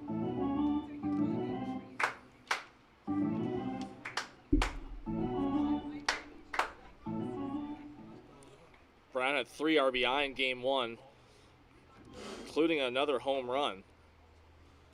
A couple extremely well-hit doubles, too. So he's really having himself a day. Yeah. One of them was the error, so didn't get credited for hit on that one, but he's been hitting the ball well.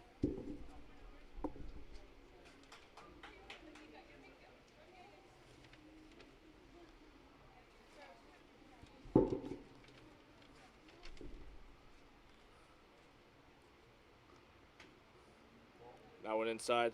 He actually had 2 doubles aside from the one where he reached on the error by Asafa Jones. 3 for 5, 2 doubles, a home run, and 4 RBI for Sam Brown in game 1. There you go, right?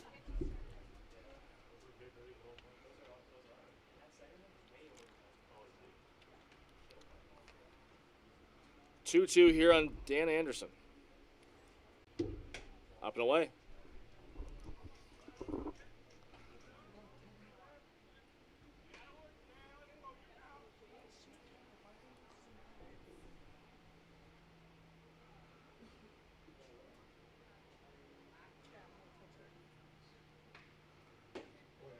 That one down and away. Dan Anderson draws another walk. He has been very patient all day long. That's his second walk of the game, 4th on the day.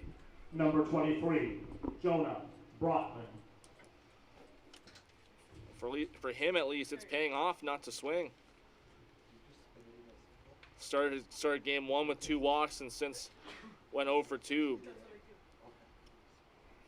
I'll bring up Jonah Brotman. Had a nice piece out to left field, but he lined out to Chortis. First pitch to him, just low.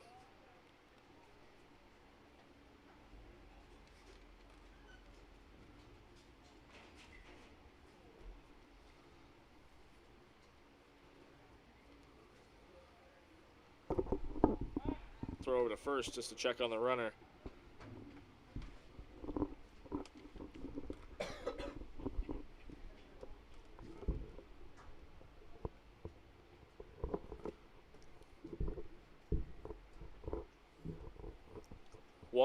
To Jonah Brotman.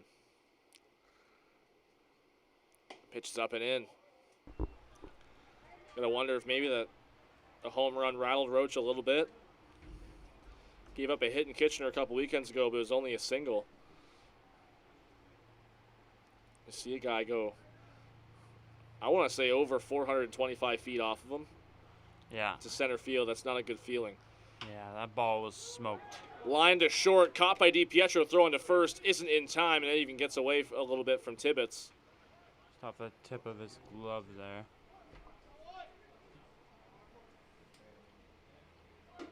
Number 88. Second line out to the opposite side Ritchie. for Brotman today, and I'll bring up Ryan Ritchie. Just one out, double play in order for Barrie.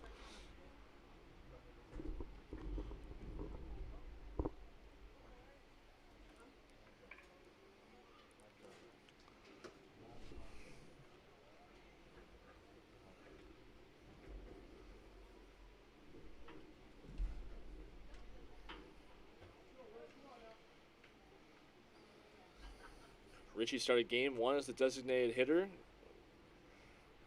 Getting some field time here as first baseman for Leaside in game 2, and he ropes that one into left field. Going all the way back, Shortis and Antonio Spencer Thompson. It's off the bottom of the wall.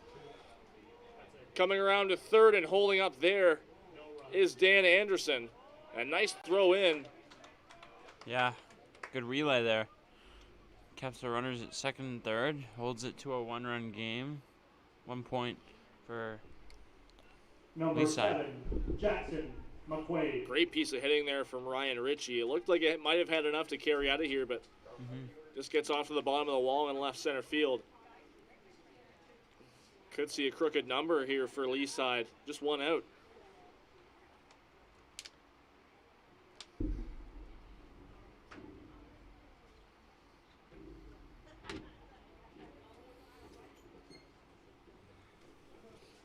Pressure's on Roach here. Top of the third, one out. This is Jackson McQuaid. Struck out looking his first time up. It swings and misses at that one. 2 for 4 in game 1, a double and a single. But he's had a heavy workload as we've talked about before.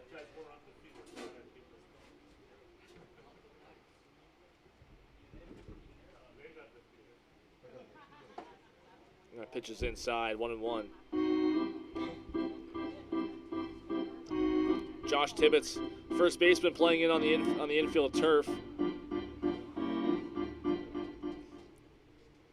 Boylan's playing in a little bit as well at third, not quite on the grass. There's a shot out to left field. Shortis heading back, and that ball is gone. A 3-run home run for Jackson McQuaid.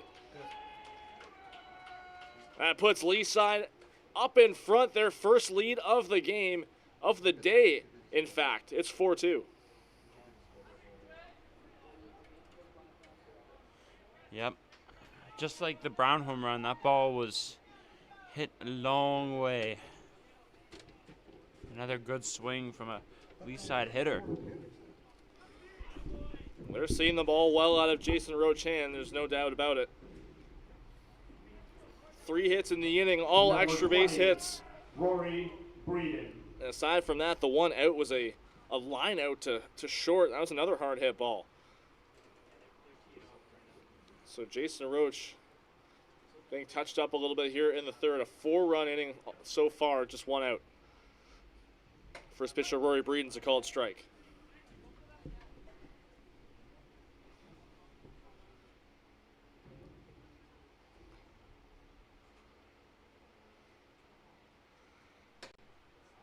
That one just misses the outside part of the plate.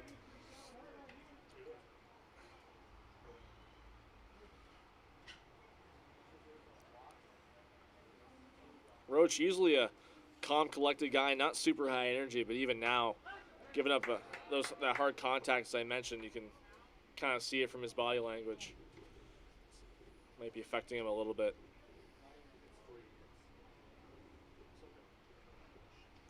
One, two. Wave and a miss. Roach comes back with a strikeout, 2 down. That'll get him back on track. He had that home run and then 2 more runners, hadn't gotten his second out yet, and then the other home run gets his second out. That'll get his confidence up a little bit. Sarvesh Donasakar coming up now, had a single in the second.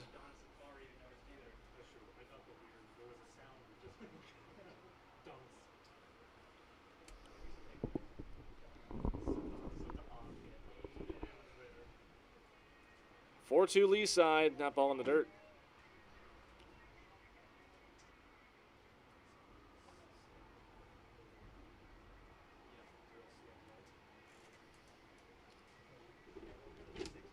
Ty McGurk starting to stretch out in the Barrie bullpen.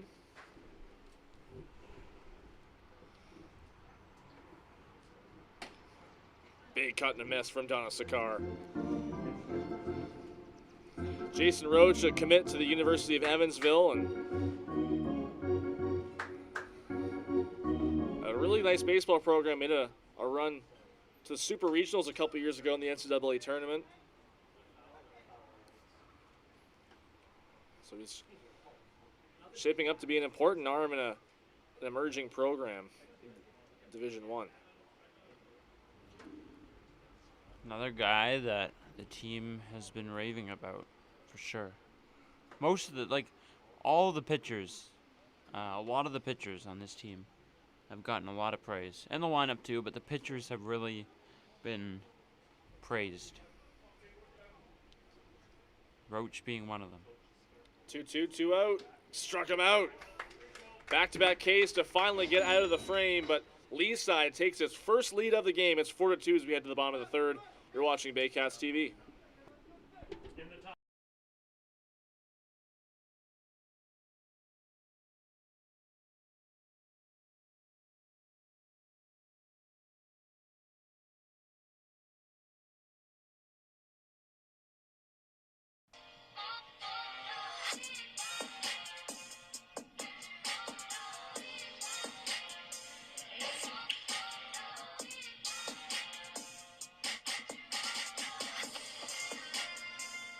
Hi, I'm Chrissy Fans from 400 Chrysler and Barrie Chrysler Dodge Jeep Ram. This year, we are the community partners of the Barrie Baycats. Community is near and dear to our hearts here at the dealerships and one of our core values, so we can support local and shop local.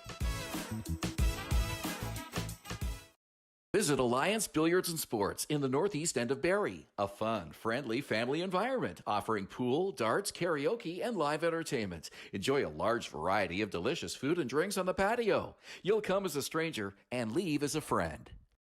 It's the 2025 IBL Home Run Derby and All-Star Game, hosted by the Hamilton Cardinals at beautiful Barrie Arbor Stadium. Watch the league's top sluggers crush moonshots in the Derby. Then see the best of the best go head-to-head under the lights in the All-Star Game.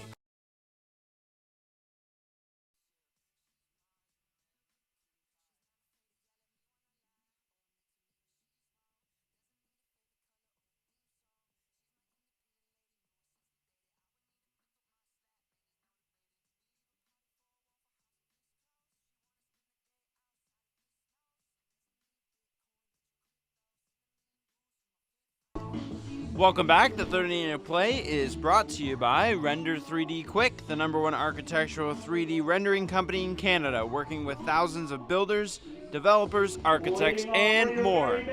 The first baseman, Josh Tibbetts will lead it off for Barrie here in the third inning. The first time that Barrie has trailed in their first few games of this young season. 4-2, Leaside leaves it after a 4-run top of the third. Sam Brown, another home run, but Jackson McQuaid followed that up with a 3-run dinger of his own.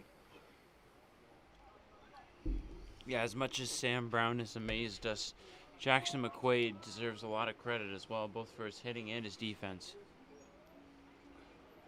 Last pitch gets away from him.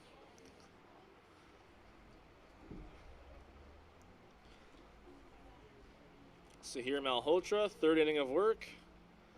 Big righty deals to Tibbetts, and Tibbetts lines it into left center field. That's a base hit. Tibbetts has hit the ball hard today. He takes a wide turn around first, but he'll stick around with a single. He sure has. The designated hitter, number 48, Jericho Morris John. I'll bring up Jericho Morris Johns, and he was telling me in the break between games that he needs to hit a homer in this game. Okay. Time for some big swings.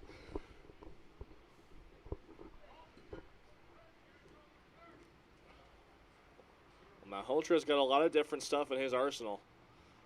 Starts him out with a fastball, foul tip in the glove. There's one of them.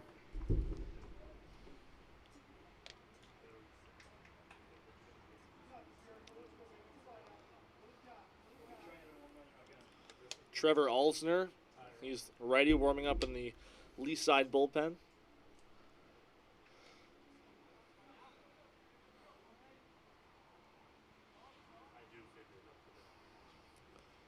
Oh, 1, nobody out. Tibbetts the leadoff first, and the breaking ball is away.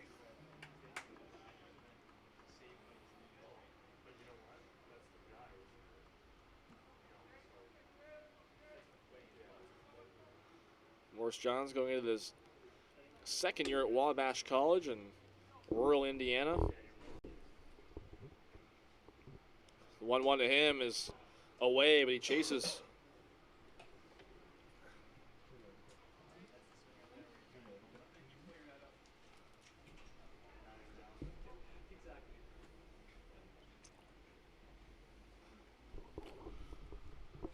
Malhotra taking a lot of time between pitches. Takes a look at first. Still means being meant to ask Tibbetts about his batting gloves in his hand. So that pitch is in the dirt.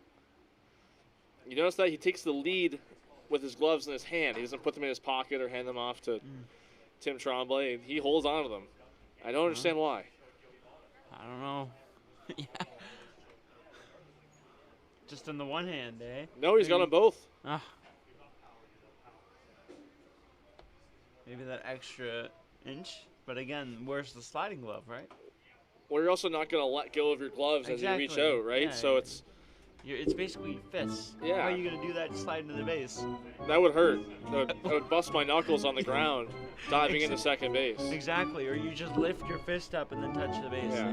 But he's also he's not much of a diver. He's more of a slider. Yeah. Right? Okay. So well, I think that makes a difference. Mm-hmm.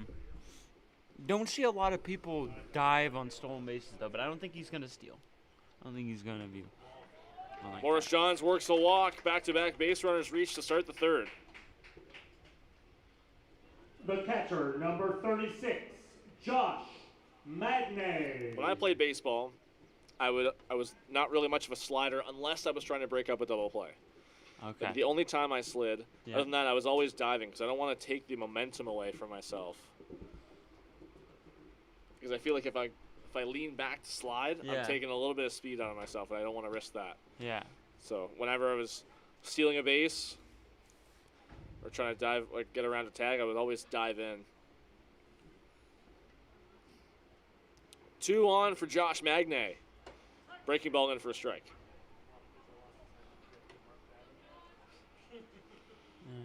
Well, you know what? There's a ball boy down there. You got your base coaches. Just hand off the batting gloves.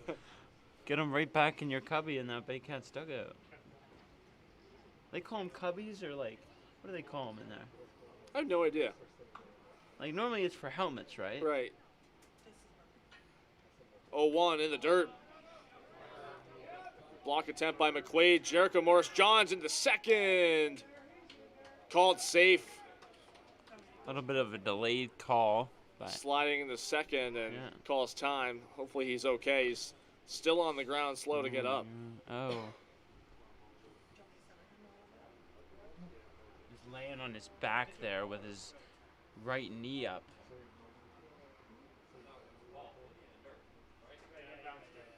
Not what you want to see if you're a Baycats fan, or here at the field for that matter. Still down on the ground. It looks like he's in some considerable pain. I didn't see. Did he slide or dive? He slid in. Okay. He seems to be okay. Gets up. He still has his regular energy. And he'll stay in this ball game. No harm, no foul. 2 runners in scoring position now for Josh Magne.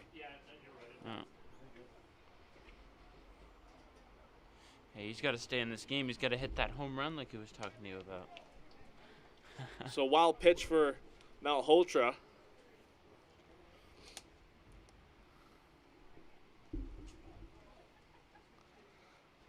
Still nobody out.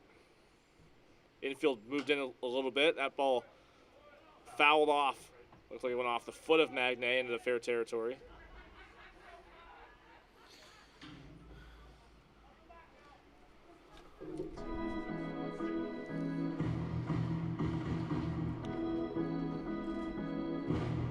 First time Leaside's played with the lead all day long.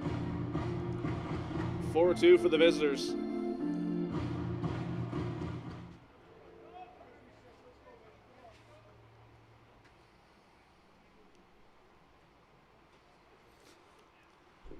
Pitch to Magne on the ground, second base.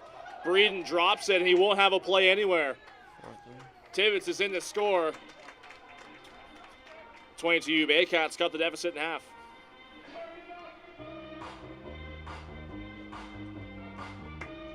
Shortstop, number 1, Rocco DiPietro. So Magne reaches on the air, and for a catcher, he's got plenty of speed himself. Putting the pressure on Breeden after a hard-hit grounder. 4-3 now as DiPietro lines one into center field.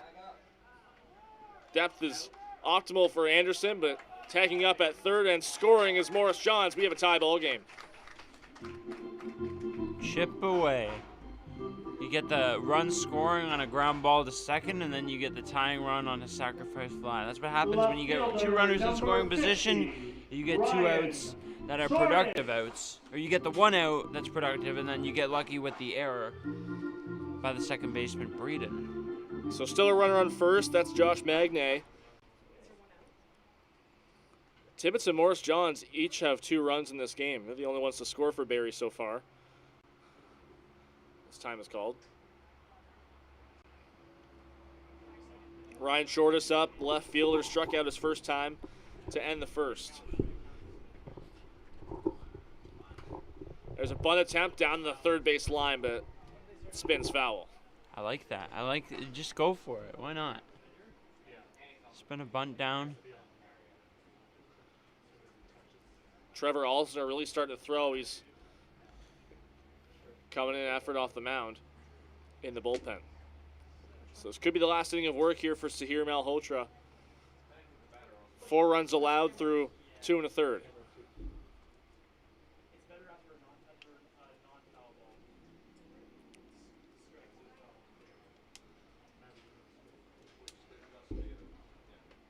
Oh, 1.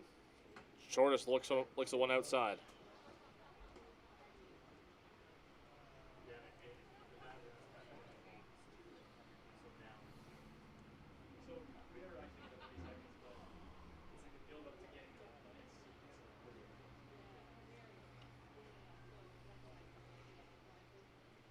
Magne to lead off first. Doesn't go. Another pitch away. Throw down to first.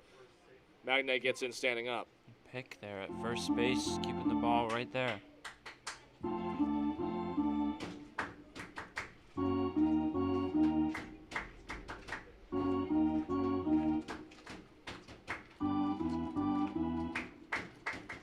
Barrie, 2 runs in the first, 2 runs here in the third. 4-4 is the score between Barrie and Leaside. Malhotra's pitch. Up high again, counts 3-1.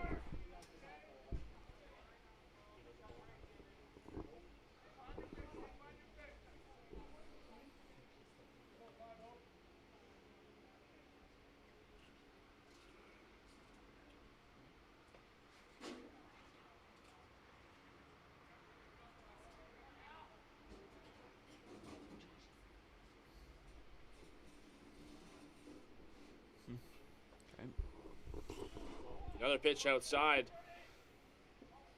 Magnay up to second, shortest to first on the walk. Still just 1 out. I'll bring up Zach Owen. Right fielder number 77, Zachary Owen.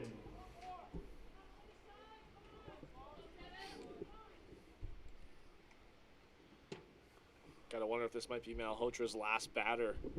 Really struggled here in the third inning. Single, a walk, an error, a sacrifice fly, and another walk. You're talking about non-productive outs. Hasn't had one yet in this inning as Owen's ahead of that one. Yep. It's not like, I mean, just a few singles, a walk, an error, but 2 runs have scored, right? And yeah, no extra base hits, but giving up 2 runs and tie game now. Malhotra's pitch, breaking ball, clunks him. Right in the head, and he fires his bat towards the dugout.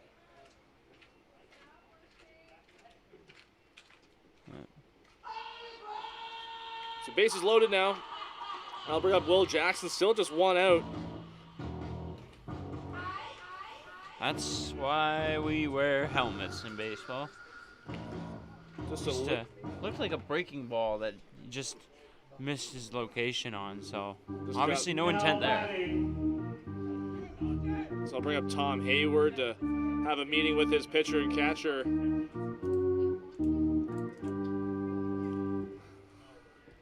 Pressure is on here for Sahir Malhotra. He sees the reliever in the bullpen behind him.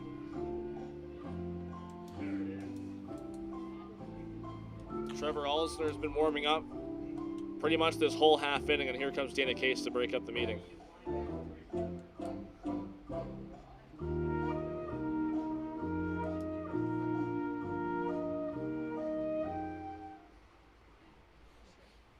Now batting, the second baseman, number 13, Will Jackson. Potentially the last batter for Sahil Malhotra. 1 out here in the third. It's Will Jackson. Flew out to right his first time up. Here's the first pitch. It's outside.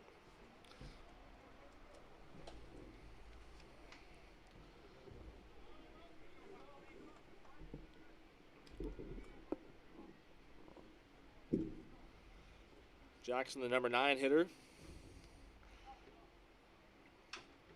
Fouls that one off. Jonah Brotman was playing well in at third base. Just kind of got the corners in here, kind of trying to cut down a potential run.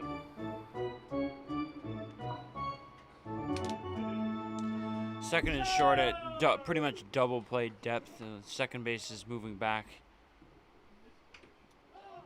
Fouled off, and that one stung McQuaid.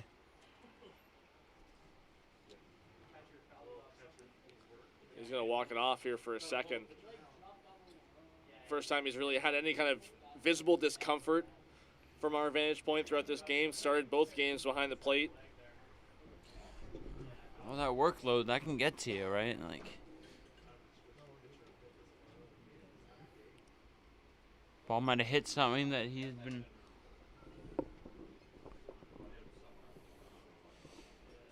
just aggravated something. Back in his crouch and ready to go. 1-2, 1 out, bases loaded. Corners in on the Leaside infield. Here's the pitch. Breaking ball, strike 3 called. Jackson goes down looking.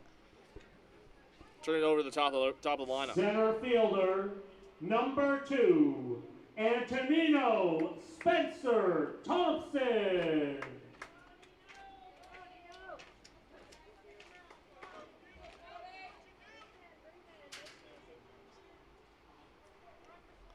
Leadoff hitter Antonino Spencer Thompson, 0 for 2 in this game, reached on an error in the second and stole 2 bags. And sees that pitch up high. Look how shallow the right fielder Yaz Radnafar is. Yeah. I mean, even like left field as well. They both look pretty much the same. There's been plenty of times in this game, and even yesterday, where outfielders were playing really shallow against this Baycats team. Yeah. And have been caught off guard by it as Spencer Thompson fouls that one out of play. Everybody clap your hands. Again, these guys' first game at this ballpark, and even that includes the Junior Cardinals yesterday for much of them. But also not taking into consideration, look, the wind is still very consistent. Yeah, I wish it would get at us more, though. It's getting hot. First time we've had much cloud cover throughout the whole day today. Yeah. But it's a really nice day. You can't complain at all. Great take there from Spencer Thompson. It's 2-1. Great day for baseball.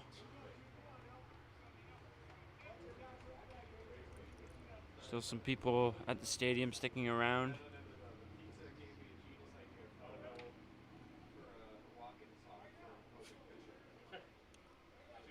Two-one. Sahir Malhotra comes set. Here's the pitch. On the ground, right side. Breeden hands it off to shortstop Brown to end the inning. Baycats strand, the bases loaded, but they pick up 4 more, pardon me. 6-4. In the bottom of the third, 4 runs on 1 hit. Never mind, it's 4-4. Our scoreboard is... Something's going on with the scoreboard. We'll have more for you after the break here on Baycats TV. The only North Barrie Market, your go-to for homemade meals, catering service, and the freshest locally sourced meat. Get ready for an unforgettable barbecue experience with Barrie Best Barbecue coming soon. All at North Barrie Market, 580 Bayfield. Thinking about doing a renovation but don't know where to find the best prices and quality? Go to Reno Liquidation Depot, where you'll find vanities, flooring, toilets, exterior doors, and so much more. Visit Reno Liquidation Depot today.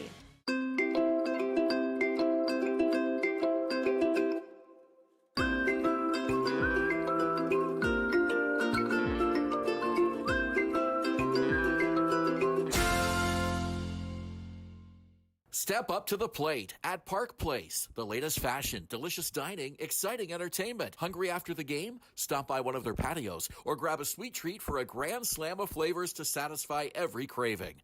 Park Place, where every visit is a home run.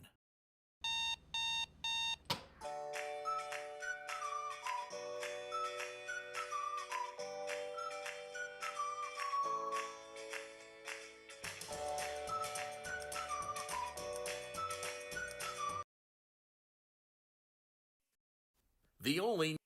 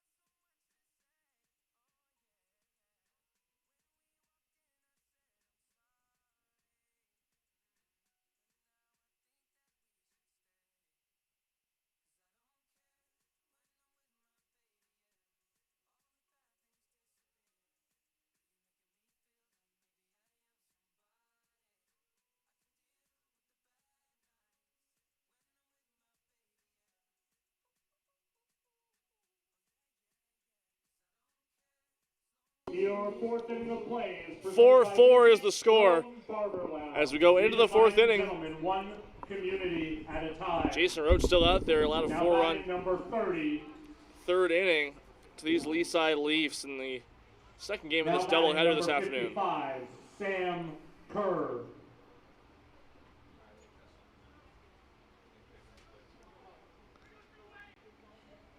Owen McDonald to lead it off for Leaside.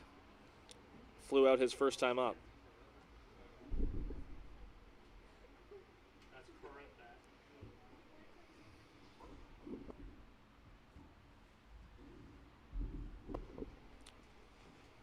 Pardon me, Sam Kerr's the pinch hitter.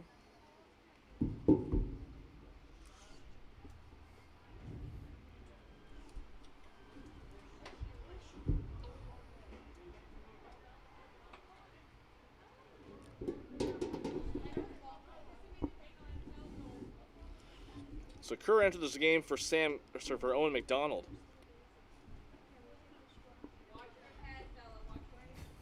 Kerr actually one of the best pitchers in the Toronto Leaside Junior League. Hasn't allowed an earned run yet this year.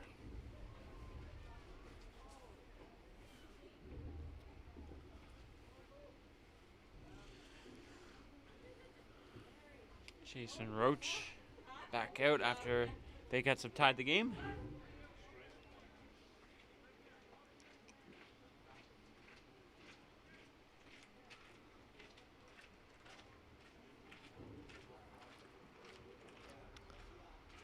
Two on here on Sam Kerr. Fouled off.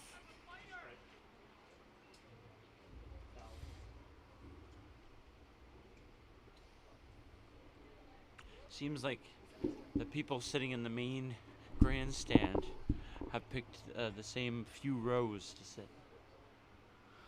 They're all bunched in one row, 3 rows. It's all one big community. Yeah. Some you know people- what? I don't care where you sit. All right. I'm just pointing it out. That's all.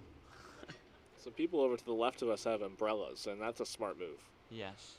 And they're not blocking anybody either, right? So it's perfect. They get the nice breeze, and then they also get the sun, which is not on them, right? So. Kerr goes down swinging. 6th strikeout already for Jason Roach. He's now retired the last 3 via strikeout.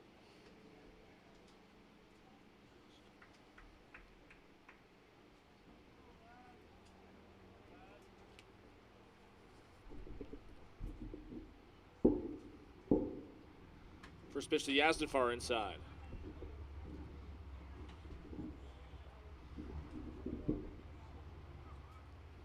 Talking earlier in game 1 about the jerseys, the difference between the junior Leafs and the senior Leafs, even the difference between Yazdafar and the rest of the team, he's got white numbers and a different logo on the front, as opposed to the black printing on the other teammates' jerseys. Yeah, you see those videos of major league players wearing the wrong jersey? Yeah, that's. Some teams just have the same color and 2 different jerseys. Like I know the Cubs used to have one. Yes, that was the one that came to mind first. I think it was Dexter Fowler that happened to it. Yeah. Yep. And then I think there was someone on the Cardinals a while back was wearing the military hat, the memorial. Oh, that's right. Hat. That's right. Yeah. There's one this year. I think it was the Marlins. One of their players had a different jersey on. Oh, and here's some fisticuffs between Yazdafar and Magne. And here comes the infield. Some pushing and shoving between the hitter and catcher after the strikeout.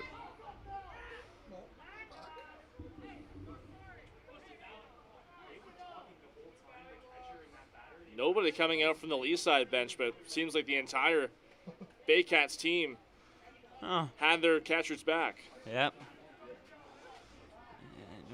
Interesting dynamic.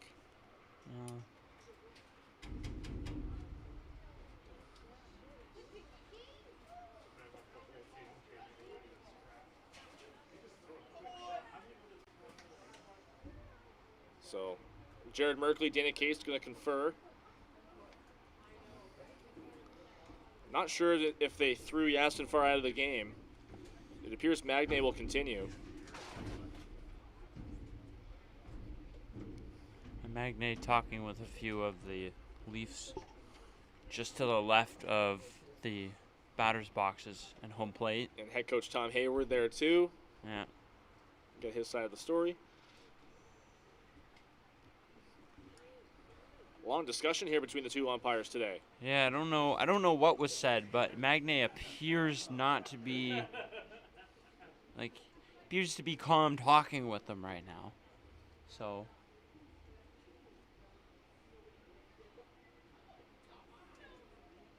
Now the umpire's talking with Tom Hayward.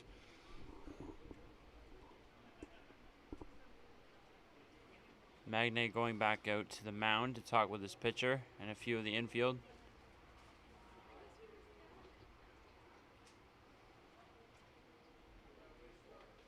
And now,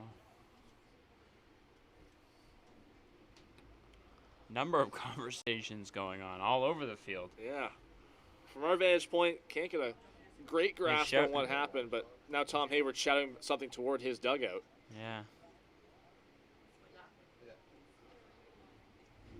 You might be onto something. There might have been an ejection there. You might be getting one of his other players to come out. Well, the entire Baycats outfield and infield are converging near the mound, near Jason Roach, but not directly speaking to him. Yeah. Trying to get the story here from Josh Magne. Yeah.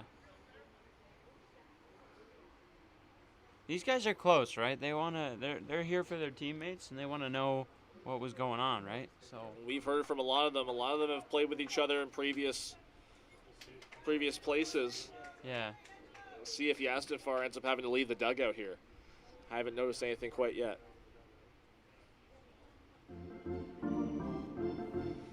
Number 17. Try and get the story between Brown. between half innings if we can.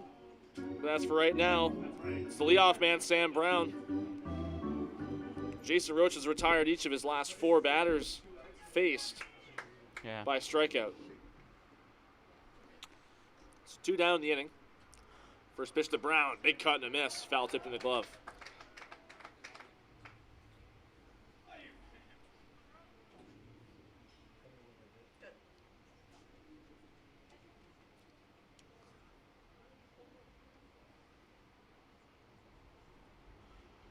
The 0-1, foul back to the screen. Brown has shown off the power today, as we've mentioned, 2 homers, 2 doubles across the afternoon, and he's still being aggressive at the plate. this is the exact time when you want him to come up if you're a Baycats fan. No one on base. The worst thing he can do is just hit a solo home run, which would be incredible. Like 3 home runs, 2 of them to dead center, right? Like. There's a line shot into center field, a base hit, hard hits off the glove of Antonino Spencer Thompson, but he corrals it nicely, holds Brown to a single. He's just hit everything to center field. Tells you that his timing is just spot on, and everything's just been lasered. Number 5. 2022 OUA MVP. Anderson. If he keeps playing like this, he might have an opportunity in a higher level of baseball. Yeah, could see him at the IBL level. He's leaving. Number 16 is leaving. Yeah, so it looks like Yastinfar was ejected. There he is leaving the dugout. Yeah. So we'll see a new right fielder. There's a little slow pop up to short. DiPietro makes the catch to end the inning. Some fisticuffs in that last half inning, but Leaside held scoreless. 4-4 as we go to the bottom of the 4th here at Athletic Kulture Stadium. You're watching Baycats TV.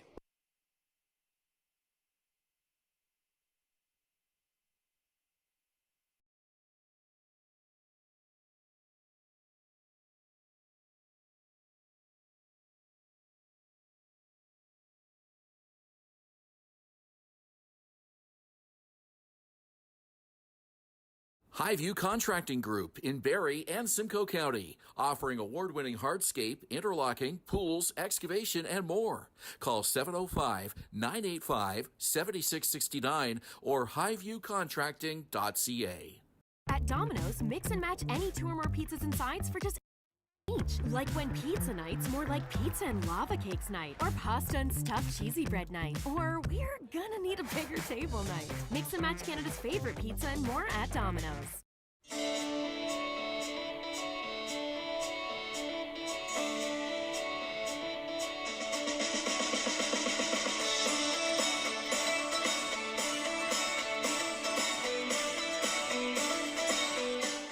Danielle May Real Estate, supporting the Barrie Baycats and ready to help with all of your real estate questions. What is your home worth? Should you sell now or wait?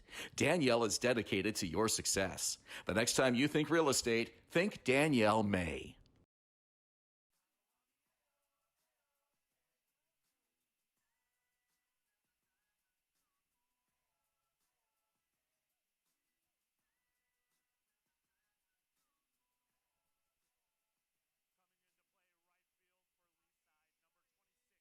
Russ Duhamel. All right, welcome back. Bottom of the fourth inning of play here today is brought to you by Vintage Throne Barber Lounge, redefining gentlemen one community at a time.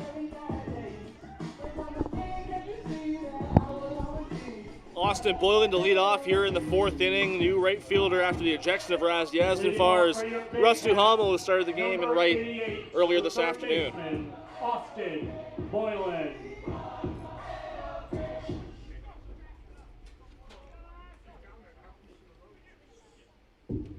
Sahir Malhotra back out for inning number 4 on his day, and Boylan pokes one out to center field. And it's an easy play for Dan Anderson, one down. Might have reached for one there and caught it near the end of the bat. No power First from that baseman, one. number 40, Josh Tibbetts.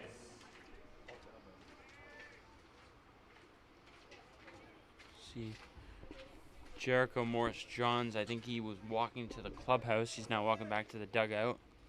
See if he stays in after what happened at second base. Last half inning. Yeah, see him there with a ice pack around his shoulder. Yeah. Seems to be in good spirits. Yeah. But for the moment, Alex Wickett is on deck with bat in his place. Okay, yeah. Yeah, it was just a matter, because he is the DH, it's a matter of can he still swing the bat, and if his shoulder is bugging him, then maybe not. That's why we see Wickett. Best to be cautious in that scenario as Tibbetts takes another ball. Yeah.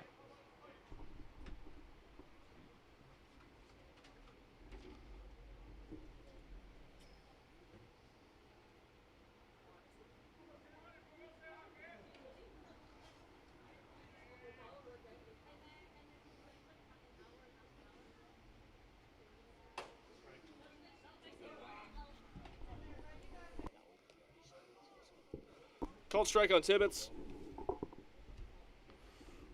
Just joining us, we've already had 2 ejections today. Umpires have not tolerated any arguments from calls or disagreements, anything like that. No.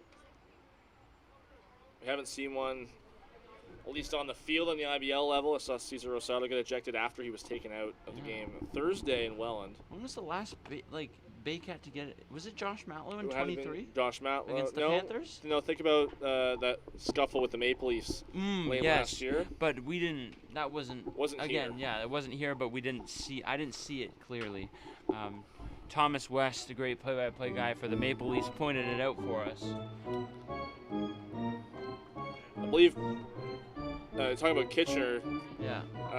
Dela Cruz. I believe he was ejected as he was coming out of a game once. Right, it was that game against Kitchener where their manager and their pitcher were ejected. Yeah. And that wasn't... There's a fly ball into right field coming in. Is Duhamel, new into the game, makes the catch on the line drive. Pinch hitting for the Barrie Baycats, number 81, Alex Wickett. So here's Wickett. Pinch hitting for Morris-Johns, who seems to be okay. Just slided to second base earlier in this game, last inning actually. Coming up with a bit of a shoulder injury. He ended up scoring, staying in the game. Could also be precautionary, just the doubleheader, a lot of work, and obviously you put the ice pack on and make sure your shoulder's okay.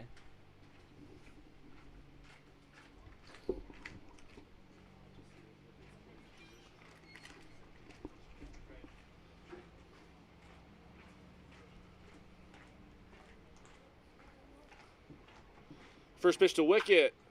Fly ball. This one to center field.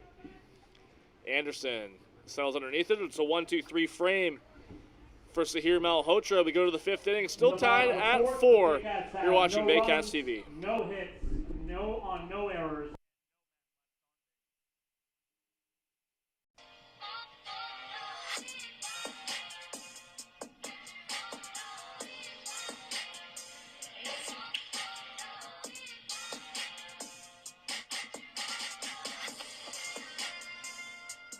The Collingwood Brewery at 10 Sanford Fleming, producing delicious lagers, ales, and seltzers since 2014. The proud home of the Baycats Brew. Check out their retail shop and tap room and select products at the LCBO, beer store, and grocery stores. Cheers and go Baycats!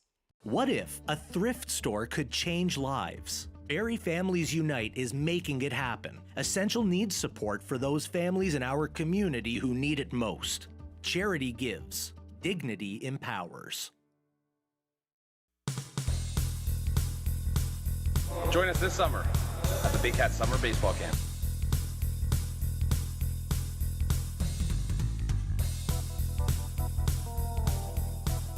See you this summer! Step up to the plate at Park Place. The latest fashion, delicious dining, exciting entertainment. Hungry after the game? Stop by one of their patios or grab a sweet treat for a grand slam of flavors to satisfy every craving. Park Place, where every visit is a home run.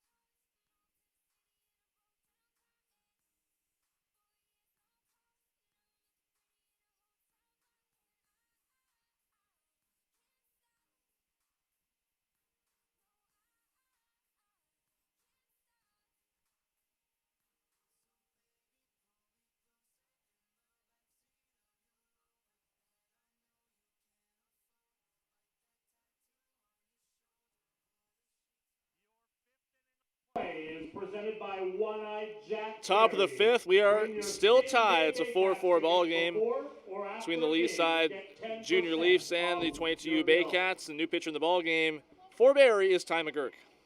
Ty McGurk, one of the young, well, they're all young, but Ty McGurk, another one of those guys who just raw pitcher, but can throw hard, and he's got some great stuff. So it's good for him that he gets to be in a program like this with great coaches and great players around him, and so he can learn and really develop himself into a great young pitcher for hopefully the IBL team soon too. Popped up on the infield, Boylan spun around, but he makes a nice catch in foul territory. Good play, finding the ball from Boylan, stays with it, doesn't give up on the ball, makes a nice catch. Well, that retires Brotman. Here comes Ryan Ritchie. Ryan Ritchie. Ty McGurk, just 17 years old, from Collingwood, Ontario. Pitched at the Canadian Future Showcase in Toronto. His high school team, CCI, actually winning the Georgian Bay Regionals here in high school level and in this ballpark. So big accomplishment for that school. Definitely weren't the favorite heading into that tournament. 1-1 here on Ritchie. We say it a lot with these young guys, but especially with McGurk, just attack, use your stuff, because if you fall behind, the younger you are, the more likely you are to lose confidence in your ability. But McGurk, he's got great stuff. He's just got to throw strikes. Very poised pitcher, that's for sure. Yeah, absolutely.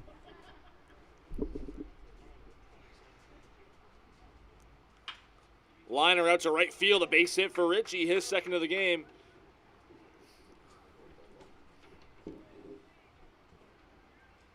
Two for three is Ritchie, and they'll bring up Jackson McQuaid, who made Jason Roach pay on a fastball his last time up.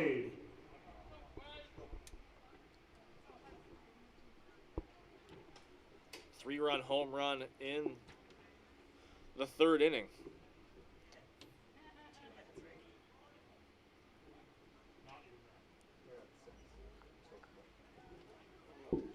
Boylan, the third baseman, comes in. A pace in front of, or so in front of the bag at third. His first pitch to McQuaid is outside. All three home runs today by Leaside. Sam Brown's were both out to dead center field, but McQuaid's was a long way out to left center as well. Yeah. Not quite as far as that Willie Garcia home run from Thursday. A bunch of people were joking around, hey, have you checked the other side of Highway 26? It's a called strike, 1-2.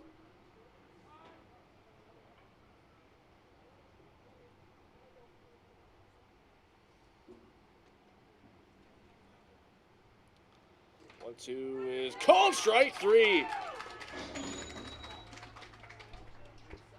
Looks like McQuaid was a bit shocked by that call, but it's first strikeout on the game for McGurk. Looked like a borderline pitch, could have went either way maybe, but McGurk gets the call. 2 outs on the board. Here's Rory Breeden.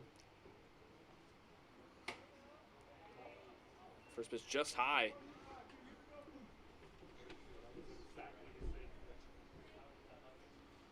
This is the beauty of this 22U program, is that Josh Matlow has always been great about finding young talent, but now with this, he can find all the young talent he wants, and he can develop it down here, and then once they prove themselves, he can slide them up to the IBL, and they can make an immediate impact. Well, the fact that they brought so many juniors up to Kitchener for that one IBL game, I think that sent a message to the rest of the team. It was struggling offensively, and that was, as much as they got a 10-run win a few nights earlier, that was really when the long ball started to happen. A hitter-friendly ballpark plays into that as well. 6 home runs for the team in that game, including one by Austin Boylan.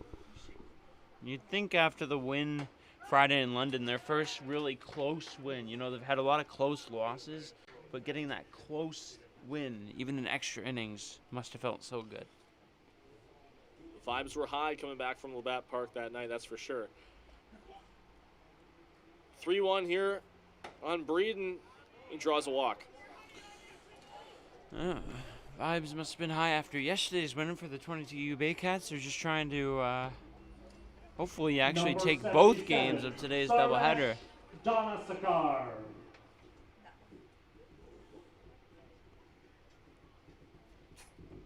Here's Donna Sakar, 1 for 2 with a single and a strikeout.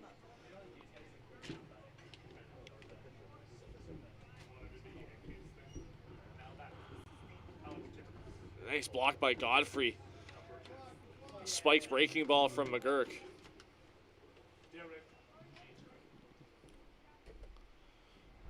Final line for Jason Roach, 4 innings, 7 strikeouts, 3 walks, 5 hits, 4 earned runs allowed, and all 4 of those earned runs in the 3rd inning. Big leadoff first from Breeden. Another outside pitch. Yeah, Sam Brown and a couple of walks, and then one other bad pitch. That's what it was. In that inning, started out with a Sam Brown home run, then a walk, a line out to short, a double, and a 3-run home run by McQuaid, and then a couple strikeouts to close it out. Throw down to first is picked out of the dirt, and a picked off play to end the inning. Man, they've been trying that all day. They finally get a nice play by Josh Magnay and Josh Tibbetts. Josh to Josh. No runs on 1 hit, no errors, 1 man left on base.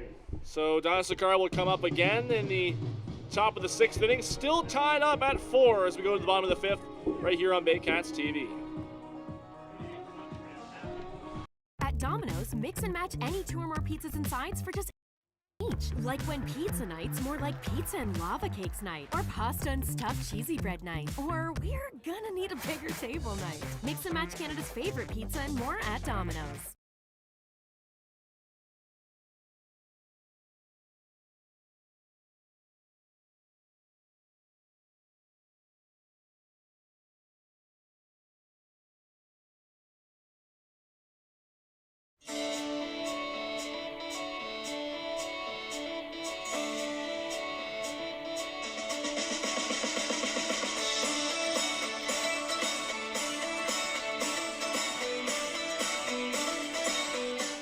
I'm Chrissy Fans from 400 Chrysler and Barrie Chrysler Dodge Jeep Ram. This year, we are the community partners of the Barrie Baycats. Community is near and dear to our hearts here at the dealerships and one of our core values, so we can support local and shop local.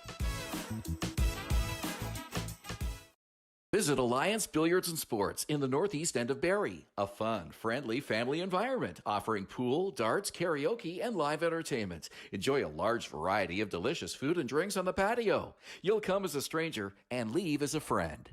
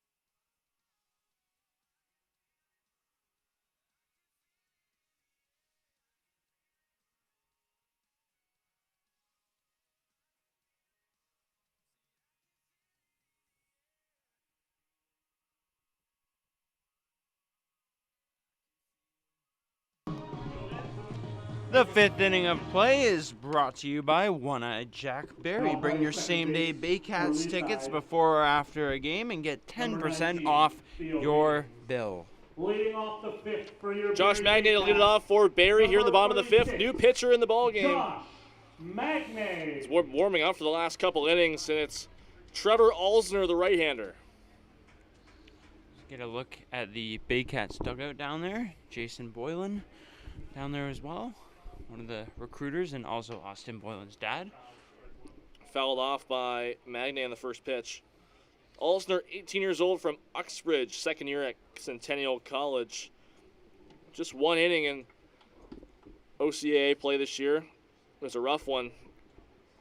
7 ERA. But aspiring JUCO player. He's got a two-seam splitter and a slider mix. There's a lot of movement coming at Josh Magnay here in his first at-bat. Shows bunt, pulls away.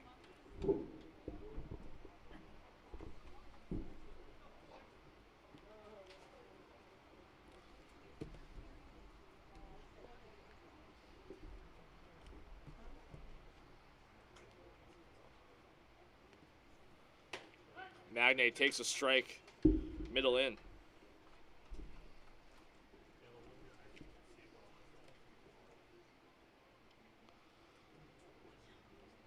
Just 2 hits allowed for Sahir Malhotra in this game.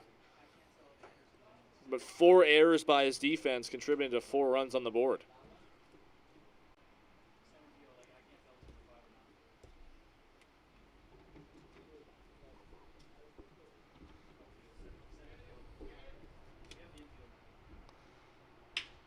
Line drive, the short, caught by Brown. On a rise, 1 down. Unlucky hit there. Screamer just right to Sam Brown over there.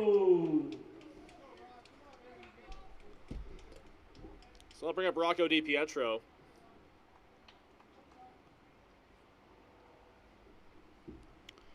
Struck out but then reached and then a sacrifice fly in the third. So an RBI on his scorecard today. First pitch, he shows bunt as well, but takes it for a ball.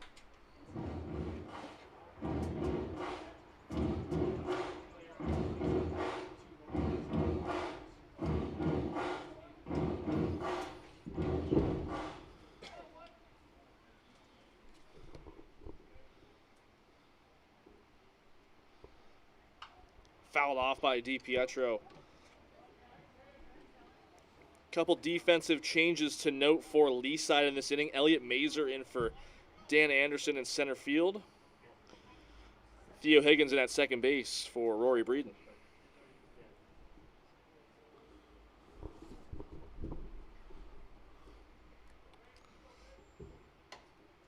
One and one pitches away.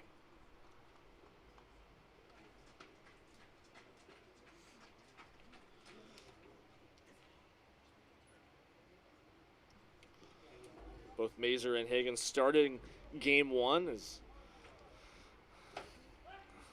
one called a strike on DiPietro. Gonna get a bit more cloud cover at the ballpark. It's cooled down significantly in the shade. Yeah, I like it. I'm into this. Same. Yeah. Sun was beating down on me all day long, but I went underneath some shade in the break, and that was really refreshing. Oh, It was man. very noticeable. Small number out to third base. Tough play for Richie, who's moved over, but they make the play. Richie and Brotman moving over between third and first base, pardon me. So the corner infielders just swapping defensive positions. Mm-hmm. Left fielder. Yeah, they have number fans 50, in the press box. Ryan We're not directly in the press box. We don't get the benefit of the fans.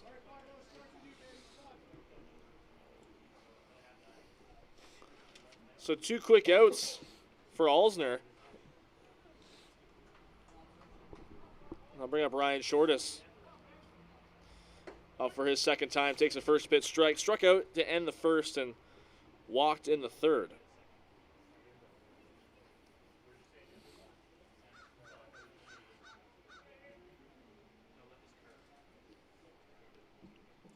Alsner's 0-1. Cut on and missed by Shortis.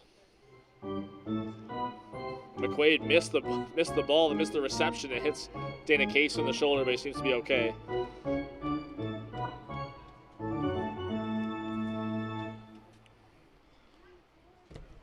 Will Timpano on deck. He'd be the pinch hitter for Zach Owen if Shortis can reach.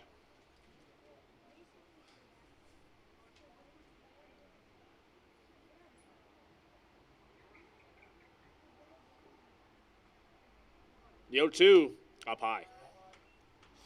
Long wait in between pitches, really trying to focus in. 4-4 game. Leaside 4 runs on 6 hits, 4 errors. Barrie 4 runs on 2, no errors as Shortis takes that breaking pitch outside.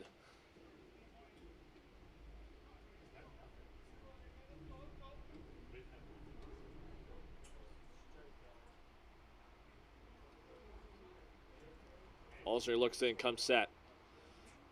Catcher sets up outside. Here's the 2-2. It is outside. Full count. Last outside pitch before that, Shortis was really leaning in, watching it all the way, but held off. He's worked this count nicely.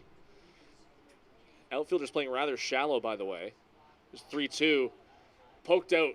Right field, drifting foul. It's going to land foul. So Shortis will return to the batter's box with a full count.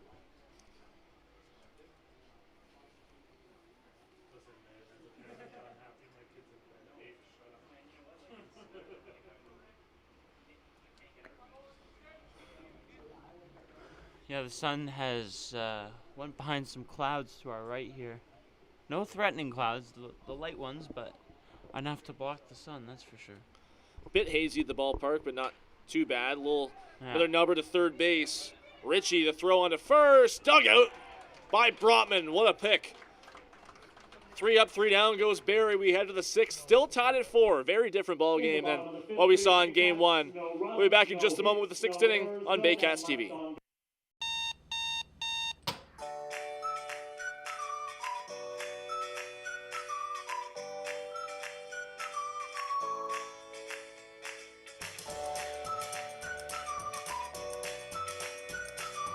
The only North Barrie Market, your go-to for homemade meals, catering service, and the freshest locally sourced meat. Get ready for an unforgettable barbecue experience with Barrie Best Barbecue coming soon. All at North Barrie Market, 580 Bayfield. Thinking about doing a renovation but don't know where to find the best prices and quality? Go to Reno Liquidation Depot, where you'll find vanities, flooring, toilets, exterior doors, and so much more. Visit Reno Liquidation Depot today.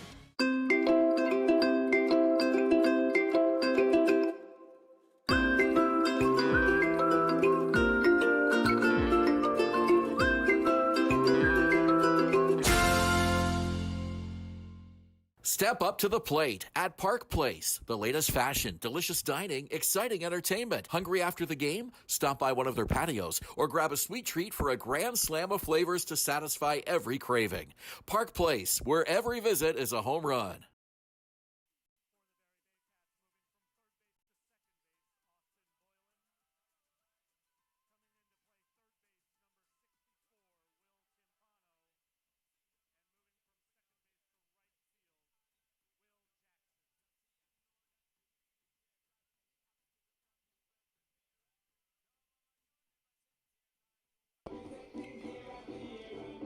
Top of the 6th inning at Athletic Kulture Stadium. Ty McGurk's still out there, second inning of work. It'll be Sarvesh Donasakar to lead it off for Leaside. Couple defensive changes to note. Will Timpano coming into the game in place of Zachary Owen in the lineup. He comes in to play third base. Austin Boylan moves over to play second. Will Jackson moves from second and into right field.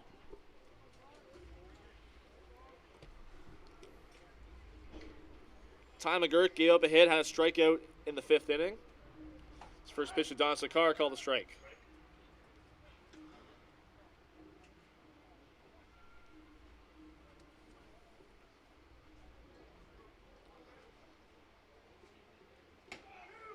Another called strike. Don Sakar taken all the way there. Much closer game at this stage. A much faster game at this stage than game 1. 4-4 is the score. McGurk's pitch, breaking ball away, gets him swinging. Second strikeout for McGurk. First out of the inning is a strikeout. There you go. Start this inning off. Just keep on attacking. Let your stuff do the work.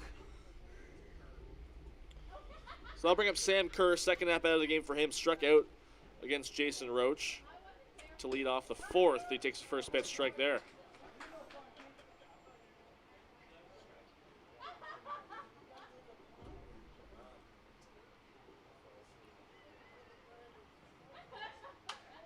Poked foul out of play on the right side.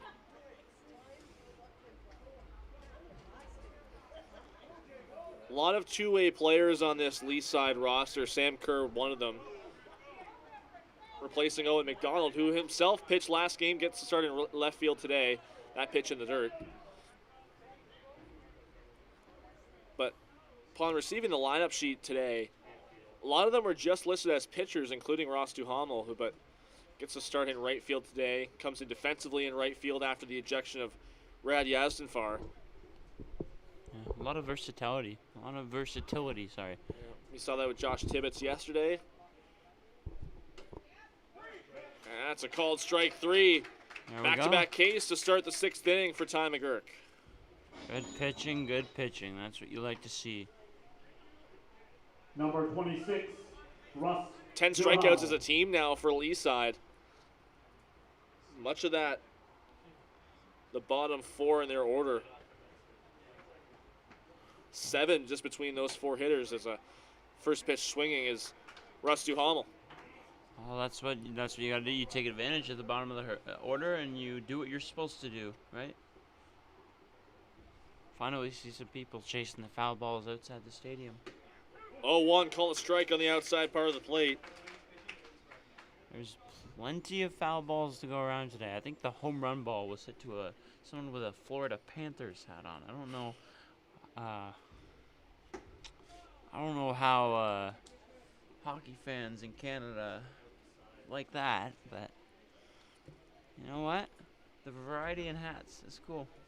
Just 7 on this roster for Leaside listed as are not listed as pitchers at least once, and there's a called strike 3 looking. Duhamel can't believe it. So 3 up, 3 down, all strikeouts for Ty McGurk. He's got 4 on the game. Bottom of the 6th inning, it's still tied at 4. You're watching Baycats TV.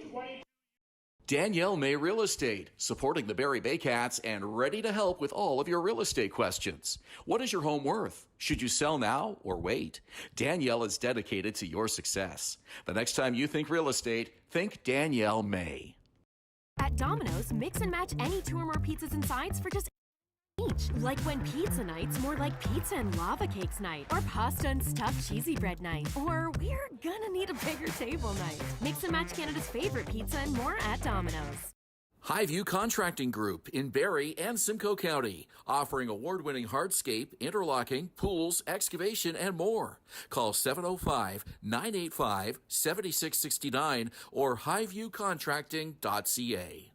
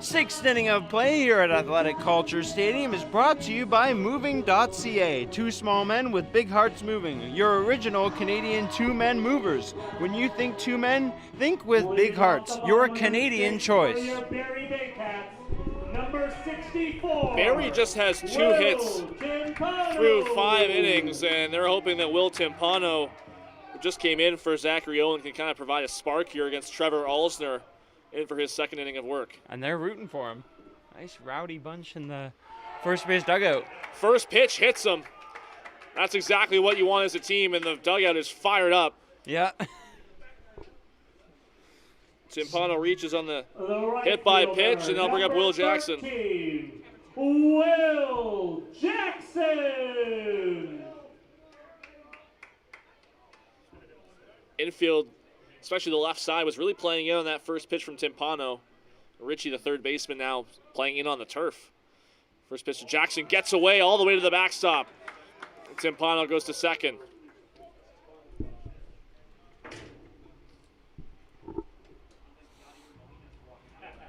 So the wild pitch by Olsner, and we're going to get a mound visit here from Tom Hayward.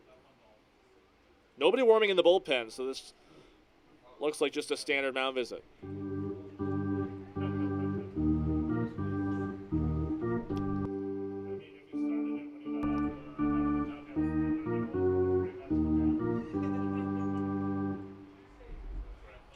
I must say the temperature is perfect right now. It is very comfortable. Like, it's mild, but it's not cold at all. It is. It's perfect. It's so good. It's perfect. I don't have other words to describe it, so sorry for those watching at home. It's nice. Yeah. It's nicey. Yeah. Like, it's great. If it was like this every doubleheader, perfect. Easy to stay for both the games. Well, we only have one IBL Sunday afternoon game this year. It's the very last game of the season for the Barrie Baycats. The Barrie Baycats, number 3. Fan Appreciation Day. DeRoche. Brought to you by the Locker Room Barrie. Love that. Yeah. I'm excited to see what we have in store for that. A lot of the details for those get finalized closer to, and when they do, we announce to our fans. Tristan DeRoche comes in to pinch run for Will Timpano. Get that speed. Although, Timpano's not the slowest, but DeRoche definitely more favorable option for him. Second pitch to Jackson is another one in the dirt. He thought about going. It just didn't get too far away from McQuaid, the catcher. Barrie didn't face much adversity in game one. They were up 8-0 early after the first. Leaside kept tacking on, but after a few innings, Barrie added more and eventually won 14-11 after 6 innings. Jackson fouls off the 2-0 pitch. You have to wonder what their time limit is for game 2, right?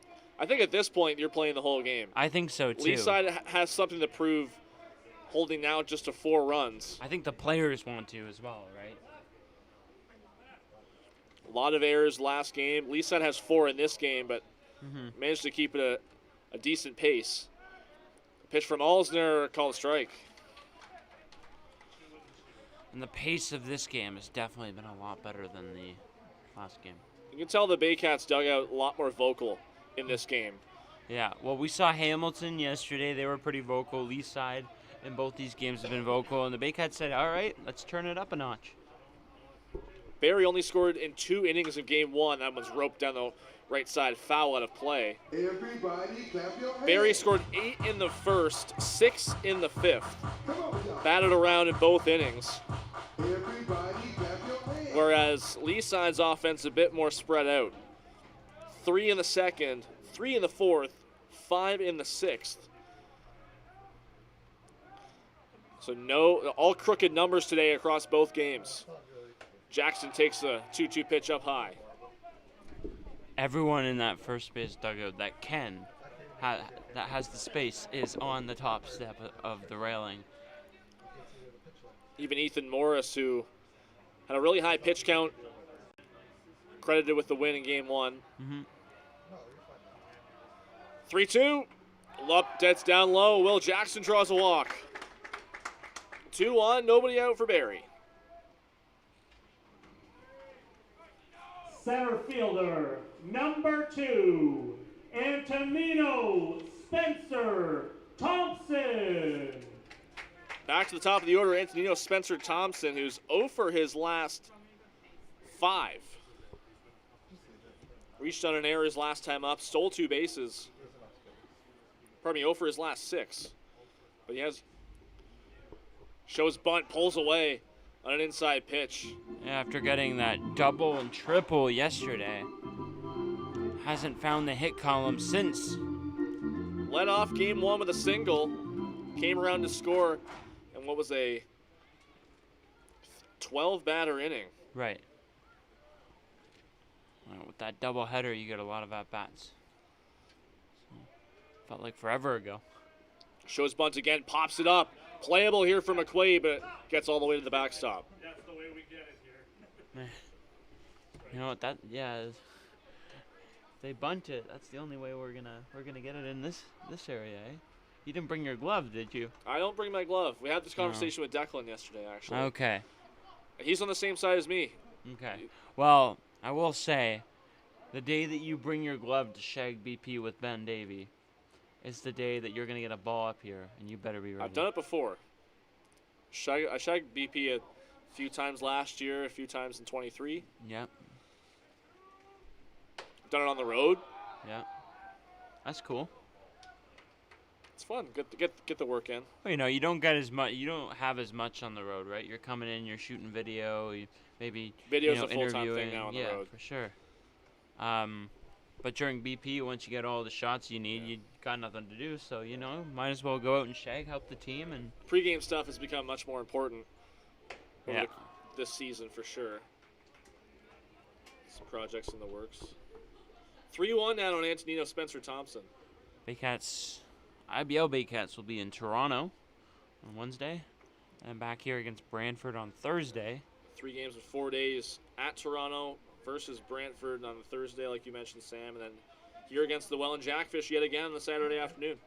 Thursday is 25th anniversary alumni night. So I'm assuming there will be plenty of Baycats from the championship teams. And I'm assuming that's strategic to have that against Brantford, too. Yeah, the team that they were fighting with all those years. I'd say Brantford or Toronto would be it. And Brantford's probably the better option. Or Kitchener, because they did meet Kitchener a lot in the finals. Think about it, they also lost to Brantford twice before the 6-peat. Right. So and the Barrie made the 13 finals one, they had a 3-0 lead, right? Yeah. Another mound meeting between Jackson McQuaid and Trevor Alsner. Might be the most important pitch of the game for Leaside. Full count, nobody out. Top of the lineup for Barrie. Alsner looks in, comes set. Jackson, a big lead on first. DeRoche very modest at second. There's a line shot into center field coming in. Making the catches, Mazer won't have a chance to double up DeRoche, but that's the first out of the inning. Ball hit well, just right at the center fielder. Second baseman number 88, Austin Boylan. Boylan 0 for 3 today as well. Top of the order, at least the top two for Barrie. Struggling there this afternoon. Boylan went 1 for 2 in game 1, 0 for 3 in game 2. As Alsner looks back to Roche at second base.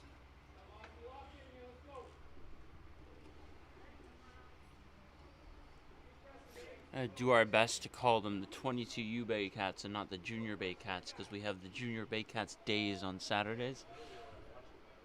Sometimes I feel like that can get mixed up. Absolutely. Yeah. Understandable too. Yeah. Because a lot of the other teams are called, you know, for example, Hamilton Junior Cardinals. For sure. Or Welland Junior Jackfish. The Instagram handle, at least for the 22U team, is Barrie Junior Baycats. Yeah. You know, we call it the junior team sometimes too. And that one makes sense. Yeah. That's a generalized term. Yeah. But at the game, sometimes I just call them the Barrie Baycats because this is their game, right? This is all them. 1-0. This is your first time watching. You're in for a treat watching the 22U team because they got a lot of talent. Boylan shrugs off a high fastball. It's 2-0. Not nearly the offensive production in this game. Not just for Barrie. Much of that coming off of 4 errors, but the power really coming from Leaside in that third inning. A couple home runs. We were tied at 4 still. Another one up high over the head of Boylan. Runners will move up. DeRoche to third, Jackson to second. Scary pitch there, but you'll take it if you're the Baycats. You get 2 runners in scoring position for one of your best hitters. 2 wild pitches in this inning for Trevor Alsner. I'd like to know how many wild pitches have been thrown today. And they're going to intentionally walk Boylan here to load the bases. Smart move here, trying to put that force in play anywhere. Now batting. Right, but now you bring up a guy who's got all the power in the world, and then with one swing, the 4 runs could be up on the board. So you take the risk, and we'll see if it pays off for the 22U Leaside Leafs. Infield playing in. 6 mound visits now for Leaside. And if they're playing by what we know as the IBL rule, 6 mound visits, they have run out. Yeah. Bases loaded, infield in. Josh Tibbetts up, swings and fouls off to the screen. Yep. No at bat, more higher stakes, or without higher stakes than this one across the first 3 games for the junior team of these 22U Baycats. Antonino Spencer Thompson acting as the bat boy on that play when he got the foul ball. 0-1 in the dirt, blocked. Can't find it. Just got enough of it. It was Jackson McQuaid holding DeRoche to third base.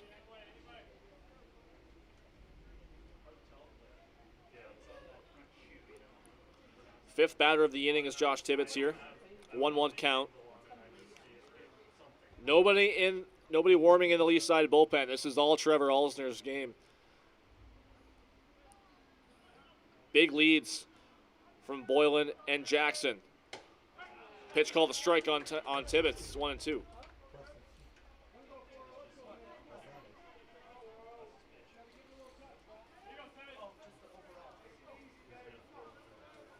Just put the bat on the ball.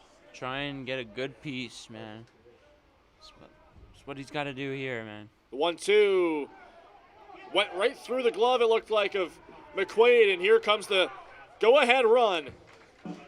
A pass ball, and that'll do it for the ball game. Oh, okay. I guess we're just playing 6. Another 6-inning win for the 22U Baycats off a pass ball by Jackson McQuaid. Barrie takes this one by a score of 5-4. Then the final score in a walk-off for your Barrie Baycats is 5-4. So a 5-4 win, and Barrie only needed 2 hits to get there. How rare is that, right? 5 runs on 2 hits and you get a walk-off win. Baycats will be back at Athletic Kulture Stadium. So Barrie sweeps the doubleheader. 14-11 goes game 1. This one 5-4. 2 hits for Barrie, 6 hits for the visiting Leaside Junior Leafs. For Sam O'Coin and our entire Baycats TV crew, I'm Julius Hearn. Thank you so much for joining us this afternoon. See you next time.